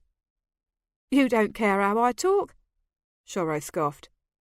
Clote turned on him. Well, still, you should treat her with some respect. Try to show you've got some manners, even if you don't. That sparked a quick, half-hearted argument, which the rest of us ignored. The other 2 guards held out their canteens for more juice, and one of them asked me what activities were on the schedule for the morrow. "I'm not sure," I said. "There's a hunt, I think, but not till late in the day. A lot of the guests will be leaving in the morning, so I understand. Pretty soon the castle will be empty again." "Too bad," said the other, smothering a yawn. "I like it all stirred up like this." "It has been fun," Shoro agreed, suddenly abandoning the fight with Clote. "All those nice young ladies' maids from Trigonia? Damn, Shoro, don't you ever think of another single thing? What else is there to think of, I ask you?" I was laughing as the wrangling started again and held up my free hand for peace. "Good night, my friends. It was a pleasure to see you all again. I'll come visit again some other time." They all called out their good nights as I strolled away. Pausing by the fountain, I perched on its stone ledge and rinsed the jug thoroughly in the falling water. The multicoloured lamps of previous evenings had not been lit tonight, but I could see well enough by the quarter moon that lay with a supine, lazy abandon on the velvet cradle of the night. The light breeze was warm and sultry, high summer air, but I could detect the faint, crisp current of fall underlying the heat. Autumn soon. I would not be so sorry to see it come. I lingered at the fountain no more than 5 minutes before rising and heading back to the castle, back up the grand stairway. The 2 guards stationed at the door were already asleep. 16. I ran down the main corridor, up the back stairs, up every stairwell to the top story of the castle. Here, as always, there was the muted hum and click produced by Aliora sleeping. The sound was quieter than usual this night, due to exhaustion, I supposed. The aliora had been kept busy from sun up till midnight, dressing the grand ladies, decorating the vast halls, serving wine, serving the banquet. They would have tumbled into their crowded beds the very minute they had been released from duty. I stood for a moment outside the curtained doorway, listening to the low music of communion. Then I lifted the gold key from its hook outside the door and stepped inside the room. I moved among the sleeping bodies till I found the form I wanted. I had never tried to rouse a sleeping aliora. I did not know if they screamed or started as they were jerked to wakefulness. I placed my hand on her shoulder and shook her slightly. "Cressida," I said. She came awake and to her feet in one single soundless motion. One moment she was prone and unconscious, the next she was standing beside me, gaunt, silent, and questioning. Her eyes looked huge in the moonlight that filtered through the window. She did not say a word. I showed her the key, gripped between my thumb and forefinger. "Give me your hand," I breathed. She merely stared at me and did not move. Impatiently, I reached for the chain that ran between her shackles on her hands.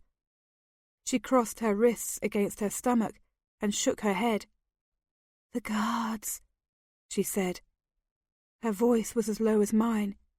"At the door and at the gate." "Sleeping," I said. She stared even harder. "I can unlock the shackles," I said. "I can get you to the outer gates. After that, I cannot help you. Can you make it from there?" "All of us?" she asked. "Every single one." "What time is it?" "About 3 a.m. The human servants will be up in another 3 hours, but I doubt any of your masters will call for you for another half-day. 3 hours would be enough to get us safely on our way. Then let us waste no more time," I said, and reached again for her chain.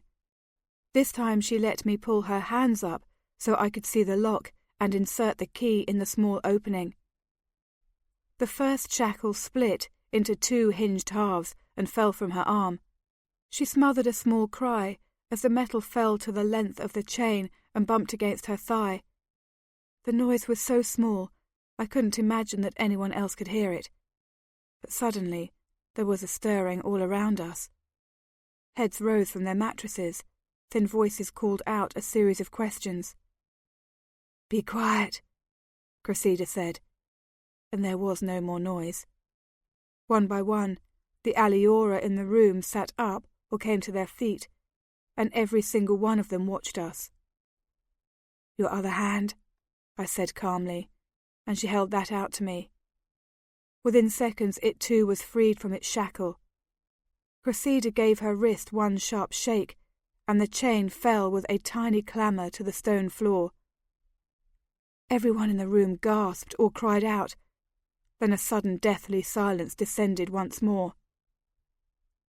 "Gather what you need," I said to Cressida, "and explain to the others that they can trust me. We must move quickly." Some of them had already guessed, or convinced themselves to hope, that a rescue was in effort, and a half-dozen aliora had already lined up before me with their wrists extended. I moved from one to the next as fast as I could. 2 quick turns of the key, and the sound of falling metal. Around me, I could sense hurried, purposeful movement as Cressida and the newly freed aliora bundled up clothes, shoes, water jugs, and other necessary items.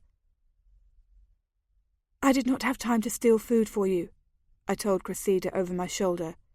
"I don't know that it is wise to take time to stop at the kitchen. We can forage. We can make it to the forest." The last chain was undone. I had a pile of broken fetters at my feet. I turned to face Cressida again. "You will be on foot. They will have horses." She smiled, a fey, peculiar smile I had never seen on her face before. I realized she had never before had reason to exalt me before. "We can blend with the land. When we are cautious enough and clever enough, we can hide in an open valley and man will ride right by us." "Andrew could not," I said. She pointed to the small tower of open handcuffs at my feet. "Metal interferes with our ability to move, to change, to grow invisible. Andrew was hampered. We will not be. They will not find us." Another aliora came forward and put his hand on Cressida's arm. He said something to her, her name, I think, her true one, and added, "We must go." "We must," I said, and led the way to the door. That was a strange, perilous, and exhilarating journey through the silent, shadowy hallways of Castle Auburn. Never had any corridor seemed so long. Never had my footsteps sounded so loud. Behind me, the parade of aliora was absolutely silent. If I had not glanced back from time to time, I would have believed they had all stayed behind, cowering on the upper story of the castle, afraid to trust me, afraid to run. But they followed me, all 53 of them, down the stairways, through the halls, into the grand foyer, and out the great doorway, where the 2 guards still slept, slouching against the doorframe. They would not believe, when they woke, that they had slept at all. Their dreams would be of brief, desultory conversations with their fellow guards, frequent glances at the sky to gauge the level of the moon, sips from their canteens, idle games of dice. They would swear they had been awake all night, these 2 here, the 4 at the gate, 6 corroborating testimonies. Would they be believed? We descended noiselessly down the broad steps, fanning out to move in a group across the courtyard, past the fountain, and up to the main gate. Clote, Shoro, and their friends stood and crouched by the great stone archway, seemingly caught in a moment's brief inactivity. The aliora slowed and glanced doubtfully at the still figures, but I shook my head and strode on. Out through the gate, the first steps toward freedom. I was the first to stop, but the 53 aliora streamed past me. Their pace picked up as their feet crossed that visible boundary from castle grounds to open land. I doubted they would stick long to the main road. It was man-made. It would interfere with their magic. They would drift onto the grass and the soil, melt into the groves of trees that dotted the countryside from here to Phelan River. I did not think it would take them 3 hours to disappear. I thought it might take 3 minutes. Only one aliora stopped beside me as I stood at that gate and watched them go.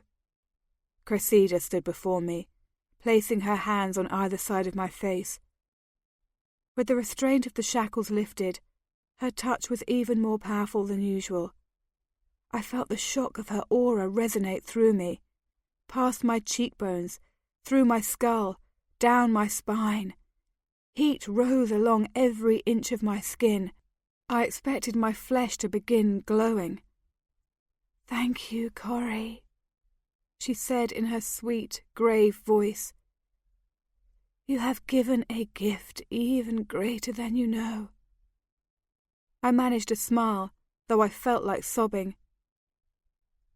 "Aren't you going to ask me why?" I said. She shook her head. "I know why.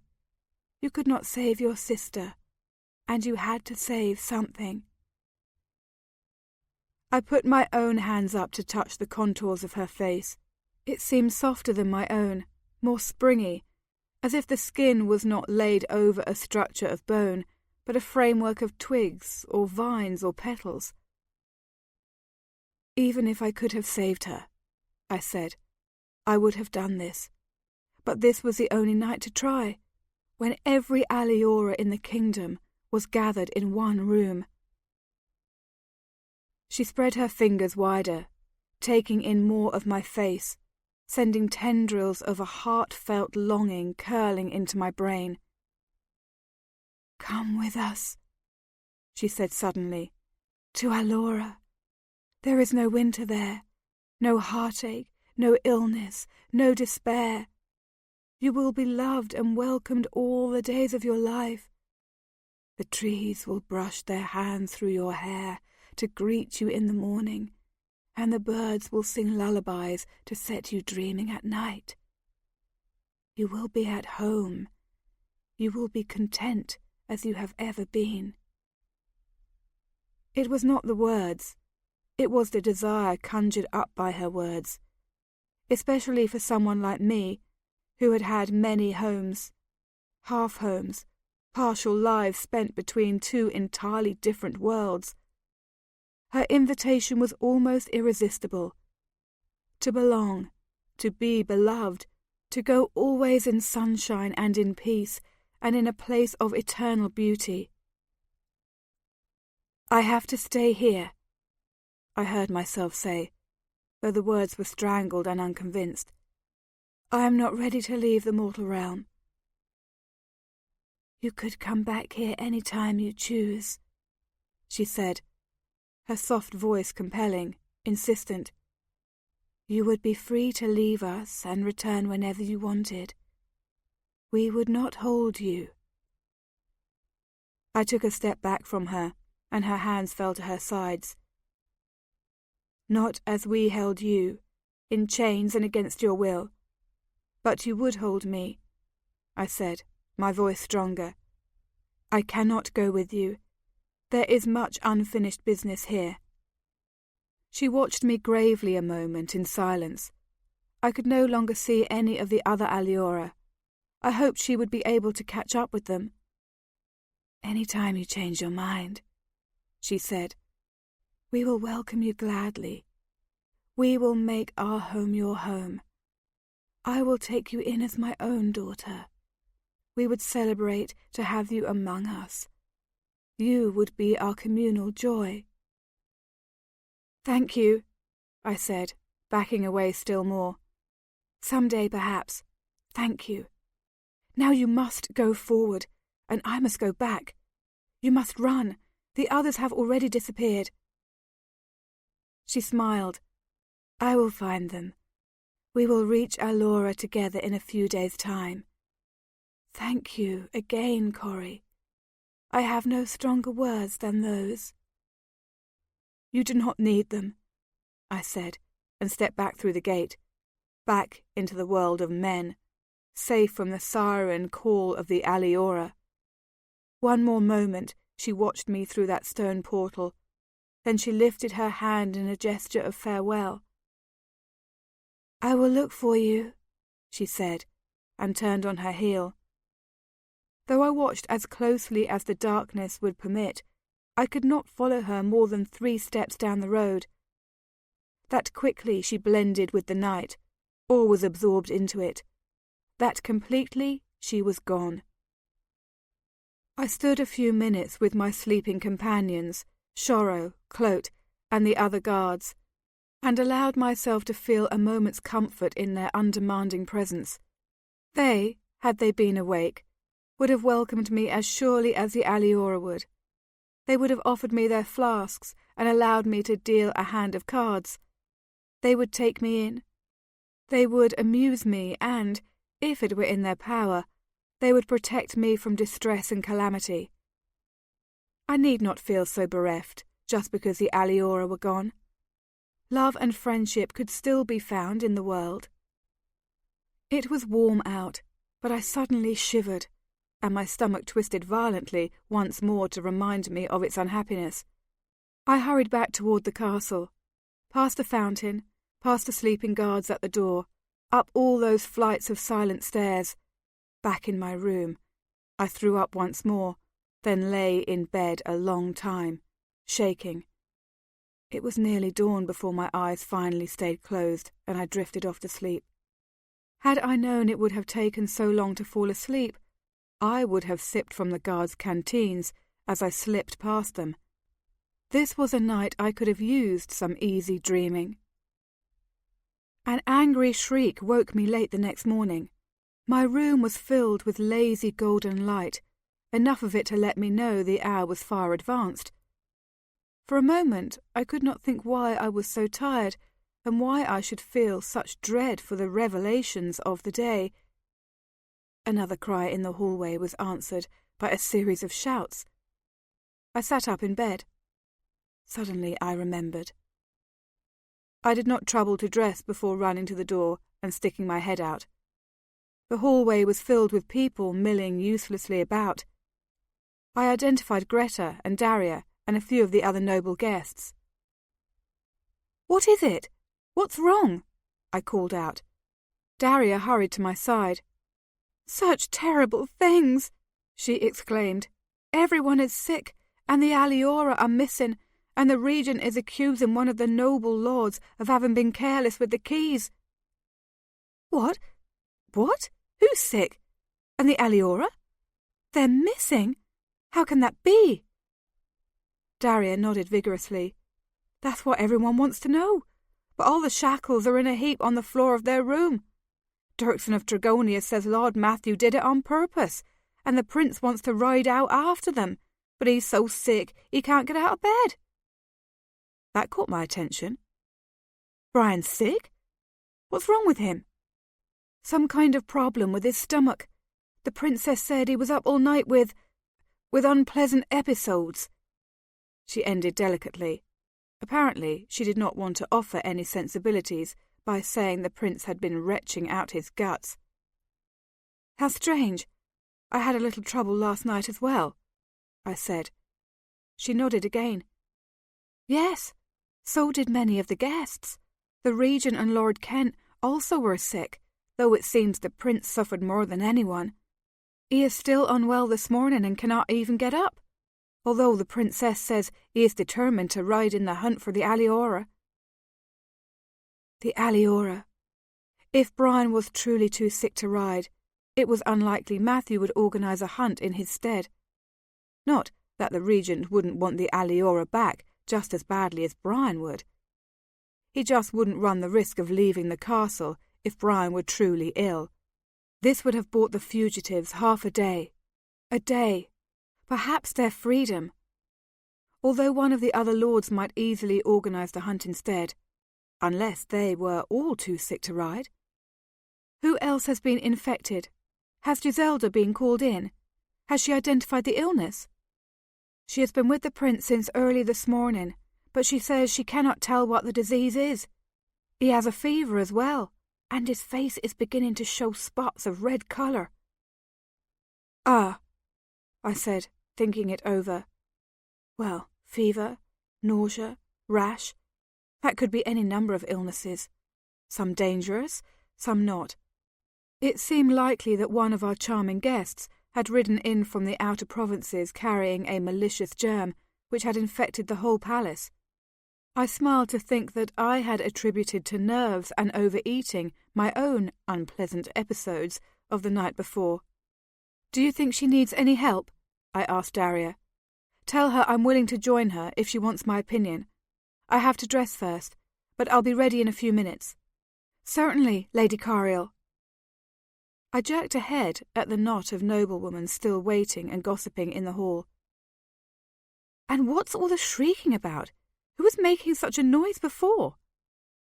Daria tried very hard to hide a smile. "That was my lady's mother. She learned that Cressida would not be available to dress her this morning. She was not very happy." I thought from the sound of it someone must have died. "No, but she is quite distressed. I guess you'll have to help her then." Daria's face showed a faint alarm. "I must return immediately to the princess," she said quickly. I laughed. "So would I if I were you. But first, give Giselda my message." I withdrew into my room and began to dress hurriedly. No Cressida to bring me warm bath water, so I made do with the pitcher of cold water in the room and decided I would just have to wash my hair later. I braided it back from my face, put on a plain, serviceable gown, and sallied out into the castle to see what I could discover. The knot of agitated noblewomen had dispersed, so I had to go farther to find activity. But once in the breakfast room, I was in luck. Angela was there with her parents, and she immediately came over to join me. "Tell me what's going on," I demanded in a low voice as we found a table somewhat apart from the crowd. I had never seen so many in the breakfast room at this hour. Apparently, the disasters of the night before had thrown people from their usual routines and caused them to band together in confused, useless groups. "You know about Brian and the aliora?" "Yes, but just the barest outlines." "Brian is sick? Is it serious?" Angela spread her arms. "Giselda doesn't seem so sure. He's been vomiting all night, and now he has a high fever and this black rash." "Black rash?" I interrupted. "You mean black spots? In the centre of red spots, or appearing all by themselves?" "Black spots with red circles," she replied promptly, for of course she knew. "On his hands and his face, and curiously enough, on his feet. And even though he is burning with fever, his hands and feet are so cold to the touch that nothing they can give him will warm his toes and fingers." Every word she said to me made my own skin grow colder. I could feel the prickles of fear and disbelief skittering across my scalp and down my spine. "He's breathing?" I said, my own breath coming slowly and with difficulty. "Is he wheezing, coughing?" Angela looked at me wonderingly. "Just this morning, he started having trouble breathing," she said. "But Giselda seems more concerned about the rash." I nodded. I felt like a stone statue that had been set in a winter garden. Chilled, frozen, unable to turn my head or lift a limb. "Is Damien ill?" I managed to ask. Angela shook her head. "No, for he was the first one Lord Matthew checked on this morning, when he learned about Brian. Damien said his stomach hurt during the night, but by this morning he was fine." I shook my head slightly, for that made no sense. Are you sure? Yes. Well, it's not the sort of thing the Regent would be mistaken about. So, Giselda thinks it's some pox from one of the Low Countries, though she hasn't seen it take quite this form before. She's been run completely ragged, poor thing, because, of course, Brian's not the only one who's afflicted. But no one else seems quite as sick. Only Goff of Chillane has a high fever, and no one but Brian has the rash. I had to think. I had to do something. Giselda had not recognised the symptoms. It was a Low Country import. Well, enough, but it was not a disease. It was a poison. If treated immediately, it could be counteracted. But if the rash had already appeared, it was probably too late for Brian. Where is Lord Matthew right now? I asked through stiff lips. In his conference room shouting at his guests, Angela said with a laugh. Dirksen of Tregonia is so furious that his aliora disappeared into the night. He only has 3, you know, and he paid some unbelievable price for the one he acquired just last year. He's convinced Lord Matthew was somehow careless and let the aliora escape. And, of course, Lord Matthew will not take that kind of accusation calmly. I allowed myself, for just this minute, to be distracted from the larger problem. And what does the Regent think happened? How does he think the aliora got free? Oh, he's blaming Thalassa of Worston. I didn't think they had any aliora at Worston Castle. No, that's exactly it. Thalassa is some kind of reformer who believes it's sinful to domesticate any wild creatures. Aliora, hawks. I think she even has a problem with hunting dogs, because she says they were originally wolves of the forest. Anyway, Matthew thinks she had something to do with releasing the aliora. But Thalassa is denying it, and all the viceroys are arguing. At least, they were. That was an hour or more ago. And how did they get off the castle grounds? Does anyone know? Did they just walk out the gates? That doesn't seem possible, since all 6 of the guards say they were alert and attending all night. Someone's checking the gardens for footprints, but so far, no one's found anything. You don't seem too upset, I remarked. I mean, about the aliora. You liked that little fillory, didn't you? Angela nodded, her blue eyes sober and her pleasant face creased into a frown. Yes, but actually, I'm sort of glad that they're gone. Poor Fillory was the sweetest thing, and I loved her to death, but she was so miserable. She would come into the room, and sometimes I would just want to cry. You know how aliora can generally sort of heal you, lift your spirits, just by touching your hands. She would do that. She would try to do that. And she would just make me sad. I can't explain it. I hope they make it to safety. I don't think I want another aliora in my life. This from Angela, the shallowest woman I'd ever met. I gave her a quick hug, which surprised her. That's how I feel, I whispered back, but I thought I was the only one. I think my mother feels the same way, though she hasn't said so. Will there be a hunt? She shrugged. Dirksen of Holden wanted to organise one, but they were arguing with Matthew about what road to follow. And, with Brian so sick, some of the other lords thought it would be disrespectful to go off sporting. Then someone said, "It's hardly sport. I paid half my fortune for that aliora."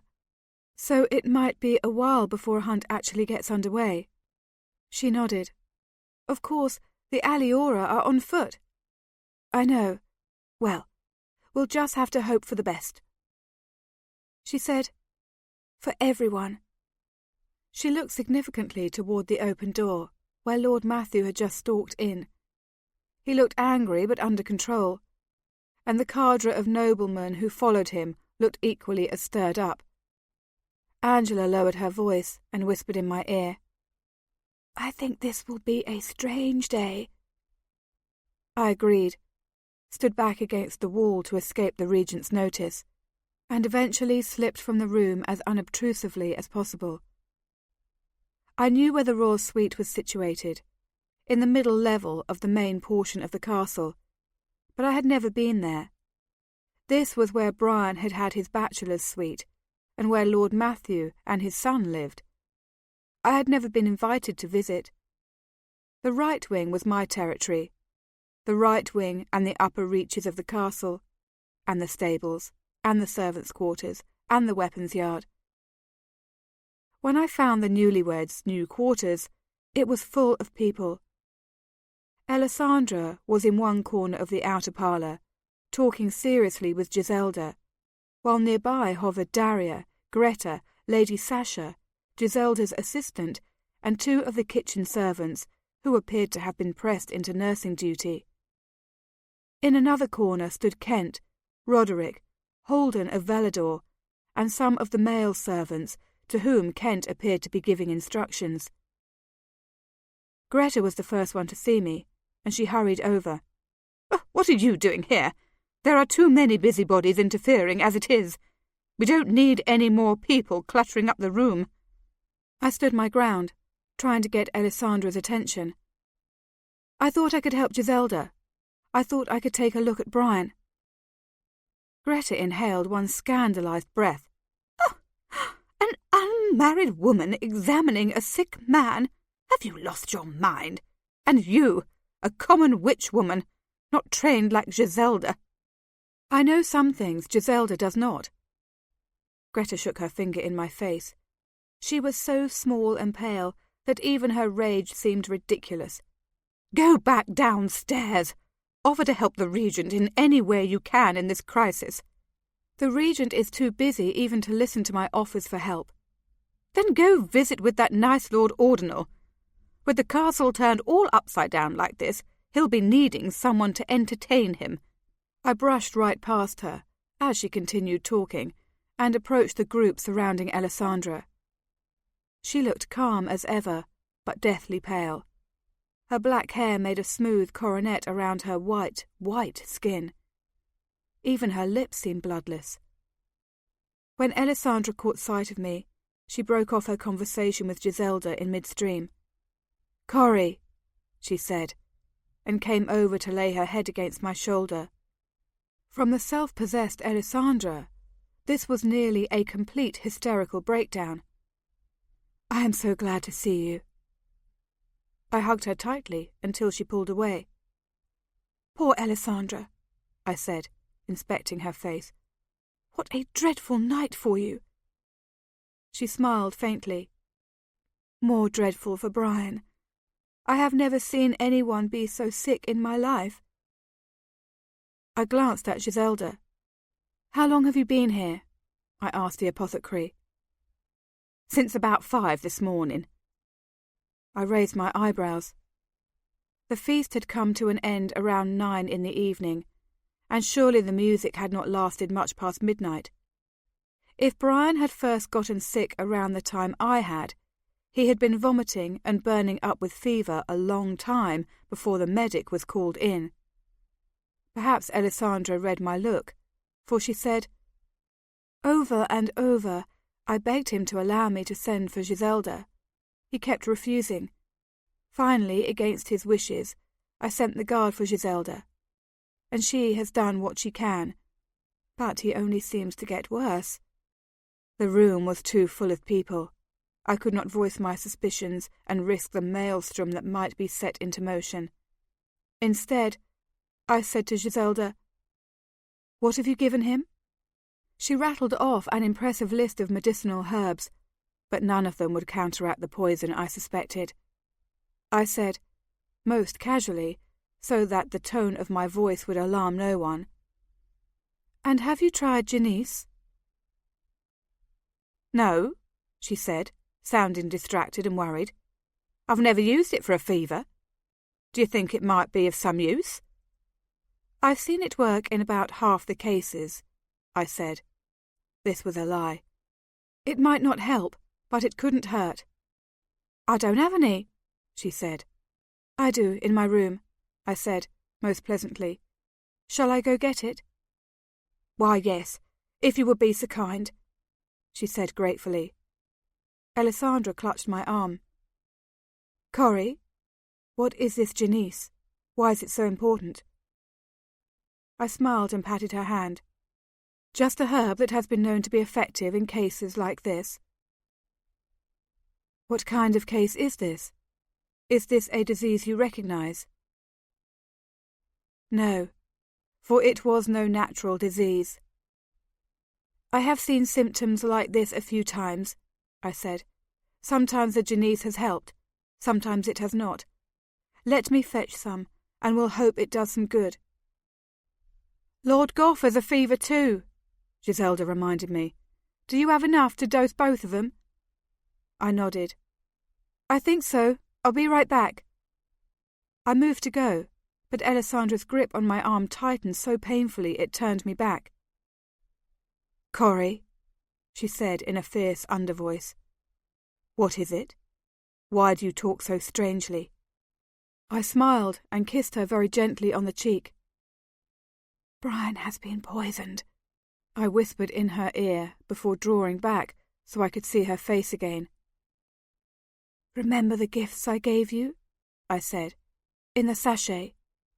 Have courage. Be strong. Now, let me go see what I can do for the prince. She released me, still staring. I hurried for the door, catching from the corner of my eye a swift movement from Kent's side of the room, as if someone started after me. I did not stay to see who. Outside the door, I picked up my skirts and ran. With every hurried step, I was remembering an incident from a year ago, when I had returned to my room to find my satchel ransacked. At the time, I had assumed some love-sick young girl had stolen pansy-pat or gerron weed to use on a reluctant swain. Had I been wrong? Had the intruder stolen halen root instead, and waited all this time to use it? Once in my room, I did not bother to sort through my satchel. I just grabbed it by the handle and went careening back out the door. The stone floors of the castle seemed slippery under my feet, and I skidded around more than one corner. Ridiculous, pointless, stupid to rush so.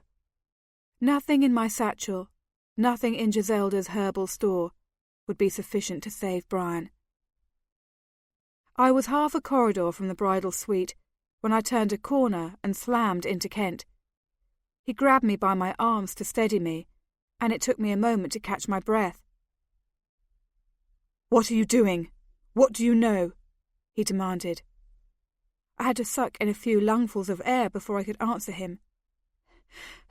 "Brian has been poisoned," I gasped at last. "All the symptoms point to it." "Poisoned!" he exclaimed.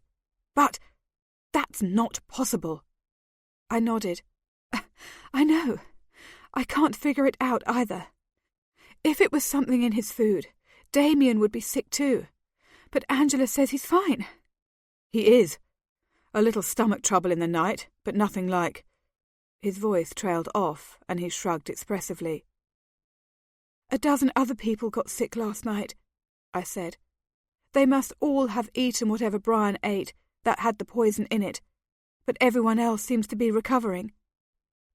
"We all ate what Brian ate. And anyway, why would he be so sick if everyone else is fine?" "Something he ate more of than anyone else?" I hazarded. "Maybe something in his wine? Damien tastes Brian's wine as well." "I know. He tastes everything." Kent shook his head. "You have to be wrong, Cori. It's a germ, a disease, just like Giselda says. Otherwise, we'd all be as sick as Brian. At least Damien would be." "I'm not wrong. He had something the rest of us did not, although I can't think. Unless... Was Brian taking any medications? Anything that someone could have slipped poison into?" "Not that I know of. We can ask Alessandra." " Discreetly," I said. "We don't want to start a panic." I think we do, he said indignantly. If someone has come here to celebrate the prince's wedding and poisoned him instead, that's something that better be shouted out from the castle roof. If I were you, I'd first make sure I knew who the poisoner was, I said softly. He stared at me. Finally, he dropped his hands. What do you mean? He asked at last, his voice much quieter than I expected. I shrugged. Who has the most to gain from Brian's death? Now his head reared back, and there was a flare of anger in his eyes. Me, I suppose, next in line for the throne. I shook my head. You'd be the last person I'd suspect. Then, a lot of the lords hated Brian, but to murder him, that is... He stopped, and seemed for the first time to understand what I had said a minute ago. Who was the most to gain from Brian's death? But, is it fatal? I mean, this poison. If you've seen it, then you must know... What? I had never seen Kent so shaken. It will kill him, I said quietly. He pointed to the bag in my hands. And, whatever it is, that drug you were running off to find, won't it help him? No. He did not seem to be able to take that in. He just kept staring at me, his face growing thinner and more bleak as I watched. Brian will die? He asked in a child's voice. How soon? I don't know. 2 days at the most. Possibly not that long. But... I nodded. I know, I said. But he can't die, Kent said. He's to be king. I know, I said again. There's nothing you can do. And apparently, no answer he could make. I waited a moment longer, just to see if he'd come up with one, but he did not. I walked around him and finished the short trip to Alessandra's room. The suite was still overfull with people, but Giselda had been watching for my reappearance. She hurried up to me and, standing in the middle of the room, we opened the satchel and sorted through its contents. Dissolve 5 or 6 grains in water twice a day, and make him drink all of it. For Goff, only 1 or 2 grains, I think, unless he seems to be getting no better. She nodded once rapidly, then took the packet of herbs from my hand and rushed away. She disappeared behind the door that led, I presumed, into the bedroom of the dying prince. I snapped shut the clips on my satchel and looked around for Alessandra. But before I could take one step from where I stood, the door was flung open and Lord Matthew strode in. I did not even have time to wonder who had roused the look of fury on his face, before he stormed across the room and grabbed my arm. "You traitorous, base-born filth," he said in a murderous but deadly calm voice. "I want you out of here within the hour." "Father! Lord Matthew! My Lord Regent!" I distinguished a few of the individual cries of disbelief, heard a loud background mutter of stupefaction, and felt the other occupants of the room surge and regroup around us. But I really had attention for no one but Lord Matthew. His grip on my arm was bruising, but I actually felt fortunate. By the look on his face, he would have preferred to have his fingers wrapped around my throat. "What have I done?" I asked in a low voice. He shook me so hard my vision blurred. I heard shocked protests coming from Kent, Alessandra, others in the room. Someone stepped forward, but Matthew pushed him unceremoniously back with his free hand. "You know what you have done," he growled fiercely. "You have freed the aliora." Fresh gasps at this news. "Freed them! Loosed them from their chains and led them from the castle." "What's your proof?" I asked coolly. He thrust his hand into his breeches pocket and pulled out the gleaming gold key that had for so long hung outside the door to the aliora quarters. "This was found this morning in a pocket of your dress. The laundress brought it to me 15 minutes ago. As soon as she discovered it, she knew what it was well enough. She knew what it meant." The key. Yes, that had been clumsy. While I vividly remembered unlocking every single one of the metal shackles, I had no memory at all of what I had done with the key afterward. Obviously, I had stuck it in my pocket and forgotten about it. Kent had the courage to approach his father a second time, though he did not come close enough to be shoved aside again. "You have no way of knowing if Cori put the key there, or if someone else slipped it in her pocket. Precisely so you would ascribe this crime to her," Kent said. Matthew spared a moment to glare at his son, and then turned his ferocious gaze back to me. "The guards saw her late last night." "They did not see me with any aliora at my back," I said. "You're a witch, a foul, sorcerous witch. You cast a spell over them to turn their eyes away." "Father." "I don't know those kinds of spells," I said. "Lord Matthew." Alessandra's voice, soft and appealing. She must have been standing behind me, because I could not see her. Cori would not have done such a thing. "She has not denied it," he thundered. "You have not asked her. You have only accused her," Kent said. Matthew shook me again, his menacing eyes blazing down at me. "Did you, Coriel Hasling, free the aliora last night using this golden key?" "Yes," I said. Another burst of amazement from the crowd, this one louder and more sustained. Someone went running from the room, presumably to spread the news elsewhere. A small part of my brain hoped Angela was the first to get the gossip. The rest of my mind was engaged in hoping Matthew did not strike me dead with the hand that was not clamped around my arm. "You thieving bastard," he said in heavy, bitter accents. "You have cost me, my lords, half the noble families in the kingdom, fabulous sums of money. You have stolen from us.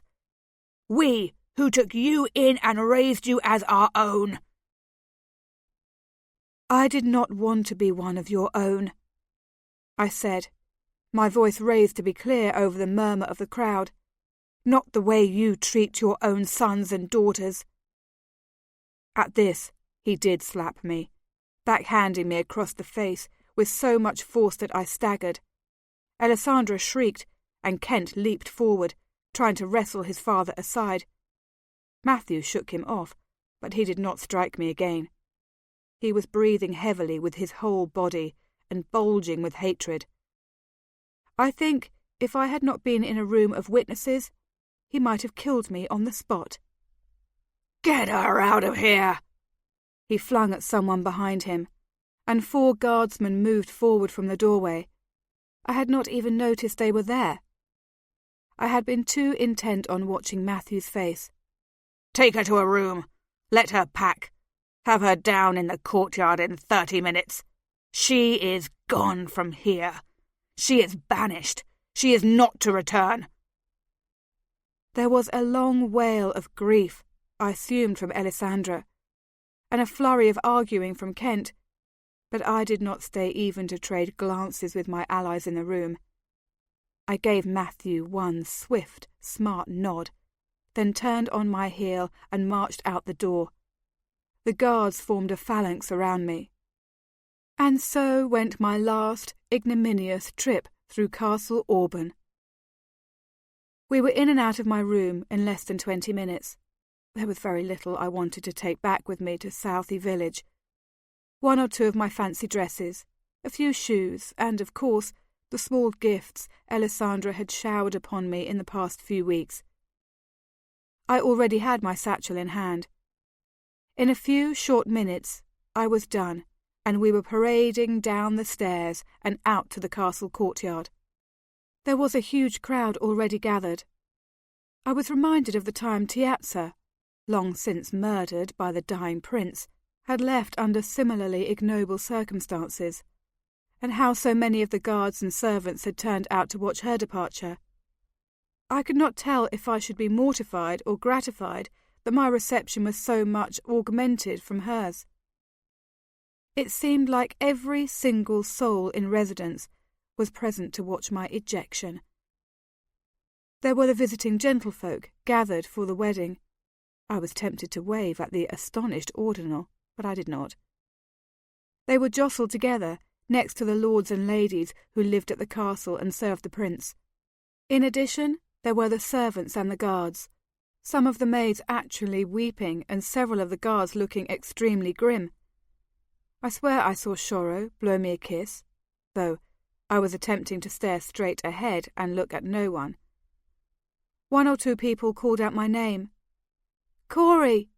Lady Coriel! Goodbye, Cori!" which I did not remember occurring when Tiazza made her abrupt exit, but I did not look around to identify my well-wishers. I headed straight for the plain black coach that had been drawn up outside the castle door.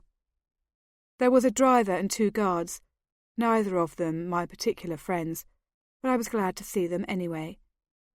That meant Matthew was not sending me wholly unprotected across 4 provinces to my grandmother's.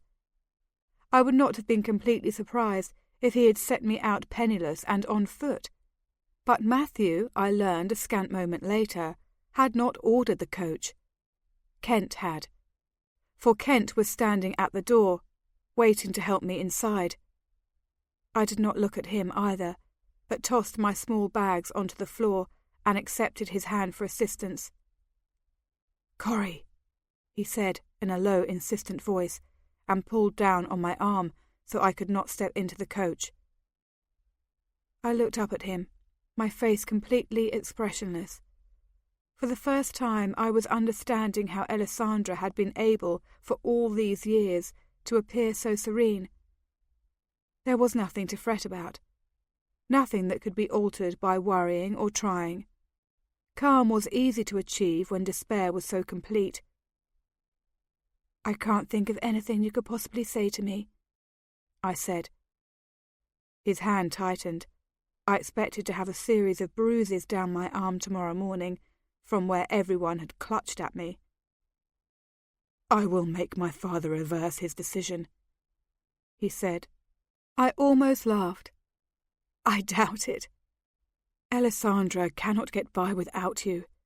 She will need you more than ever during this tragedy." "Alessandra," I said, "will not need me at all now." "I need you," he said. That did bring the surprise to my face, but I did not reply. "When I am king," he added, "I will need your advice, your common sense." "My peasant's perspective," I said, recovering a little. "Your good heart." "You will have your father. You will have countless other advisers. You will not need any words of mine." "I will need you for more than words," he said. Behind us, as if a herd of stampeding horses was thundering down the great stairwell, we heard a great rushing commotion of feet. "Kentley!"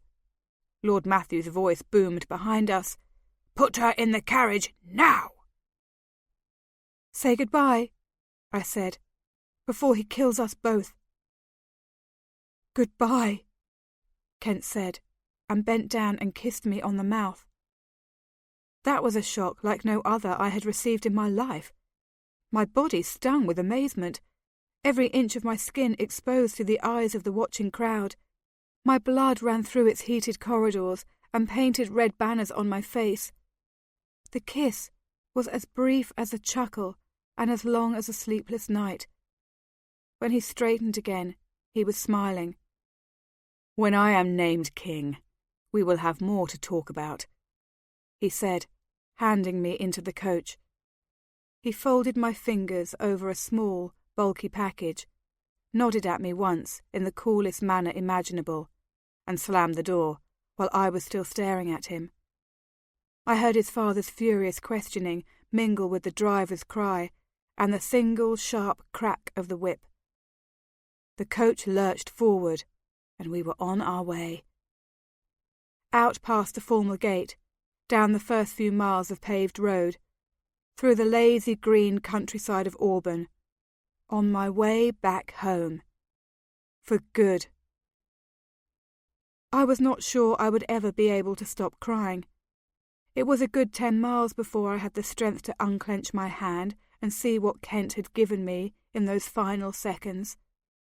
Whatever it was had been wrapped in a fine lawn handkerchief embroidered with the initial K and the twining arms of the House of Auburn. I unrolled the object slowly until, finally free of the cloth, it dropped into my open palm.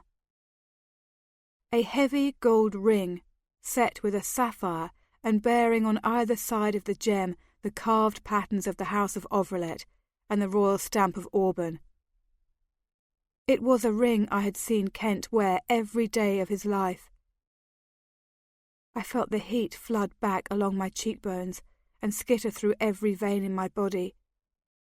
I tried to come up with reasons he would have honoured me with such a gift. It was a gesture of friendship, a token of faith, a reparation for his father's harshness, a replacement for the wealth and gaiety I was leaving behind, forever at the court. Nothing more significant than that, nothing more personal. I leaned my head back against the thin padding of the seat. I was tired, tearful, hungry, alone, and just a little afraid. My skin felt scratchy and dirty, since I had not had a chance to truly clean up that morning, and I knew my unwashed hair would make me crazy before the day was half over. I hoped Matthew or Kent had made provisions for us to stop for the night at a decent inn. I hoped that the trip would not seem as long and tedious as it usually did. I hoped that my grandmother would be pleased, or at least willing, to see me again. I hoped that, despite everything, my heart did not truly break. 17. Fall came late that year, as though summer, idle, intransigent girl that she was, could not summon the golden strength to rise from her bed along our hills and meadows and go sauntering off to some more southern sight. When it did come, autumn was glorious, a fiery riot of colours spilling down over every hillside with a wanton display of fervour. The harvest was spectacular, and spirits in the village were high. Good profits tucked inside hidden purses, good seeds stored up for next spring, good ales brewed right in one's backyard, good meals served up on every table, and good weather to bolster everyone's mood still more. I had taken a room in the village with a seamstress and her daughter, and hired on as a barmaid at the largest tavern. The rent was not high, and the work was not hard, and besides, I was able to make a little money on the side, selling cures and potions. I had bought a fairly comprehensive supply of herbs from my grandmother, who was always delighted to sell anything to anyone, and I had discreetly told a few acquaintances in town that I could help them out if they ever had certain problems. I thought Millette might be a little miffed at losing the business I diverted, but my grandmother did not seem to mind. There were plenty of old-timers who still insist on making the trek out to the cottage to see the real wise woman, the herbalist who had practised her craft for decades. Those who came to me wanted only small favours, simple tonics, something they would trust to an amateur. This suited me just fine. It had been clear to me that I could have made my home with my grandmother for as long as I chose, though it would have been an unpleasant home, since Millette had grown sulky and self-assured during my most recent absence. My grandmother, I was happy to see, was not willing to choose her apprentice over me, but then again, she was not willing to choose me over Millette, and the house almost immediately began to seem too small. But my tiny room in the village, barely large enough to contain a bed and a small chest of drawers seemed just right. I liked my landlady, and I liked my job, and thought I could settle in here for a good long while, or until I decided what I wanted to do with my life. Suddenly, that was less clear than ever. But I would work for a year, think about it for a year, and then move forward on the strength of my savings and my intuition. In the 2 months that I had been gone from court, news had filtered back to me slowly, sometimes in the form of ordinary gossip brought in by merchants and other travellers, sometimes in letters sent by my friends back at court. The news of Prince Brian's death was brought by the candlemaker's son, who ran a carting business from the southern provinces to the northern and spent most of his life on the road. Official word came 3 days later, as the regent sent criers throughout the 8 provinces to bawl out the shocking tidings in every market square. Everyone in our village, or what seemed like everyone, gathered on the green to hear the proclamation. "If Prince Brian is dead," someone shouted back to the official messenger, "who will rule in his place?" The messenger had obviously answered this question many times already. "Lord Matthew Overlet continues as regent, until Prince Kentley Overlet can be crowned." "Kentley Overlet? What? Prince Brian's cousin?" "Yes, the regent's son." "And what's he like?" "He is fit to be king," the crier answered coldly. "Aye, but what is he like?" The messenger fielded that and a dozen questions like it, with the stone-faced diplomacy you might expect. I, at least, was convinced Kent would make a far better king than Brian ever would have. Not something I wanted to leap in front of the crowd and declaim, however. I found it strange, on that first day, and in the weeks that followed, to hear Kent referred to as the Prince. Even more odd was to think of him as the king. He had never seemed so majestic as all that. Thoughtful, intelligent, even-handed, kind, but not majestic. But then Brian had never seemed very regal either. Romantic, not regal. I supposed one brought to the table whatever traits one had, and then did the best one could to grow into the role one was given. More intimate news arrived in my hands via letters that came sporadically, depending on the time available to the authors and the availability of couriers coming my way. Alessandra wrote immediately and often, though her tone was guarded. I wondered more than once if Greta or Matthew was censoring her correspondence. Her first missive told me of Brian's death, which had occurred 2 days after my abrupt departure. All I could be grateful for was that as he got sicker, he seemed to suffer less.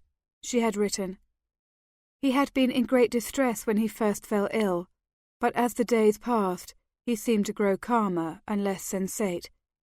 Giselda said she did not think he was in any pain at all when he died. That was a comfort to Lord Matthew, as well as to me." I skimmed the descriptions of the mourning and the burial ceremony. All 8 provinces had shared in the public displays of grief, draping black banners over city gates and flying black flags from the public buildings.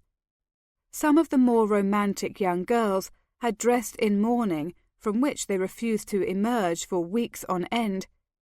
But most of the villagers had no real cause to grieve for the prince. They had never met him. They had neither loved him nor hated him. The politics and personalities at court held very little significance in their daily lives. The prince was dead, and the new prince would soon step forward. The realm remained whole and united. That was all they cared to know. What I really wanted to know was what would become of Alessandra next, and in a later paragraph she addressed that very issue. "It seems strange to think I am a widow when I have scarcely been a bride," she wrote. "Lord Matthew does not seem to know what to do with me, though I am sure he will come up with some sort of plan. Kent assures me that I have inherited Brian's personal fortune, although, of course, I will not have access to the royal jewels and coffers. Matthew has hinted that I shall need to wed again. As for myself, I think I have had one disastrous marriage. Let me wait a while before I embark upon another. I looked up from the page I was reading. Of course, Hasling women have always provided the brides for the royal house. Elisandra was a Hasling woman, and Kent was now the last living descendant of the Ovrelet royal house. Even from hundreds of miles away, I could sense Matthew's brain engaged in its usual plotting. Decency required him to wait a short interval before handing Elisandra over to the new prince. But decency was not a consideration that had long tied Matthew's hands in the past. Soon enough, we would be hearing news of Elisandra's betrothal to the new prince. It was what I had hoped for and tried to bring about for so long. I couldn't imagine why the thought depressed me so much now. From Angela, I received much more gossipy letters, describing the emotional flux at the court in the days following Brian's death. Megan of Trigonia had had to be confined to her room, sedated, because of the strength of her despair. 3 of the other young ladies, all of whom had seemed to be insanely attached to Brian, had been sent home even before the funeral because they had disrupted meals and councils with their hysterical sobbing. The visiting nobleman, on the other hand, had not seemed quite so dismayed. And the half-secret political meetings that took place, the very day of Brian's death, were occurring in rooms all over the castle. I never saw poor Kent look so grim and harried, for, of course, everyone instantly wanted to call him friend. He is too polite to treat anyone with rudeness, so he allowed himself to be cornered every 5 minutes by some backwater lord who fancied a position at court. I must say he handled himself well enough, except for looking so tired. Even Elisandra, who has worries enough of her own, has grown concerned about him. Just yesterday she insisted that he come to the dinner table for a meal, since he had missed both breakfast and lunch. The question now appears to be, when exactly will Kent be crowned? Since he is over 21, there is no need to name him prince. So when he ascends the throne, it will be as king. King Kentley. Is that not divine? It makes him sound so much more impressive than our sweet, grave Kent. Everyone says that Matthew has delayed in setting the date because he wants a smooth transition from regency to royal. But I myself wonder if Matthew is not quite so eager to hand over all his power at once, and to his son. No one was editing Angela's letters, that was obvious. I loved to receive them, and I wrote back faithfully so that she would not forget me. I had less to tell, of course, though I tried to make my stories amusing. I described the wild dance at the fall festival, and the travelling monkey show that had come to town. I also told her about some of the more outlandish requests I had received from the villagers who sought my professional advice. Goodwife Janey, who is 60 if she's a day, came to ask for help conceiving a child. Red Broughton, as he's called, wanted to know if I had any spells for increasing the size of his... well, he called it his man finger, so I suppose I should do the same. To Elisandra, I sent back shorter, more personal letters, asking about her health, reassuring her about mine, and expressing hope that I could see her again, somehow, soon. Into the folds of each of these letters I sprinkled grains of nariander and stiflebane, herbs that would lift her spirits and keep her serene. She seemed well enough, but with Elisandra you never knew, and it was a simple thing to do, and gave me great comfort. My other correspondent this fall was a new one, Kent. He had never, in the 12 years I had visited at Castle Auburn, sent me so much as a solstice greeting when I was back at my grandmother's cottage. Indeed, The first time a letter arrived at the seamstress's house, I did not recognize the handwriting. I had to pry off the seal and turn to the signature before I could identify the author. I could not believe it when I saw Kent's name. But the letter held nothing that should have sent my heart skidding so precariously against my ribs. In fact, it was fairly short. Corey, the carriage returned empty, and my guards were all alive, so I presume you made it safely to your grandmother's cottage. There has been much chaos here, as I'm sure you can imagine. My father and I have been in endless conversation with the viceroys and their advisers, as everyone looks on the prince's death as an opportunity to test and restructure old alliances. I am not used to having so many people ask my opinion, and I have been cautious about the replies I have given, but I find that I usually have decided ideas about every topic that is brought up, and I'm convinced that my way is usually the most reasonable. The makings of a despot, don't you think? Nonetheless, I have mastered the art of listening with a serious, intent look upon my face. Even when I am not actually listening, I have managed to maintain the look. I expect this new trick will come in handy more and more often as the days progress. Other than that, we are all well here. Alessandra is quiet, but does not seem unhappy. I have less time to spend with her than I would like. My father, who first seemed stricken at Brian's death, now seems revitalized by the challenge of turning me into a king. On some days I am excited, on other days a little frightened, but most of the time I am just tired. I do miss you. Kent. Not Kentley, I was glad to see, and he missed me. I sent him back a note, even shorter than his own, but I did not say I missed him.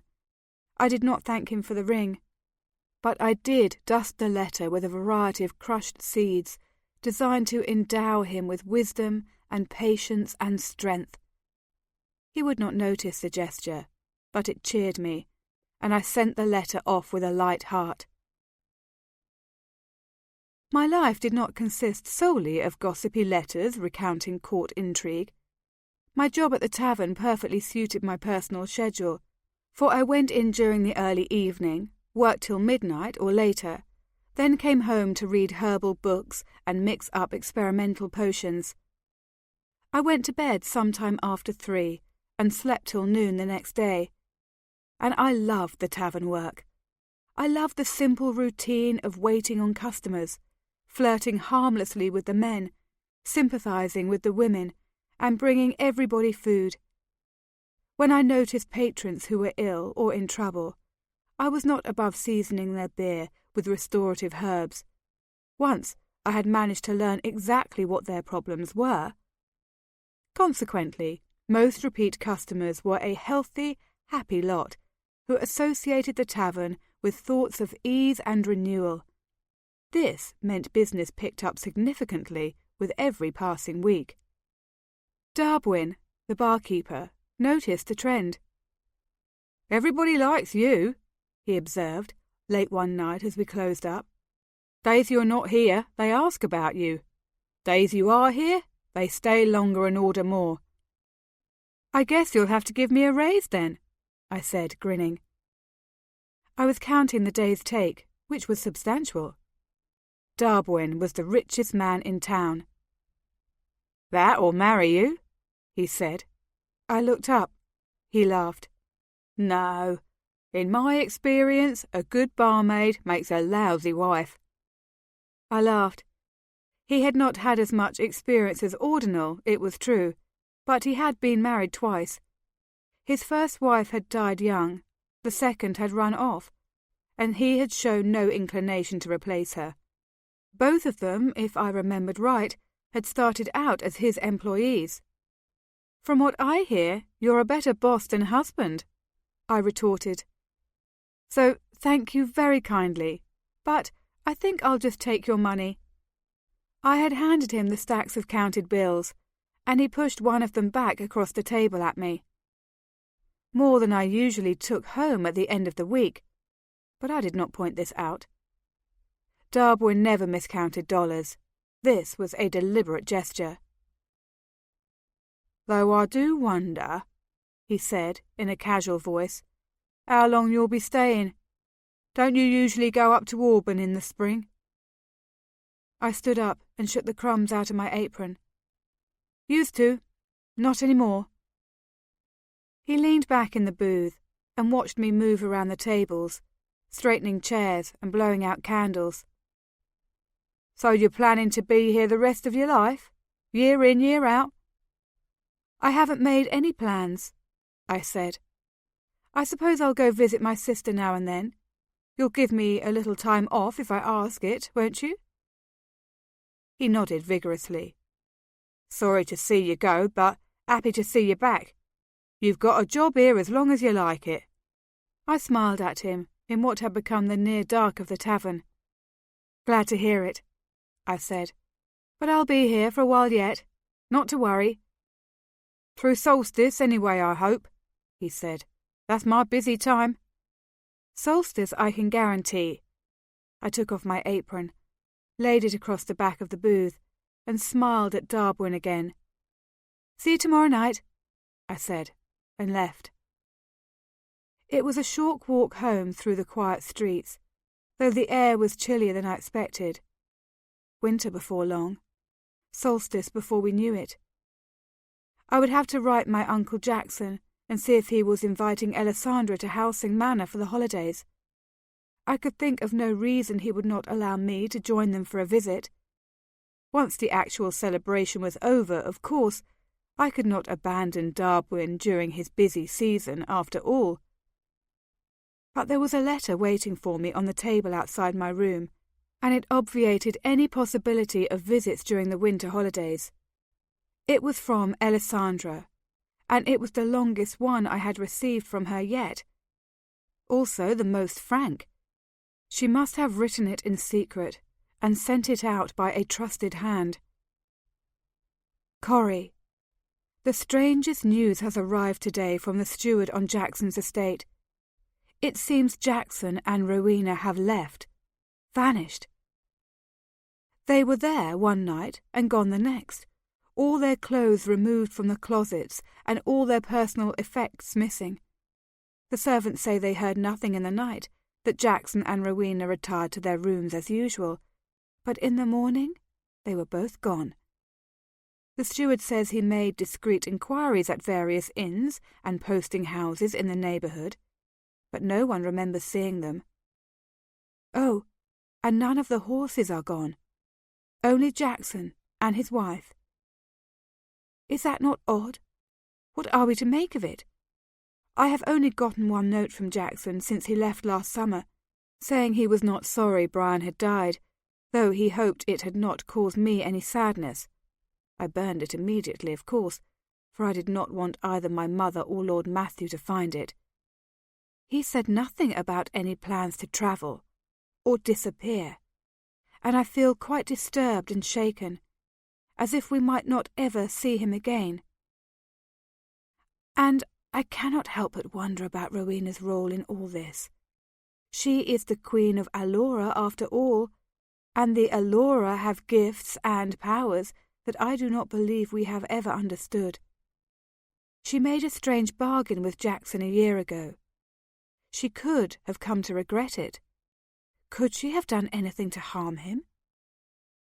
I have told Matthew that I would like to go to Helsing Manor to see for myself how the situation has been left, but he told me flatly that I was not to leave the castle. I was quite astonished, I assure you, and asked him with some hauteur what right he had to attempt to confine me anywhere. And then he told me. It was a day of shock piled upon shock. That I was the widow of the true prince, and any children of my body would be considered the next heirs to the throne, and that until 9 months had passed from Brian's death, I must be carefully watched. Otherwise, I might in secret bear a child that was either Brian's, and thus rightful heir, or that I pretended was his, and attempted to put on the throne in Kent's place. Can you believe this? I was never more amazed. I told him that he could consult with Daria, who would inform him that I had had 4 monthly courses since my wedding night. But he says maids could be bribed, as such signs could be misleading, and in any case the law required a 9-month waiting period, and he would observe it to the last day. So this answers all sorts of questions that I have had, though I have not raised them. One being why he has not insisted Kent be crowned immediately, and another being why he has not shown more active interest in finding me a new suitor. I must confess, I still have no taste for another beau of Matthew's procuring, but I was surprised at his slowness in this area. But now I understand. I understand everything. Oh, Corey, I miss you so much. I think so often about what you said to me, about living in some small cottage in a tiny village, raising herbs and earning enough to feed ourselves. How I would love that life, and the chance to be near you always. Matthew has vowed that you shall never return to Castle Auburn, but I shall not let that keep us apart. I will come to you, or you must meet me somewhere, as soon as my 9-month sentence is lifted. Till then, think of me often. Write me whenever you can, and know you are always in my thoughts. Alessandra. This was a letter that needed to be read more than once, and so I did, standing beside my bed and holding the paper to the candlelight. Jackson and Rowena vanished. But there was no mystery there at all.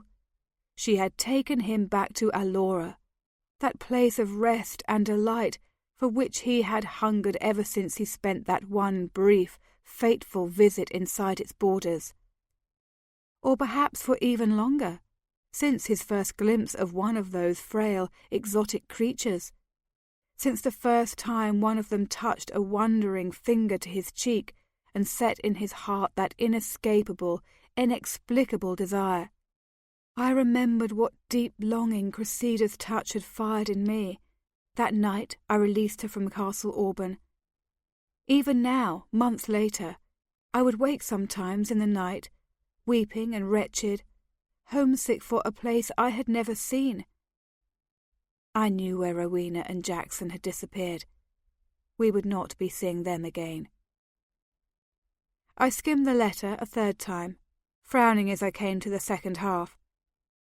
Yes, indeed, the possibility that Alessandra had become pregnant on her wedding night would have loomed huge in Matthew's mind, though even he must realize it was a slim chance, considering how sick Brian had been, and 9 long months for Alessandra to wait before she could make any moves, any changes in her life. 9 months of limbo Kent would have to endure as well, treated as the next king, though still without any real power. 9 months of waiting for me before I could see my sister again. Well, 4.5 months had already passed. We were halfway there. I sat up another 2 hours, writing letters before I sought my bed that night. The season advanced. The sun grew small and ungenerous, parcelling out a few watery hours of light every day. The nights turned long, bleak and frigid. Companionship and firelight were the only weapons we had with which to combat desolation. The tavern was crowded every night, and no patron ever seemed to want to go home, back out into that black and icy silence. Even Darwin, habitually cheerful, often seemed lost in melancholy thoughts from which he could not be easily shaken. I suggested we hire another barmaid, then began looking about for suitable candidates. My choice was a middle-aged widow with a curving smile and an ample body, who knew how to handle herself around men. She was warm-hearted, filled with laughter, and had turned away 4 offers of marriage that I knew about since her husband died 5 years ago. I was not surprised when she and Darwin immediately struck up an easy, bantering friendship. In fact, When I had the chance, I used illicit seasoning to spice up their food and their relationship. I tried to spend a couple of evenings a month at my grandmother's, where the turning of the season had little real effect. She and Millette were busy drying herbs and bottling up potions. All the long nights meant to them were a few more hours to study by candlelight. Since I had moved into the village, Millette had grown a little friendlier to me, and we actually spent a few evenings consulting on some more arcane texts and discussing what the elixirs could possibly have been intended for. My grandmother watched the cessation of hostilities with a small smile, though she said nothing. The three of us celebrated the solstice together, though I did not get to the cottage till midnight, since I waited tables at the tavern till 11. Then I hurried down the frosty roads under a grinning quarter moon to arrive, shimmering and grateful, into the bright heat of my grandmother's house. The three of us stayed up till dawn on that longest night of the year, tossing herbs into the fire and chanting the rituals that would ensure an early spring and a bountiful year. We slept till moon, then hiked up into the village for the festival going on there. Games, feasts, song-fests, fortune-telling, and bazaars. The day was cold but exceptionally clear, and the wind had whipped colour into everyone's faces, so that the whole village appeared to be full of vital, jovial folk. Indeed, Solstice Day was generally my favourite of the year for that very reason. It put everyone in a good mood, a mood of hope and expectation. From this day forward, till the very green heart of summer, the light would stay longer, and the days would stretch themselves, 1 minute at a time, into the night. That was something to be celebrated indeed. In the evening, I returned to my rented room, too exhausted to stay up as late as usual. There I found 2 packages and a letter awaiting me. The letter was a short solstice greeting from Angela, with no real news. One package came from Alessandra, and contained several yards of ocean blue silk, too fine for my daily use, living as I did, but I would use it to line my new cloak, and it would make me feel deeply loved. The other package was from Kent, and contained a gold locket set with a sapphire that matched the one in the ring. His solstice greeting was also short and very traditional, wishing me health and a light heart. I looked at the locket a long time, and did not know what to do with it. Ultimately, I put it in a small silver box which also contained his ring, and hid the whole collection in the back of my dresser drawer. I scattered a few grains of firewort around the feet of the dresser, to distract thieves and make them turn their eyes elsewhere, and then told myself to forget the whole thing. Winter passed with its usual creaking slowness, an arthritic old lady whose only delight was to inconvenience others.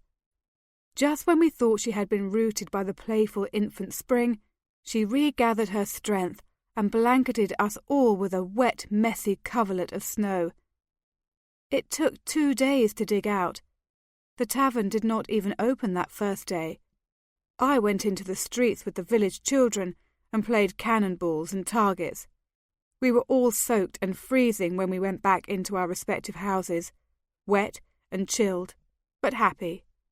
I fell into bed early that night and slept with profound exhaustion.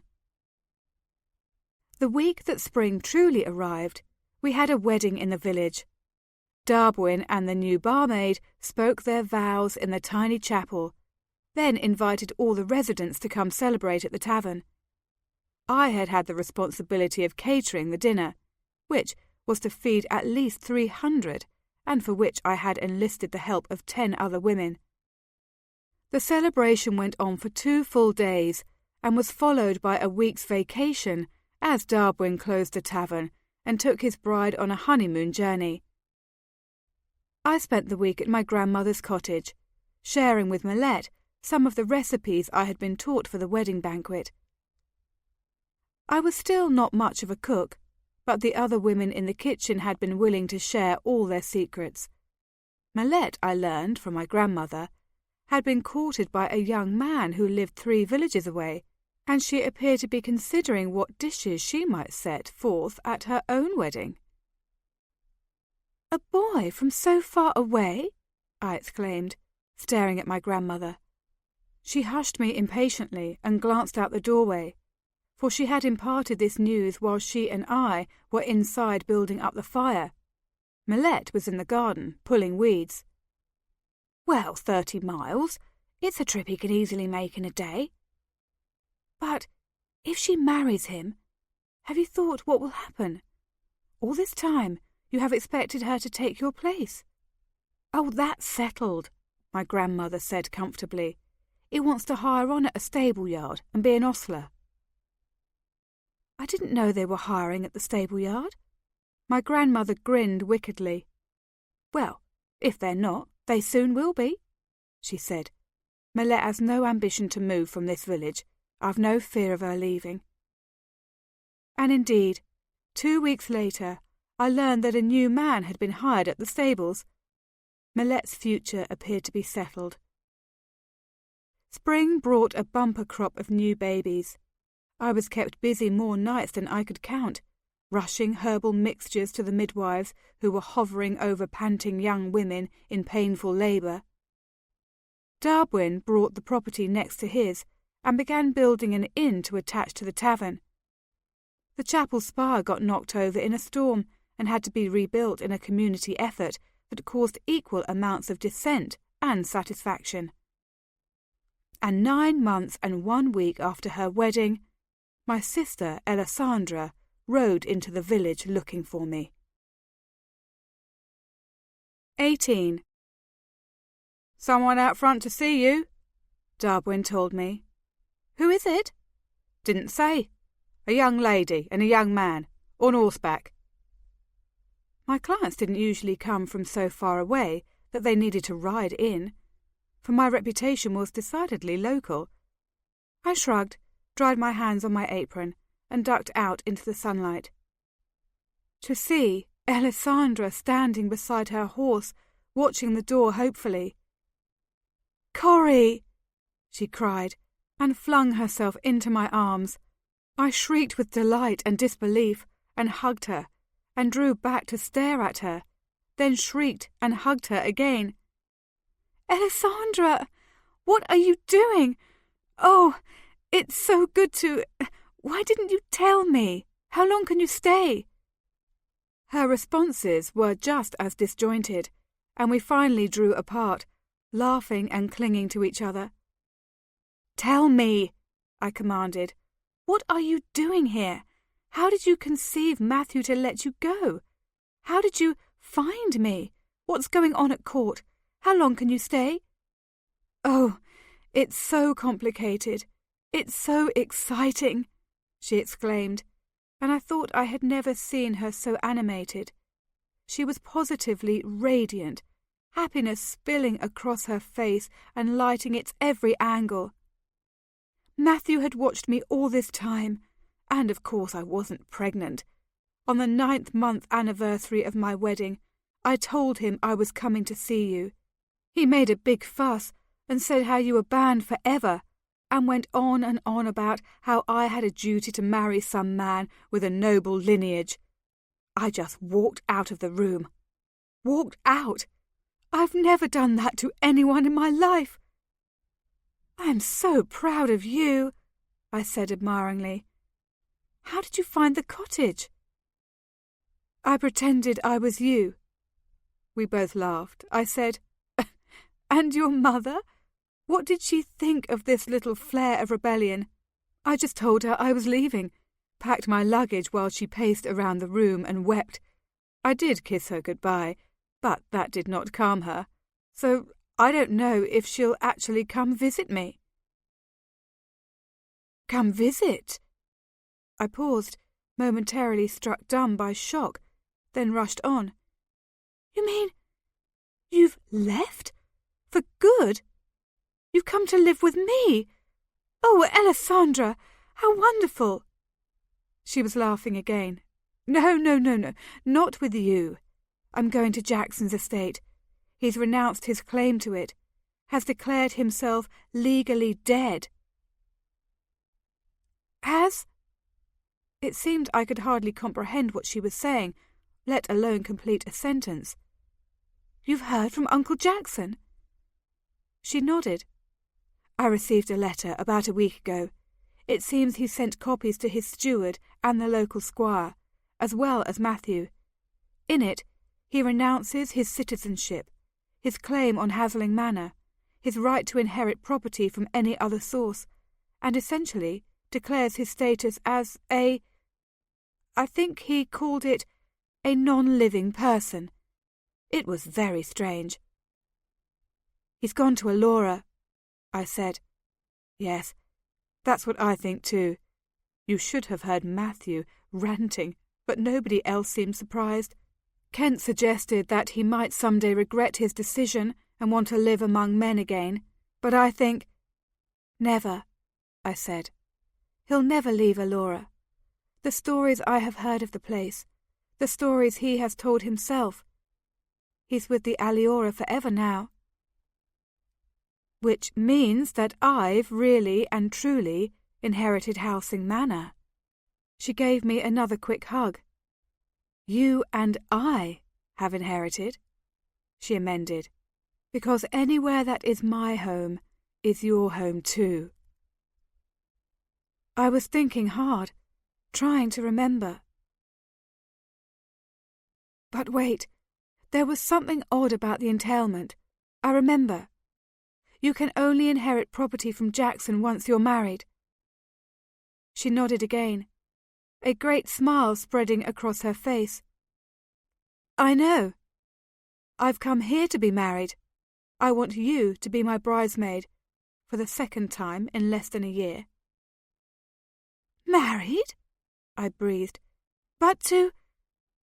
And then I thought to look to her companion, who all this while had stayed seated motionlessly upon his horse. He was not dressed in castle livery, so I had assumed he could not be one of the royal guards, sent to protect her on the most hasty of journeys. But he was, and a guard I recognised.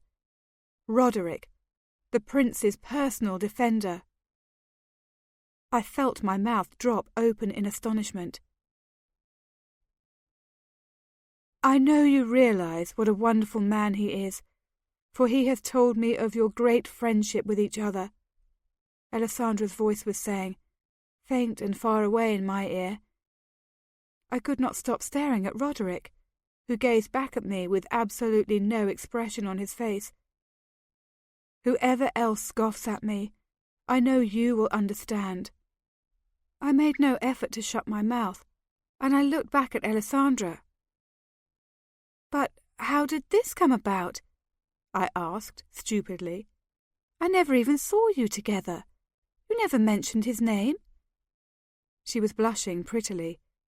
She looked as sweet and love-struck as any village girl. We went riding that one time, you and I, and you fell off your horse. You remember that day? Oh, yes. And Roderick had come riding with us, and he saved your life. I glanced once more, sideways, at the silent guard. I was ready to swear now that the slightest smile played across his lips, but still he sat quietly upon his horse and did not speak. Well, I said, he did carry me back to the castle. As for saving my life... And that fall he travelled with Brian and me to Dragonia. He was so alert and careful on the road that I always felt safe with him beside us. And he saved Brian's life that one time. And he was so brave and thoughtful when Andrew was captured. Oh, there are so many times he has done such wonderful things. It was becoming clearer to me as she spoke. Roderick had a country charm to him that I would absolutely admit, and it was true that the more I had come to know him, the more I had liked him. No doubt it had been the same with Alessandra. I just had not been able to picture the first few meetings, the chance encounters, the unexpected conversations that had sparked interest, then affection, then passion, between these two most unlikely lovers. But once the affair had begun, oh, I could see it well enough. And then, I suppose, once he was made Brian's personal guard, you saw him every day, I mused. Every day, in every setting. And day after day, week after week, he exhibited such strength, such nobility of character, that I could not help but fall in love with him. I sent another sideways glance in Roderick's direction. He was definitely grinning now, though he tried to wipe the expression off his face when he caught my gaze. I tilted my head and watched him a moment. So, I suppose Daria was acting as a courier on your behalf when she brought him notes and remembrances, I said. I suspected the maid. Alessandra laughed. No, you didn't. You thought Daria was flirting with Roderick. It seemed a more logical explanation than the truth. She came a step closer and put her hand on my arm. But, Corey, you understand, don't you? Nothing in the world will change my mind. Nothing will change my heart. But if I do not have your support and your approval, it means so much to me that you accept him, accept us, stand up with us on our wedding day. I laughed out loud and held my hand out to my new brother-in-law-to-be. I prefer him 100 times over Prince Brian, I said gaily. There is no one I would rather give you to than him. Alessandra actually squealed in my ear and clutched tight at my arm. This was the signal Roderick had been waiting for. He swung down from his horse and came over to me in 3 quick strides. I'm happy to see you, Lady Corrie, he murmured, and lifted me off the ground in one brief, bone-snapping hug. Yours was the only opinion that mattered. That's a first in my life, I said breathlessly as he set me on my feet. Now, come inside for a drink. We have a wedding to plan. Darwin was most interested to meet my sister, as was everyone else within earshot. They all knew my history and my lineage, of course. So, once I pronounced her name, everyone in the tavern knew that the prince's widow was sitting nearby, having run off with a commoner. It was just the sort of news to make every yeoman in the 8 provinces feel pride in his own virility. So Roderick and Alessandra were instantly the most popular couple on the premises. There was no hope of planning a wedding, or even holding a conversation in private, but Alessandra, that most regal of women, did not seem to mind. She nodded as the serving girls debated wedding attire, and the farmers conferred about the best venue, and the innkeeper's wife suggested a reception feast which featured squirrel stew as its primary component.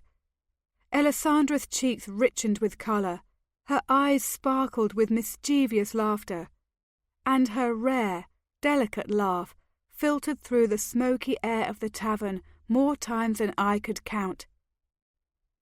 "You'll be needing a few days off, then, to plan this affair," Darwin said, late in the evening, when we were both back in the kitchen at the same time. I have to confess, I was feeling a bit disorientated by this time. Too many surprises, too many changed reference points. Yes, I suppose, except I don't think they're in any mood to wait. A day or so, maybe, and then I think they want to be wed. "Copley will wed them any day they say. That's no problem," Darwin said, dismissing the first of my many concerns. Copley, the village priest, was a great friend of Darwin's, despite the fact that the tavern owner was a complete heathen. They need a place to stay for their wedding night, of course, and Jake's Inn is full up with the travelling season begun again. "I know," I said worriedly. "They could have my room, I suppose, though it's small for 2. I could sleep out at my grandmother's." "You could bed down here in the kitchen if it came to that, but it won't," Darwin said. I've got 2 rooms completely framed in on the new inn. Windows aren't in, but we can cover the holes with some good heavy quilts and build up the fire real nice. Bring in a bed from my house, just for the night. They'll be all snug and cosy. Not a soul around to bother them either, which is just what they'll be wanting on their wedding night. I thought for a moment of Alessandra's first wedding, an affair attended by so much pageantry that Darwin would not believe it if I recounted half of the details now. I thought of the bridal couple's royal suite, the furnishings of the room hand-carved by master carpenters, the curtains made of velvet, the marble floor covered in exotic fur. I thought of the noble lords who had toasted her health, the noble ladies who had wept over her good fortune, and the soldiers who had guarded her rest. I thought of the secret poison racing through her husband's blood, malicious enough to mark him for death almost as soon as he had swallowed it. Then I thought of Darwin's unfinished village inn, quilts on the windows for curtains, an old mattress for a matrimonial bed. "It will be perfect," I told him. "Thank you so much for offering." It was, in fact, a simply charming wedding, held outdoors in the market green because the weather was so fine. Every soul in the village turned out for the event, because this was a rare match indeed, and stayed afterward to participate in the ring-toss games and drinking contests and other customary entertainment. Even Millette and my grandmother had walked into town to see the proceedings for themselves. Alessandra wore one of my old dresses, hastily fancied up with ruffles of antique lace by my landlady, the seamstress. Roderick wore a dark jacket supplied by Darwin, and a fine cotton shirt that he produced himself. The priest, Copley, a bit intimidated by his unexpected commission, spoke his prayers and masses in an almost inaudible tone, but both the bride and groom gave their responses in firm, cheerful voices. When the ceremony concluded, Roderick snatched Alessandra up in his arms, swung her around in 3 wide circles, and then kissed her heartily. The audience cheered. After the congratulations and the feasting and the games and the toasts, they retired to Darwin's unfurnished inn and made themselves truly husband and wife. I had wondered, watching them the past 2 days, if they had not in fact already taken that final, physical step, sometime on the road from Auburn, or even before, but I did not ask Alessandra. There were still questions that the happy, carefree woman would not answer. I had had very little time to talk with her alone in the 2 days preceding the wedding, though she had stayed with me in my tiny room, and we had whispered in bed at night until we fell asleep. Trouble was, we were both so tired that we had fallen asleep almost instantly both nights. We had managed to stay awake long enough that first night for me to ask a few of the questions that had vexed me for the past 9 months. "What about Kent?" I asked. "How is he faring?" "Oh, he's been absolutely lionized, especially as it became more and more obvious that I was not going to bear Brian's child. You should have seen the lords fawning over him, even Matthew, who does not offer anyone more than ordinary courtesy. I mean," I interrupted, "this marriage. Does Kent know about it? How will he take the news?" She was silent a moment. "He might know. It is hard to tell," she said. "He knew I was coming to see you.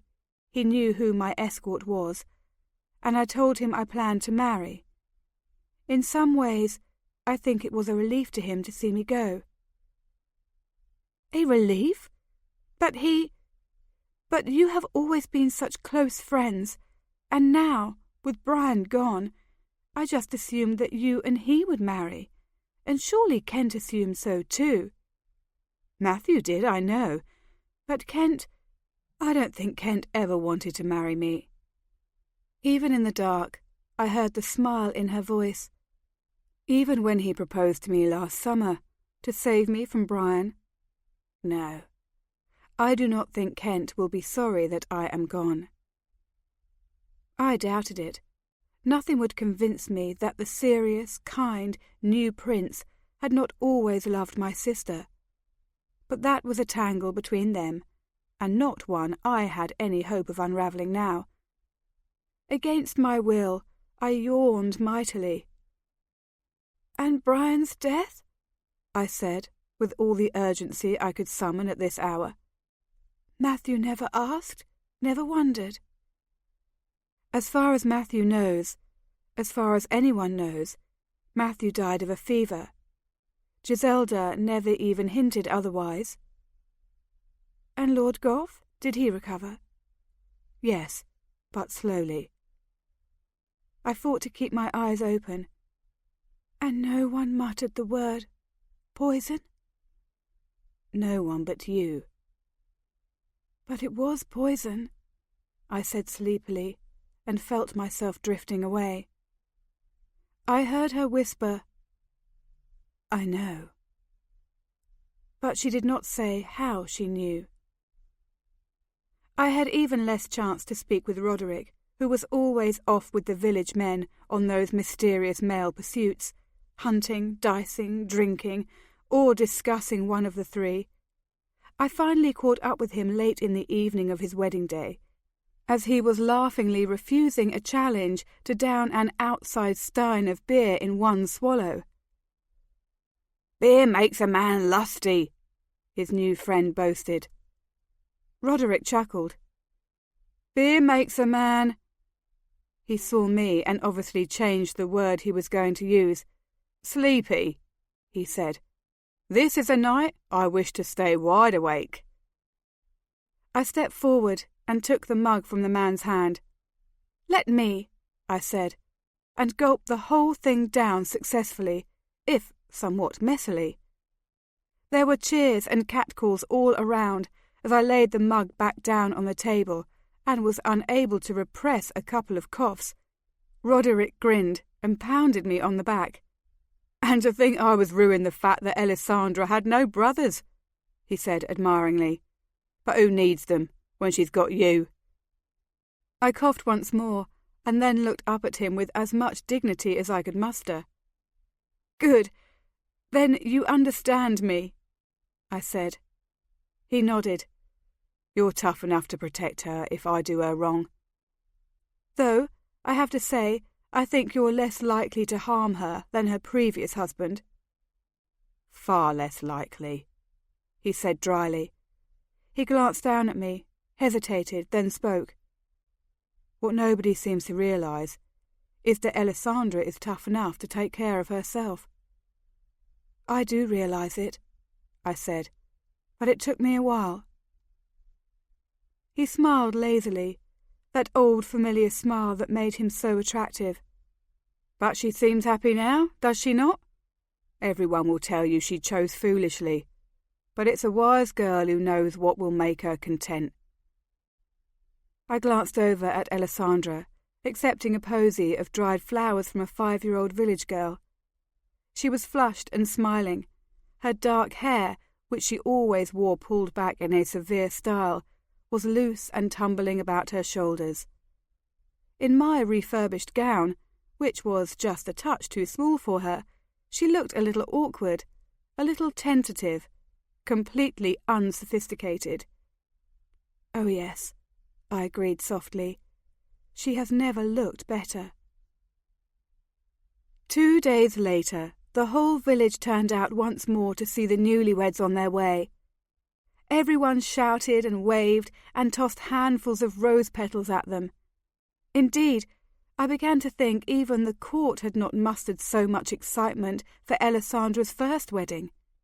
I had hugged Alessandra so often that I was afraid I would break her bones if I took her in my arms one more time, and still I did not want to let her go. "Come to Hasling Manor," she repeated, "as soon as you can. We'll be settled in no time.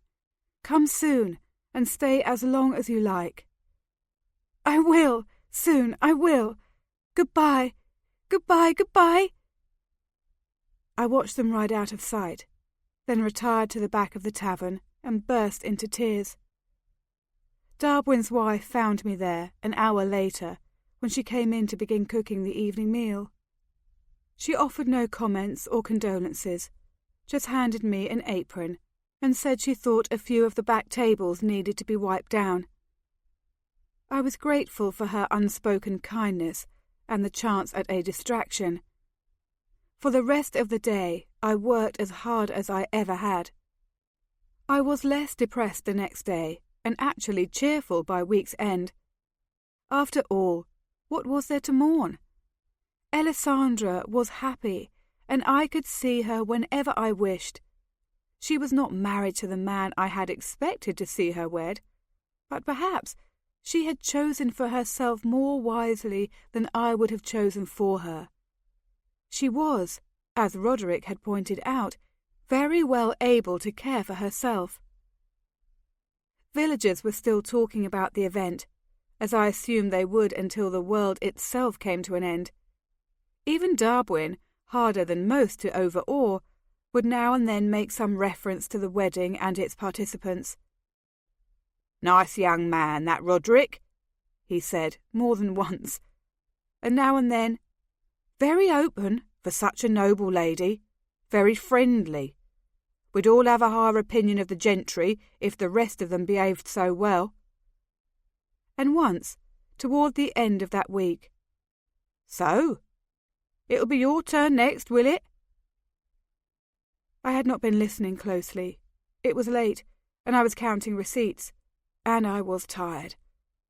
"My turn for what?" I asked absently. "To wed." That did catch my attention. I looked up at him in surprise. "Who exactly do you think I would be marrying?"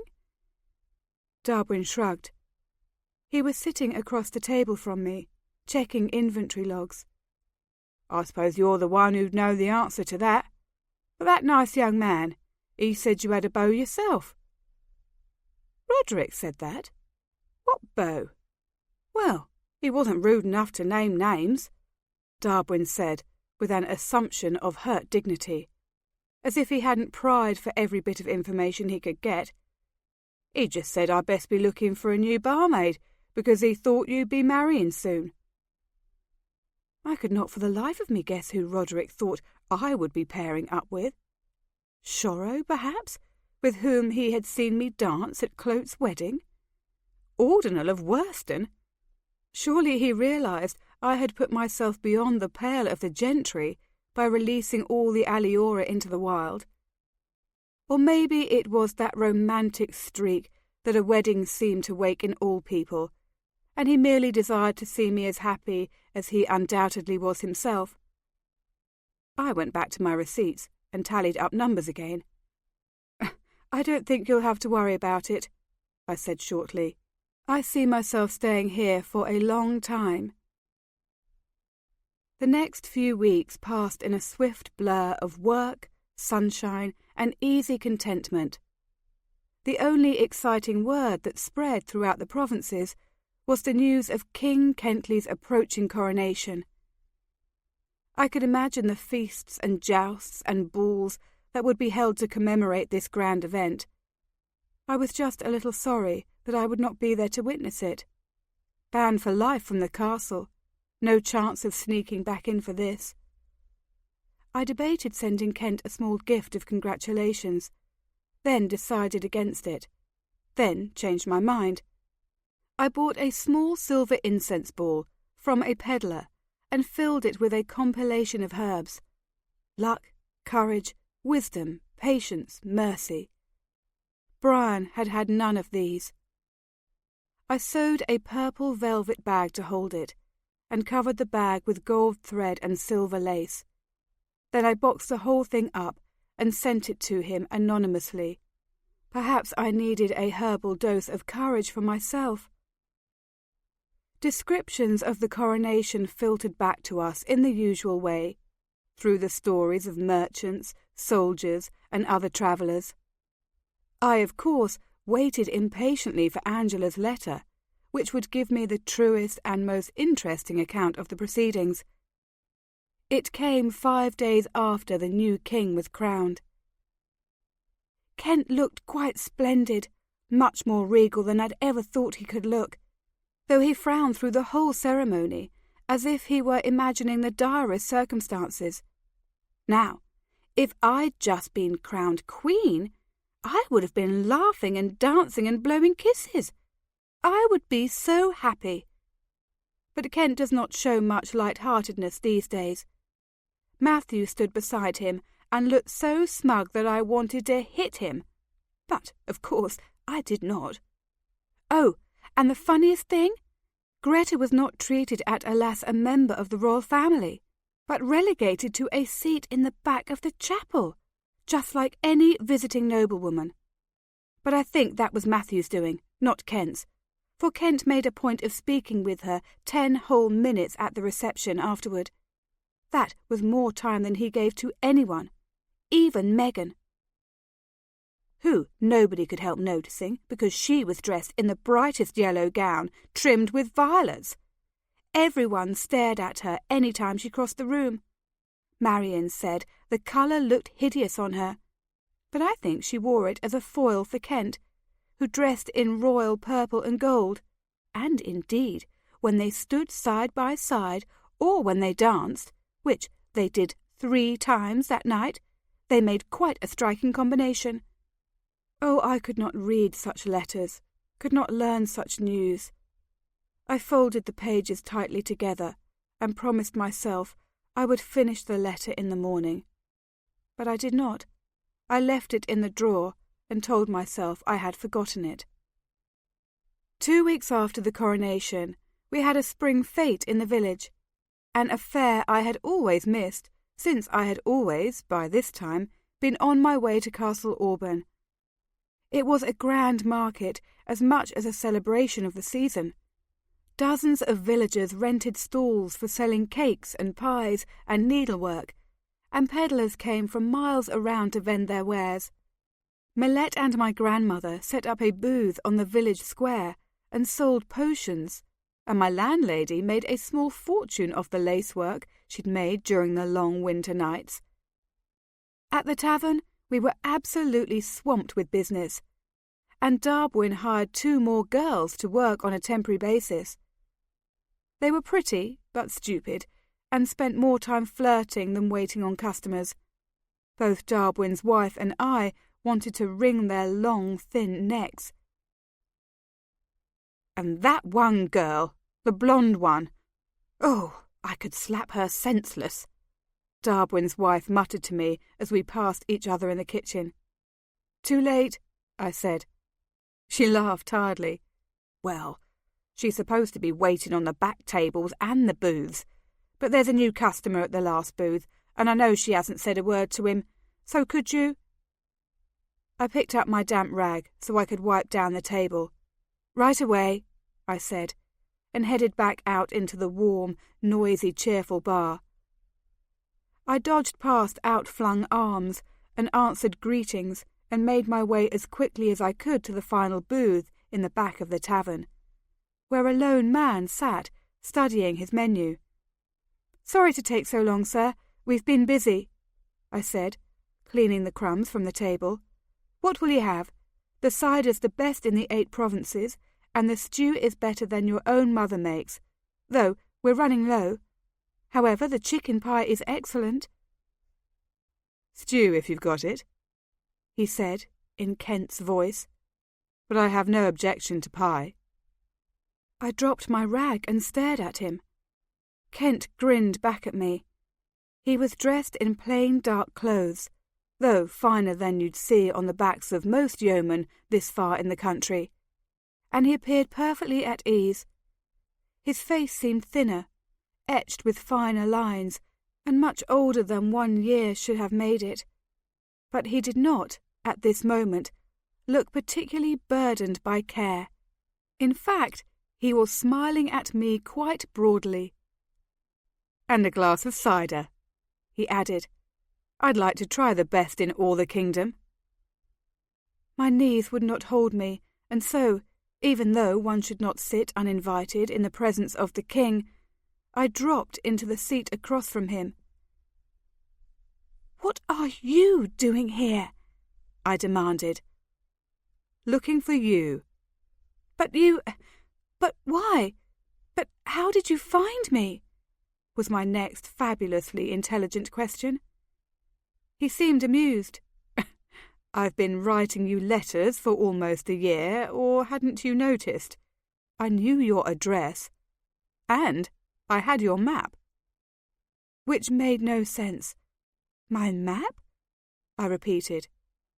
He reached into a pocket of his dark coat and pulled out a much-folded and antique drawing of the road from Castle Auburn to Southey Village in Cotteswold. I felt my face burn with mortification. "I was 14 when I drew that," I said. He carefully refolded it and slipped it back into his pocket. "I know. I've kept it all this time, thinking some day that it might prove useful. And you see, it has." I shook my head. "But you have... But still, I mean, why did you come look for me?" Then suddenly I knew, and I felt even more dreadful than I had a moment ago. "Alessandra," I said. "You found out about Alessandra." Now he looked interested. "Is there fresh news? Last I heard, she and Roderick were safely installed in Helsing Manor, and everything seemed to be going quite well." I stared at him. "She and... You knew about Roderick? How did you learn? Did she tell you? Kent, I'm so sorry. I'm so sorry. I know it is you she should have wed." His expression was imperturbable. "I think I knew about your sister and Roderick the day after Brian died," he said, "when my father suggested that, now that the prince was dead, there was no need for the prince's personal guard to follow the widow from room to room and from palace to courtyard. Roderick answered, cool as you please, that Brian had made him swear to protect Princess Alessandra should anything ever happen to him. Which, you know," Kent added, "it would never have occurred to Brian to say. So I knew about them then. Or rather, I knew how Roderick felt about your sister. Not until Alessandra let him trail her for the next few weeks did I realize how she felt about him." "But weren't you upset? Because I know you were always so close to Alessandra, and last summer you asked her to marry you." "Which I did at your behest, as you very well know," he answered calmly. "I was never in love with your sister. I never wanted to marry her in the first place. Even less did I want to marry her after her first husband died, of poison, administered at her hands." I stared at him for a very long time, while the sounds of the tavern faded to empty grey noise around me, and the edges of my vision blurred.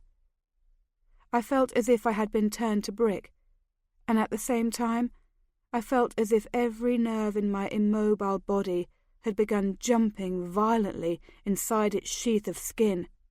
He was the only thing I could focus on, and I kept my eyes riveted to his face. He gazed back at me, with no expression whatsoever upon his own. "There now, I see Corrie's found an old friend," Darwin's wife said at this juncture, coming up unexpectedly with a tray in her hands. She placed a pitcher of cider and 2 mugs on the table, and laid out plates and silverware for both of us. I gave her one quick, stricken look, but she merely smiled at me. "Would you like the stew or the chicken pie?" "The stew for me, thank you very much," Kent said politely. I merely nodded. She smiled again and left. I finally found my voice. "Why do you think Alessandra poisoned Brian?" "Because of what you said. Because she was the one who would profit most from his death." He laughed soundlessly. "As to that, there are any number of us who might say the whole realm profited from his death. Brian was a terribly flawed man. He would have made a very bad king and a very bad husband. I did not answer, and Kent picked up the pitcher of cider. "Would you like a glass? I hear it's the best in the kingdom." Without waiting for my reply, he poured for both of us, and then took a long swallow. "This is good," he said, glancing at the glass, as if it were decorated with the secrets of its ingredients, and then taking another deep drink. "Does she know you suspect her?" I asked finally. He shook his head.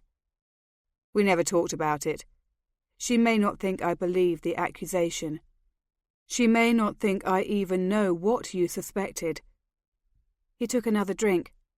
"What I cannot figure out," he said, "is how the poison was administered."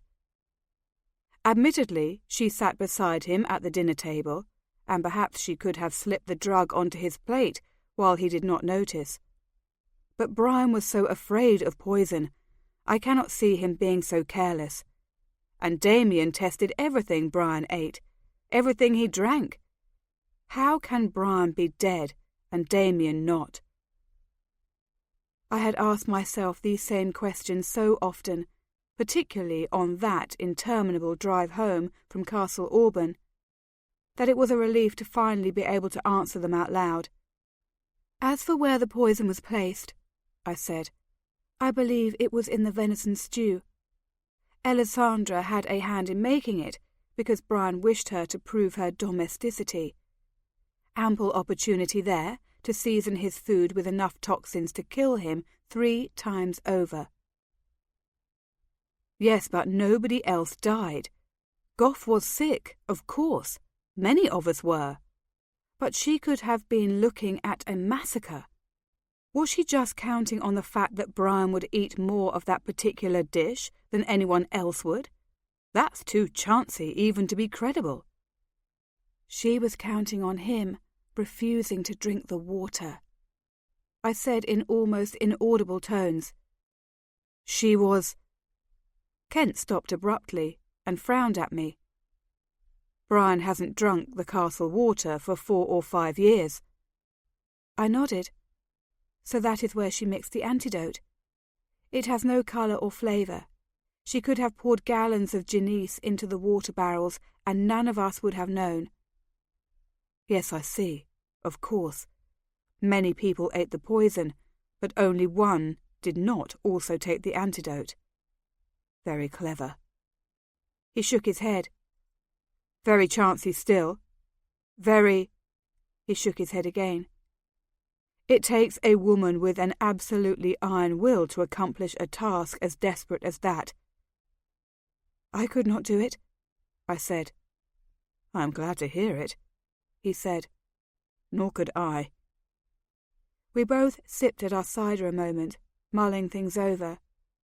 "But still," he said, "how did she obtain the poison? How did she learn about the antidotes? That was the reason I stayed silent, you know." "What was?" I asked, totally bewildered. He pointed at me across the table. "Who at the castle knew more about herbs and elixirs than you?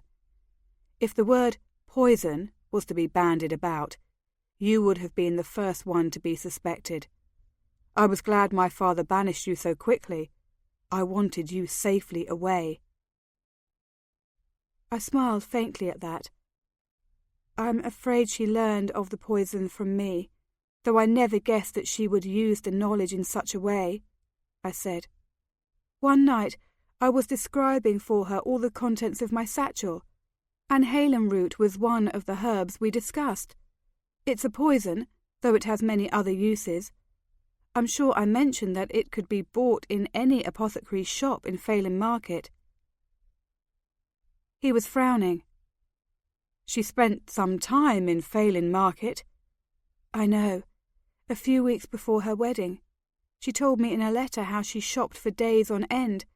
I just did not realize what she was picking up at the bazaars." "Does she know that you suspect her?" he asked.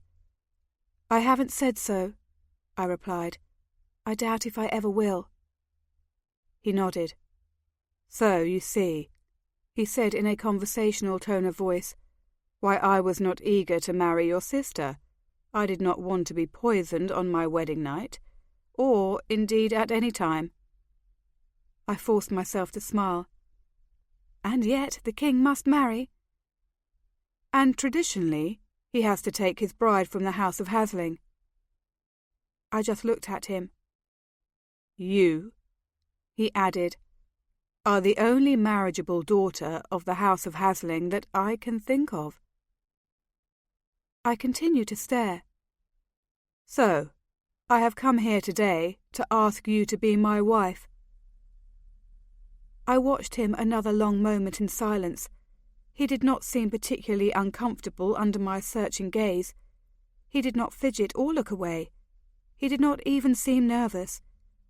He gazed back at me, his own expression serious and considering, and waited for my answer. "That's not a good enough reason?" I said finally. A slight smile softened his face. "What? Tradition? No, I suppose you're right. For you it is not." "It is not enough for you either," I said. "I'm base-born. That's hardly a traditional match for the king." "Yes, and there will be a certain consternation when I ride back to the castle to announce our betrothal," he said, as if I had actually accepted him. "My father will." "Your father?" I exclaimed, because for a minute I had forgotten Lord Matthew. "He has banned me from the court for life." Kent was grinning. "Yes, that's why I waited till after my coronation to propose to you. Now that I am king, I can reinstate anyone I choose. I can order my father to welcome you, and he will have to do so." I smiled, somewhat bitterly. "Your father would never welcome me at court, and I have no desire to return there. Do you think I miss it? Do you think I long for its pomp and pageantry, its intrigues? I don't. Never. Not a single day. I am happy here." He was studying me, much as I had studied him earlier. "That is not the right reason to refuse me, any more than tradition is the right reason for me to propose," he said slowly. "I was the prince's heir. I have lived my whole life under the shadow of politics. I have seen every friendship, every marriage, every alliance of any kind forged because of expediency. I had assumed that my own life would be bounded by such considerations. I could make my father happy by marrying Megan of Trigonia tomorrow, or Lisa of Velador, whom he also favours. But I am king," he said even more slowly, "and the well-being of my kingdom depends on my sound judgment and clear head, and those things depend on my state of happiness, and I have known for a long time that my state of happiness depends on you." He leaned forward across the table, suddenly urgent and intense. "I was a man long before I was a king, and I fell in love with you," he said. "If I was a farmer in Cotteswold, I would want you beside me to help me run the business and raise the children and get the livestock ready to ship to Phelan Market. I would want you beside me because I love you, and my life would be so much harder without you in it. Now I am king, I want you beside me to help me outmaneuver my viceroys and sit in on judgments and debate declarations of war. I admit, the job is harder, but it is essentially the same job. To live with a man and share his life with him and love him and have him love you back. You do not decide first if you want to live in a village or a court. You decide if this is the man you want to live with, and then you say yes or no." "Yes," I said, and then looked around to see who had spoken. Kent sat back, grinning broadly. "Excellent," I will meet your grandmother this afternoon, and we can start back for Auburn tomorrow." "Wait," I said. "We can wait a few days," he said agreeably. "I'm sure you have affairs to tie up here, and people to say goodbye to." "No, I meant... Wait. I have not thought about this long enough." He tilted his head to one side. "You mean you are not sure you wish to marry me?" "I mean, I had not thought of it before now. It did not occur to me as a possibility.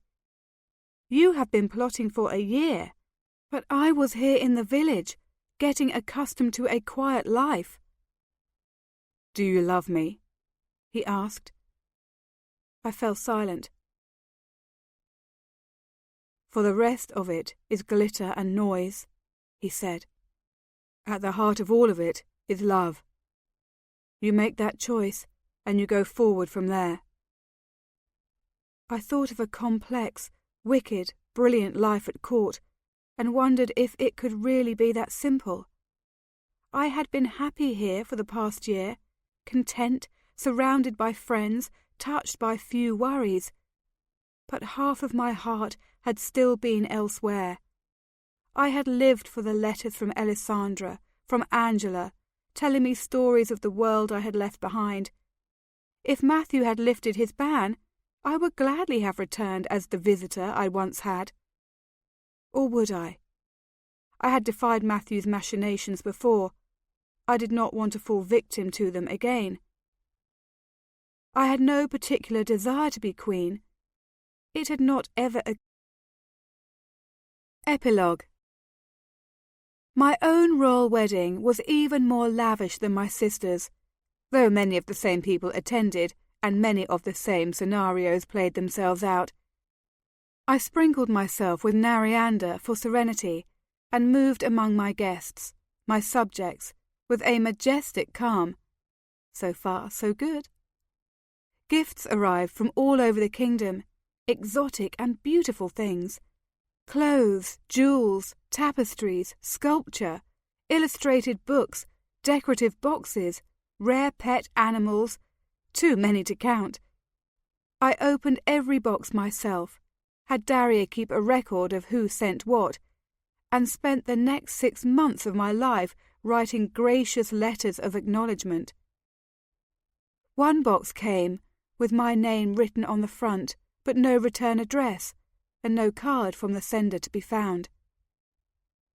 Inside was a box within another box, within another, each container progressively smaller and more ornate until the final one appeared to be made of hollowed ivory, encrusted with a mosaic of gems. The lid was tied in place with a length of silken cord, and the whole thing weighed practically nothing at all. I opened it cautiously, and instantly the room was filled with the sweetest of scents. A small mesh bag was nestled inside the box and tied with a red ribbon, and from this bag rose the most delicious and tantalizing medley of spices. I sniffed several times, trying to identify them all. Some were ornamental, for fragrance only, but a few came freighted with a sorcerous significance. For that was surely pansy-pat, for true love, and rareweed for fidelity, mingled with the Nariander and Stiflebane I use so frequently myself. I took another sniff. There was something else mingled with the more light-hearted herbs, something gorgeous and foreign and seductive. I closed my eyes and inhaled deeply. Images of the forest evergreens rose around me in their silent emerald clamour. I smelled the earth and the trees and the winding, beguiling wild vines, heavy with their summer blossoms. I had a sudden urge to kick off my satin shoes, lift up my heavy embroidered skirts, and run gaily from the castle toward the river, toward the woods. This was the perfume of aliora, packaged by a master hand, sent to reward me, or charm me, or mystify me. Who knew? I thought it might be Rowena's way of saying, more elegantly, what my grandmother had said. If you find you are unhappy with the choice you have made, you will always have a home here. I inhaled again, greedy for that magical scent, that hallucinogenic wash of primeval exuberance. Then I set the lid firmly in place. "And who should we be thanking for this lovely gift, milady?" Daria asked respectfully. I tied my handkerchief around the little box and carried it to my dresser drawer. It would be safe enough in the very bottom, at the very back, where I would not accidentally come across it more than twice a year. "Nobody," I said. "No replies expected. Come, let us see what we have received from Hennessy of Melidon and his bride." The embroidered silk tablecloth was much more to my taste, and much less problematic. I sat down that very afternoon to thank the couple for their exquisite gift, and signed my name with the flourish that I had begun to affect. Coriel, Queen of Auburn. It made me smile to write such a ridiculous thing. But the scent of aliora still lingered in the room, caught in the whirls of my fingertips, perhaps, or sparkling invisibly through the air. I scrubbed my hands 3 times with the strongest lavender soap, but still the forest smells drifted around me. "We will finish this tomorrow," I told Daria, and left the room looking for Kent. I found him 15 minutes later, reading over his own mail and making a list of people to whom he owed replies. He greeted me with an absent smile, but let me perch on the edge of his chair and run my fingers through his hair while he continued to frown over his correspondence. His rough curls scrubbed away the last clinging scent of aliora. The perfume evaporated into the room. I wrapped my arms around his neck and rested my cheek on the top of his head. I was content. This concludes Summers at Castle Auburn by Sharon Shinn, narrated by Gabrielle Baker. Copyright 2001 by Sharon Shinn. This unabridged audiobook is published by arrangement with Sharon Shinn, care of the Ethan Ellenberg Literary Agency, and was produced in the year 2018 by Tantor Media Incorporated, a division of Recorded Books, which holds the copyright thereto. Please visit tantor.com for more information on our growing library of unabridged audiobooks.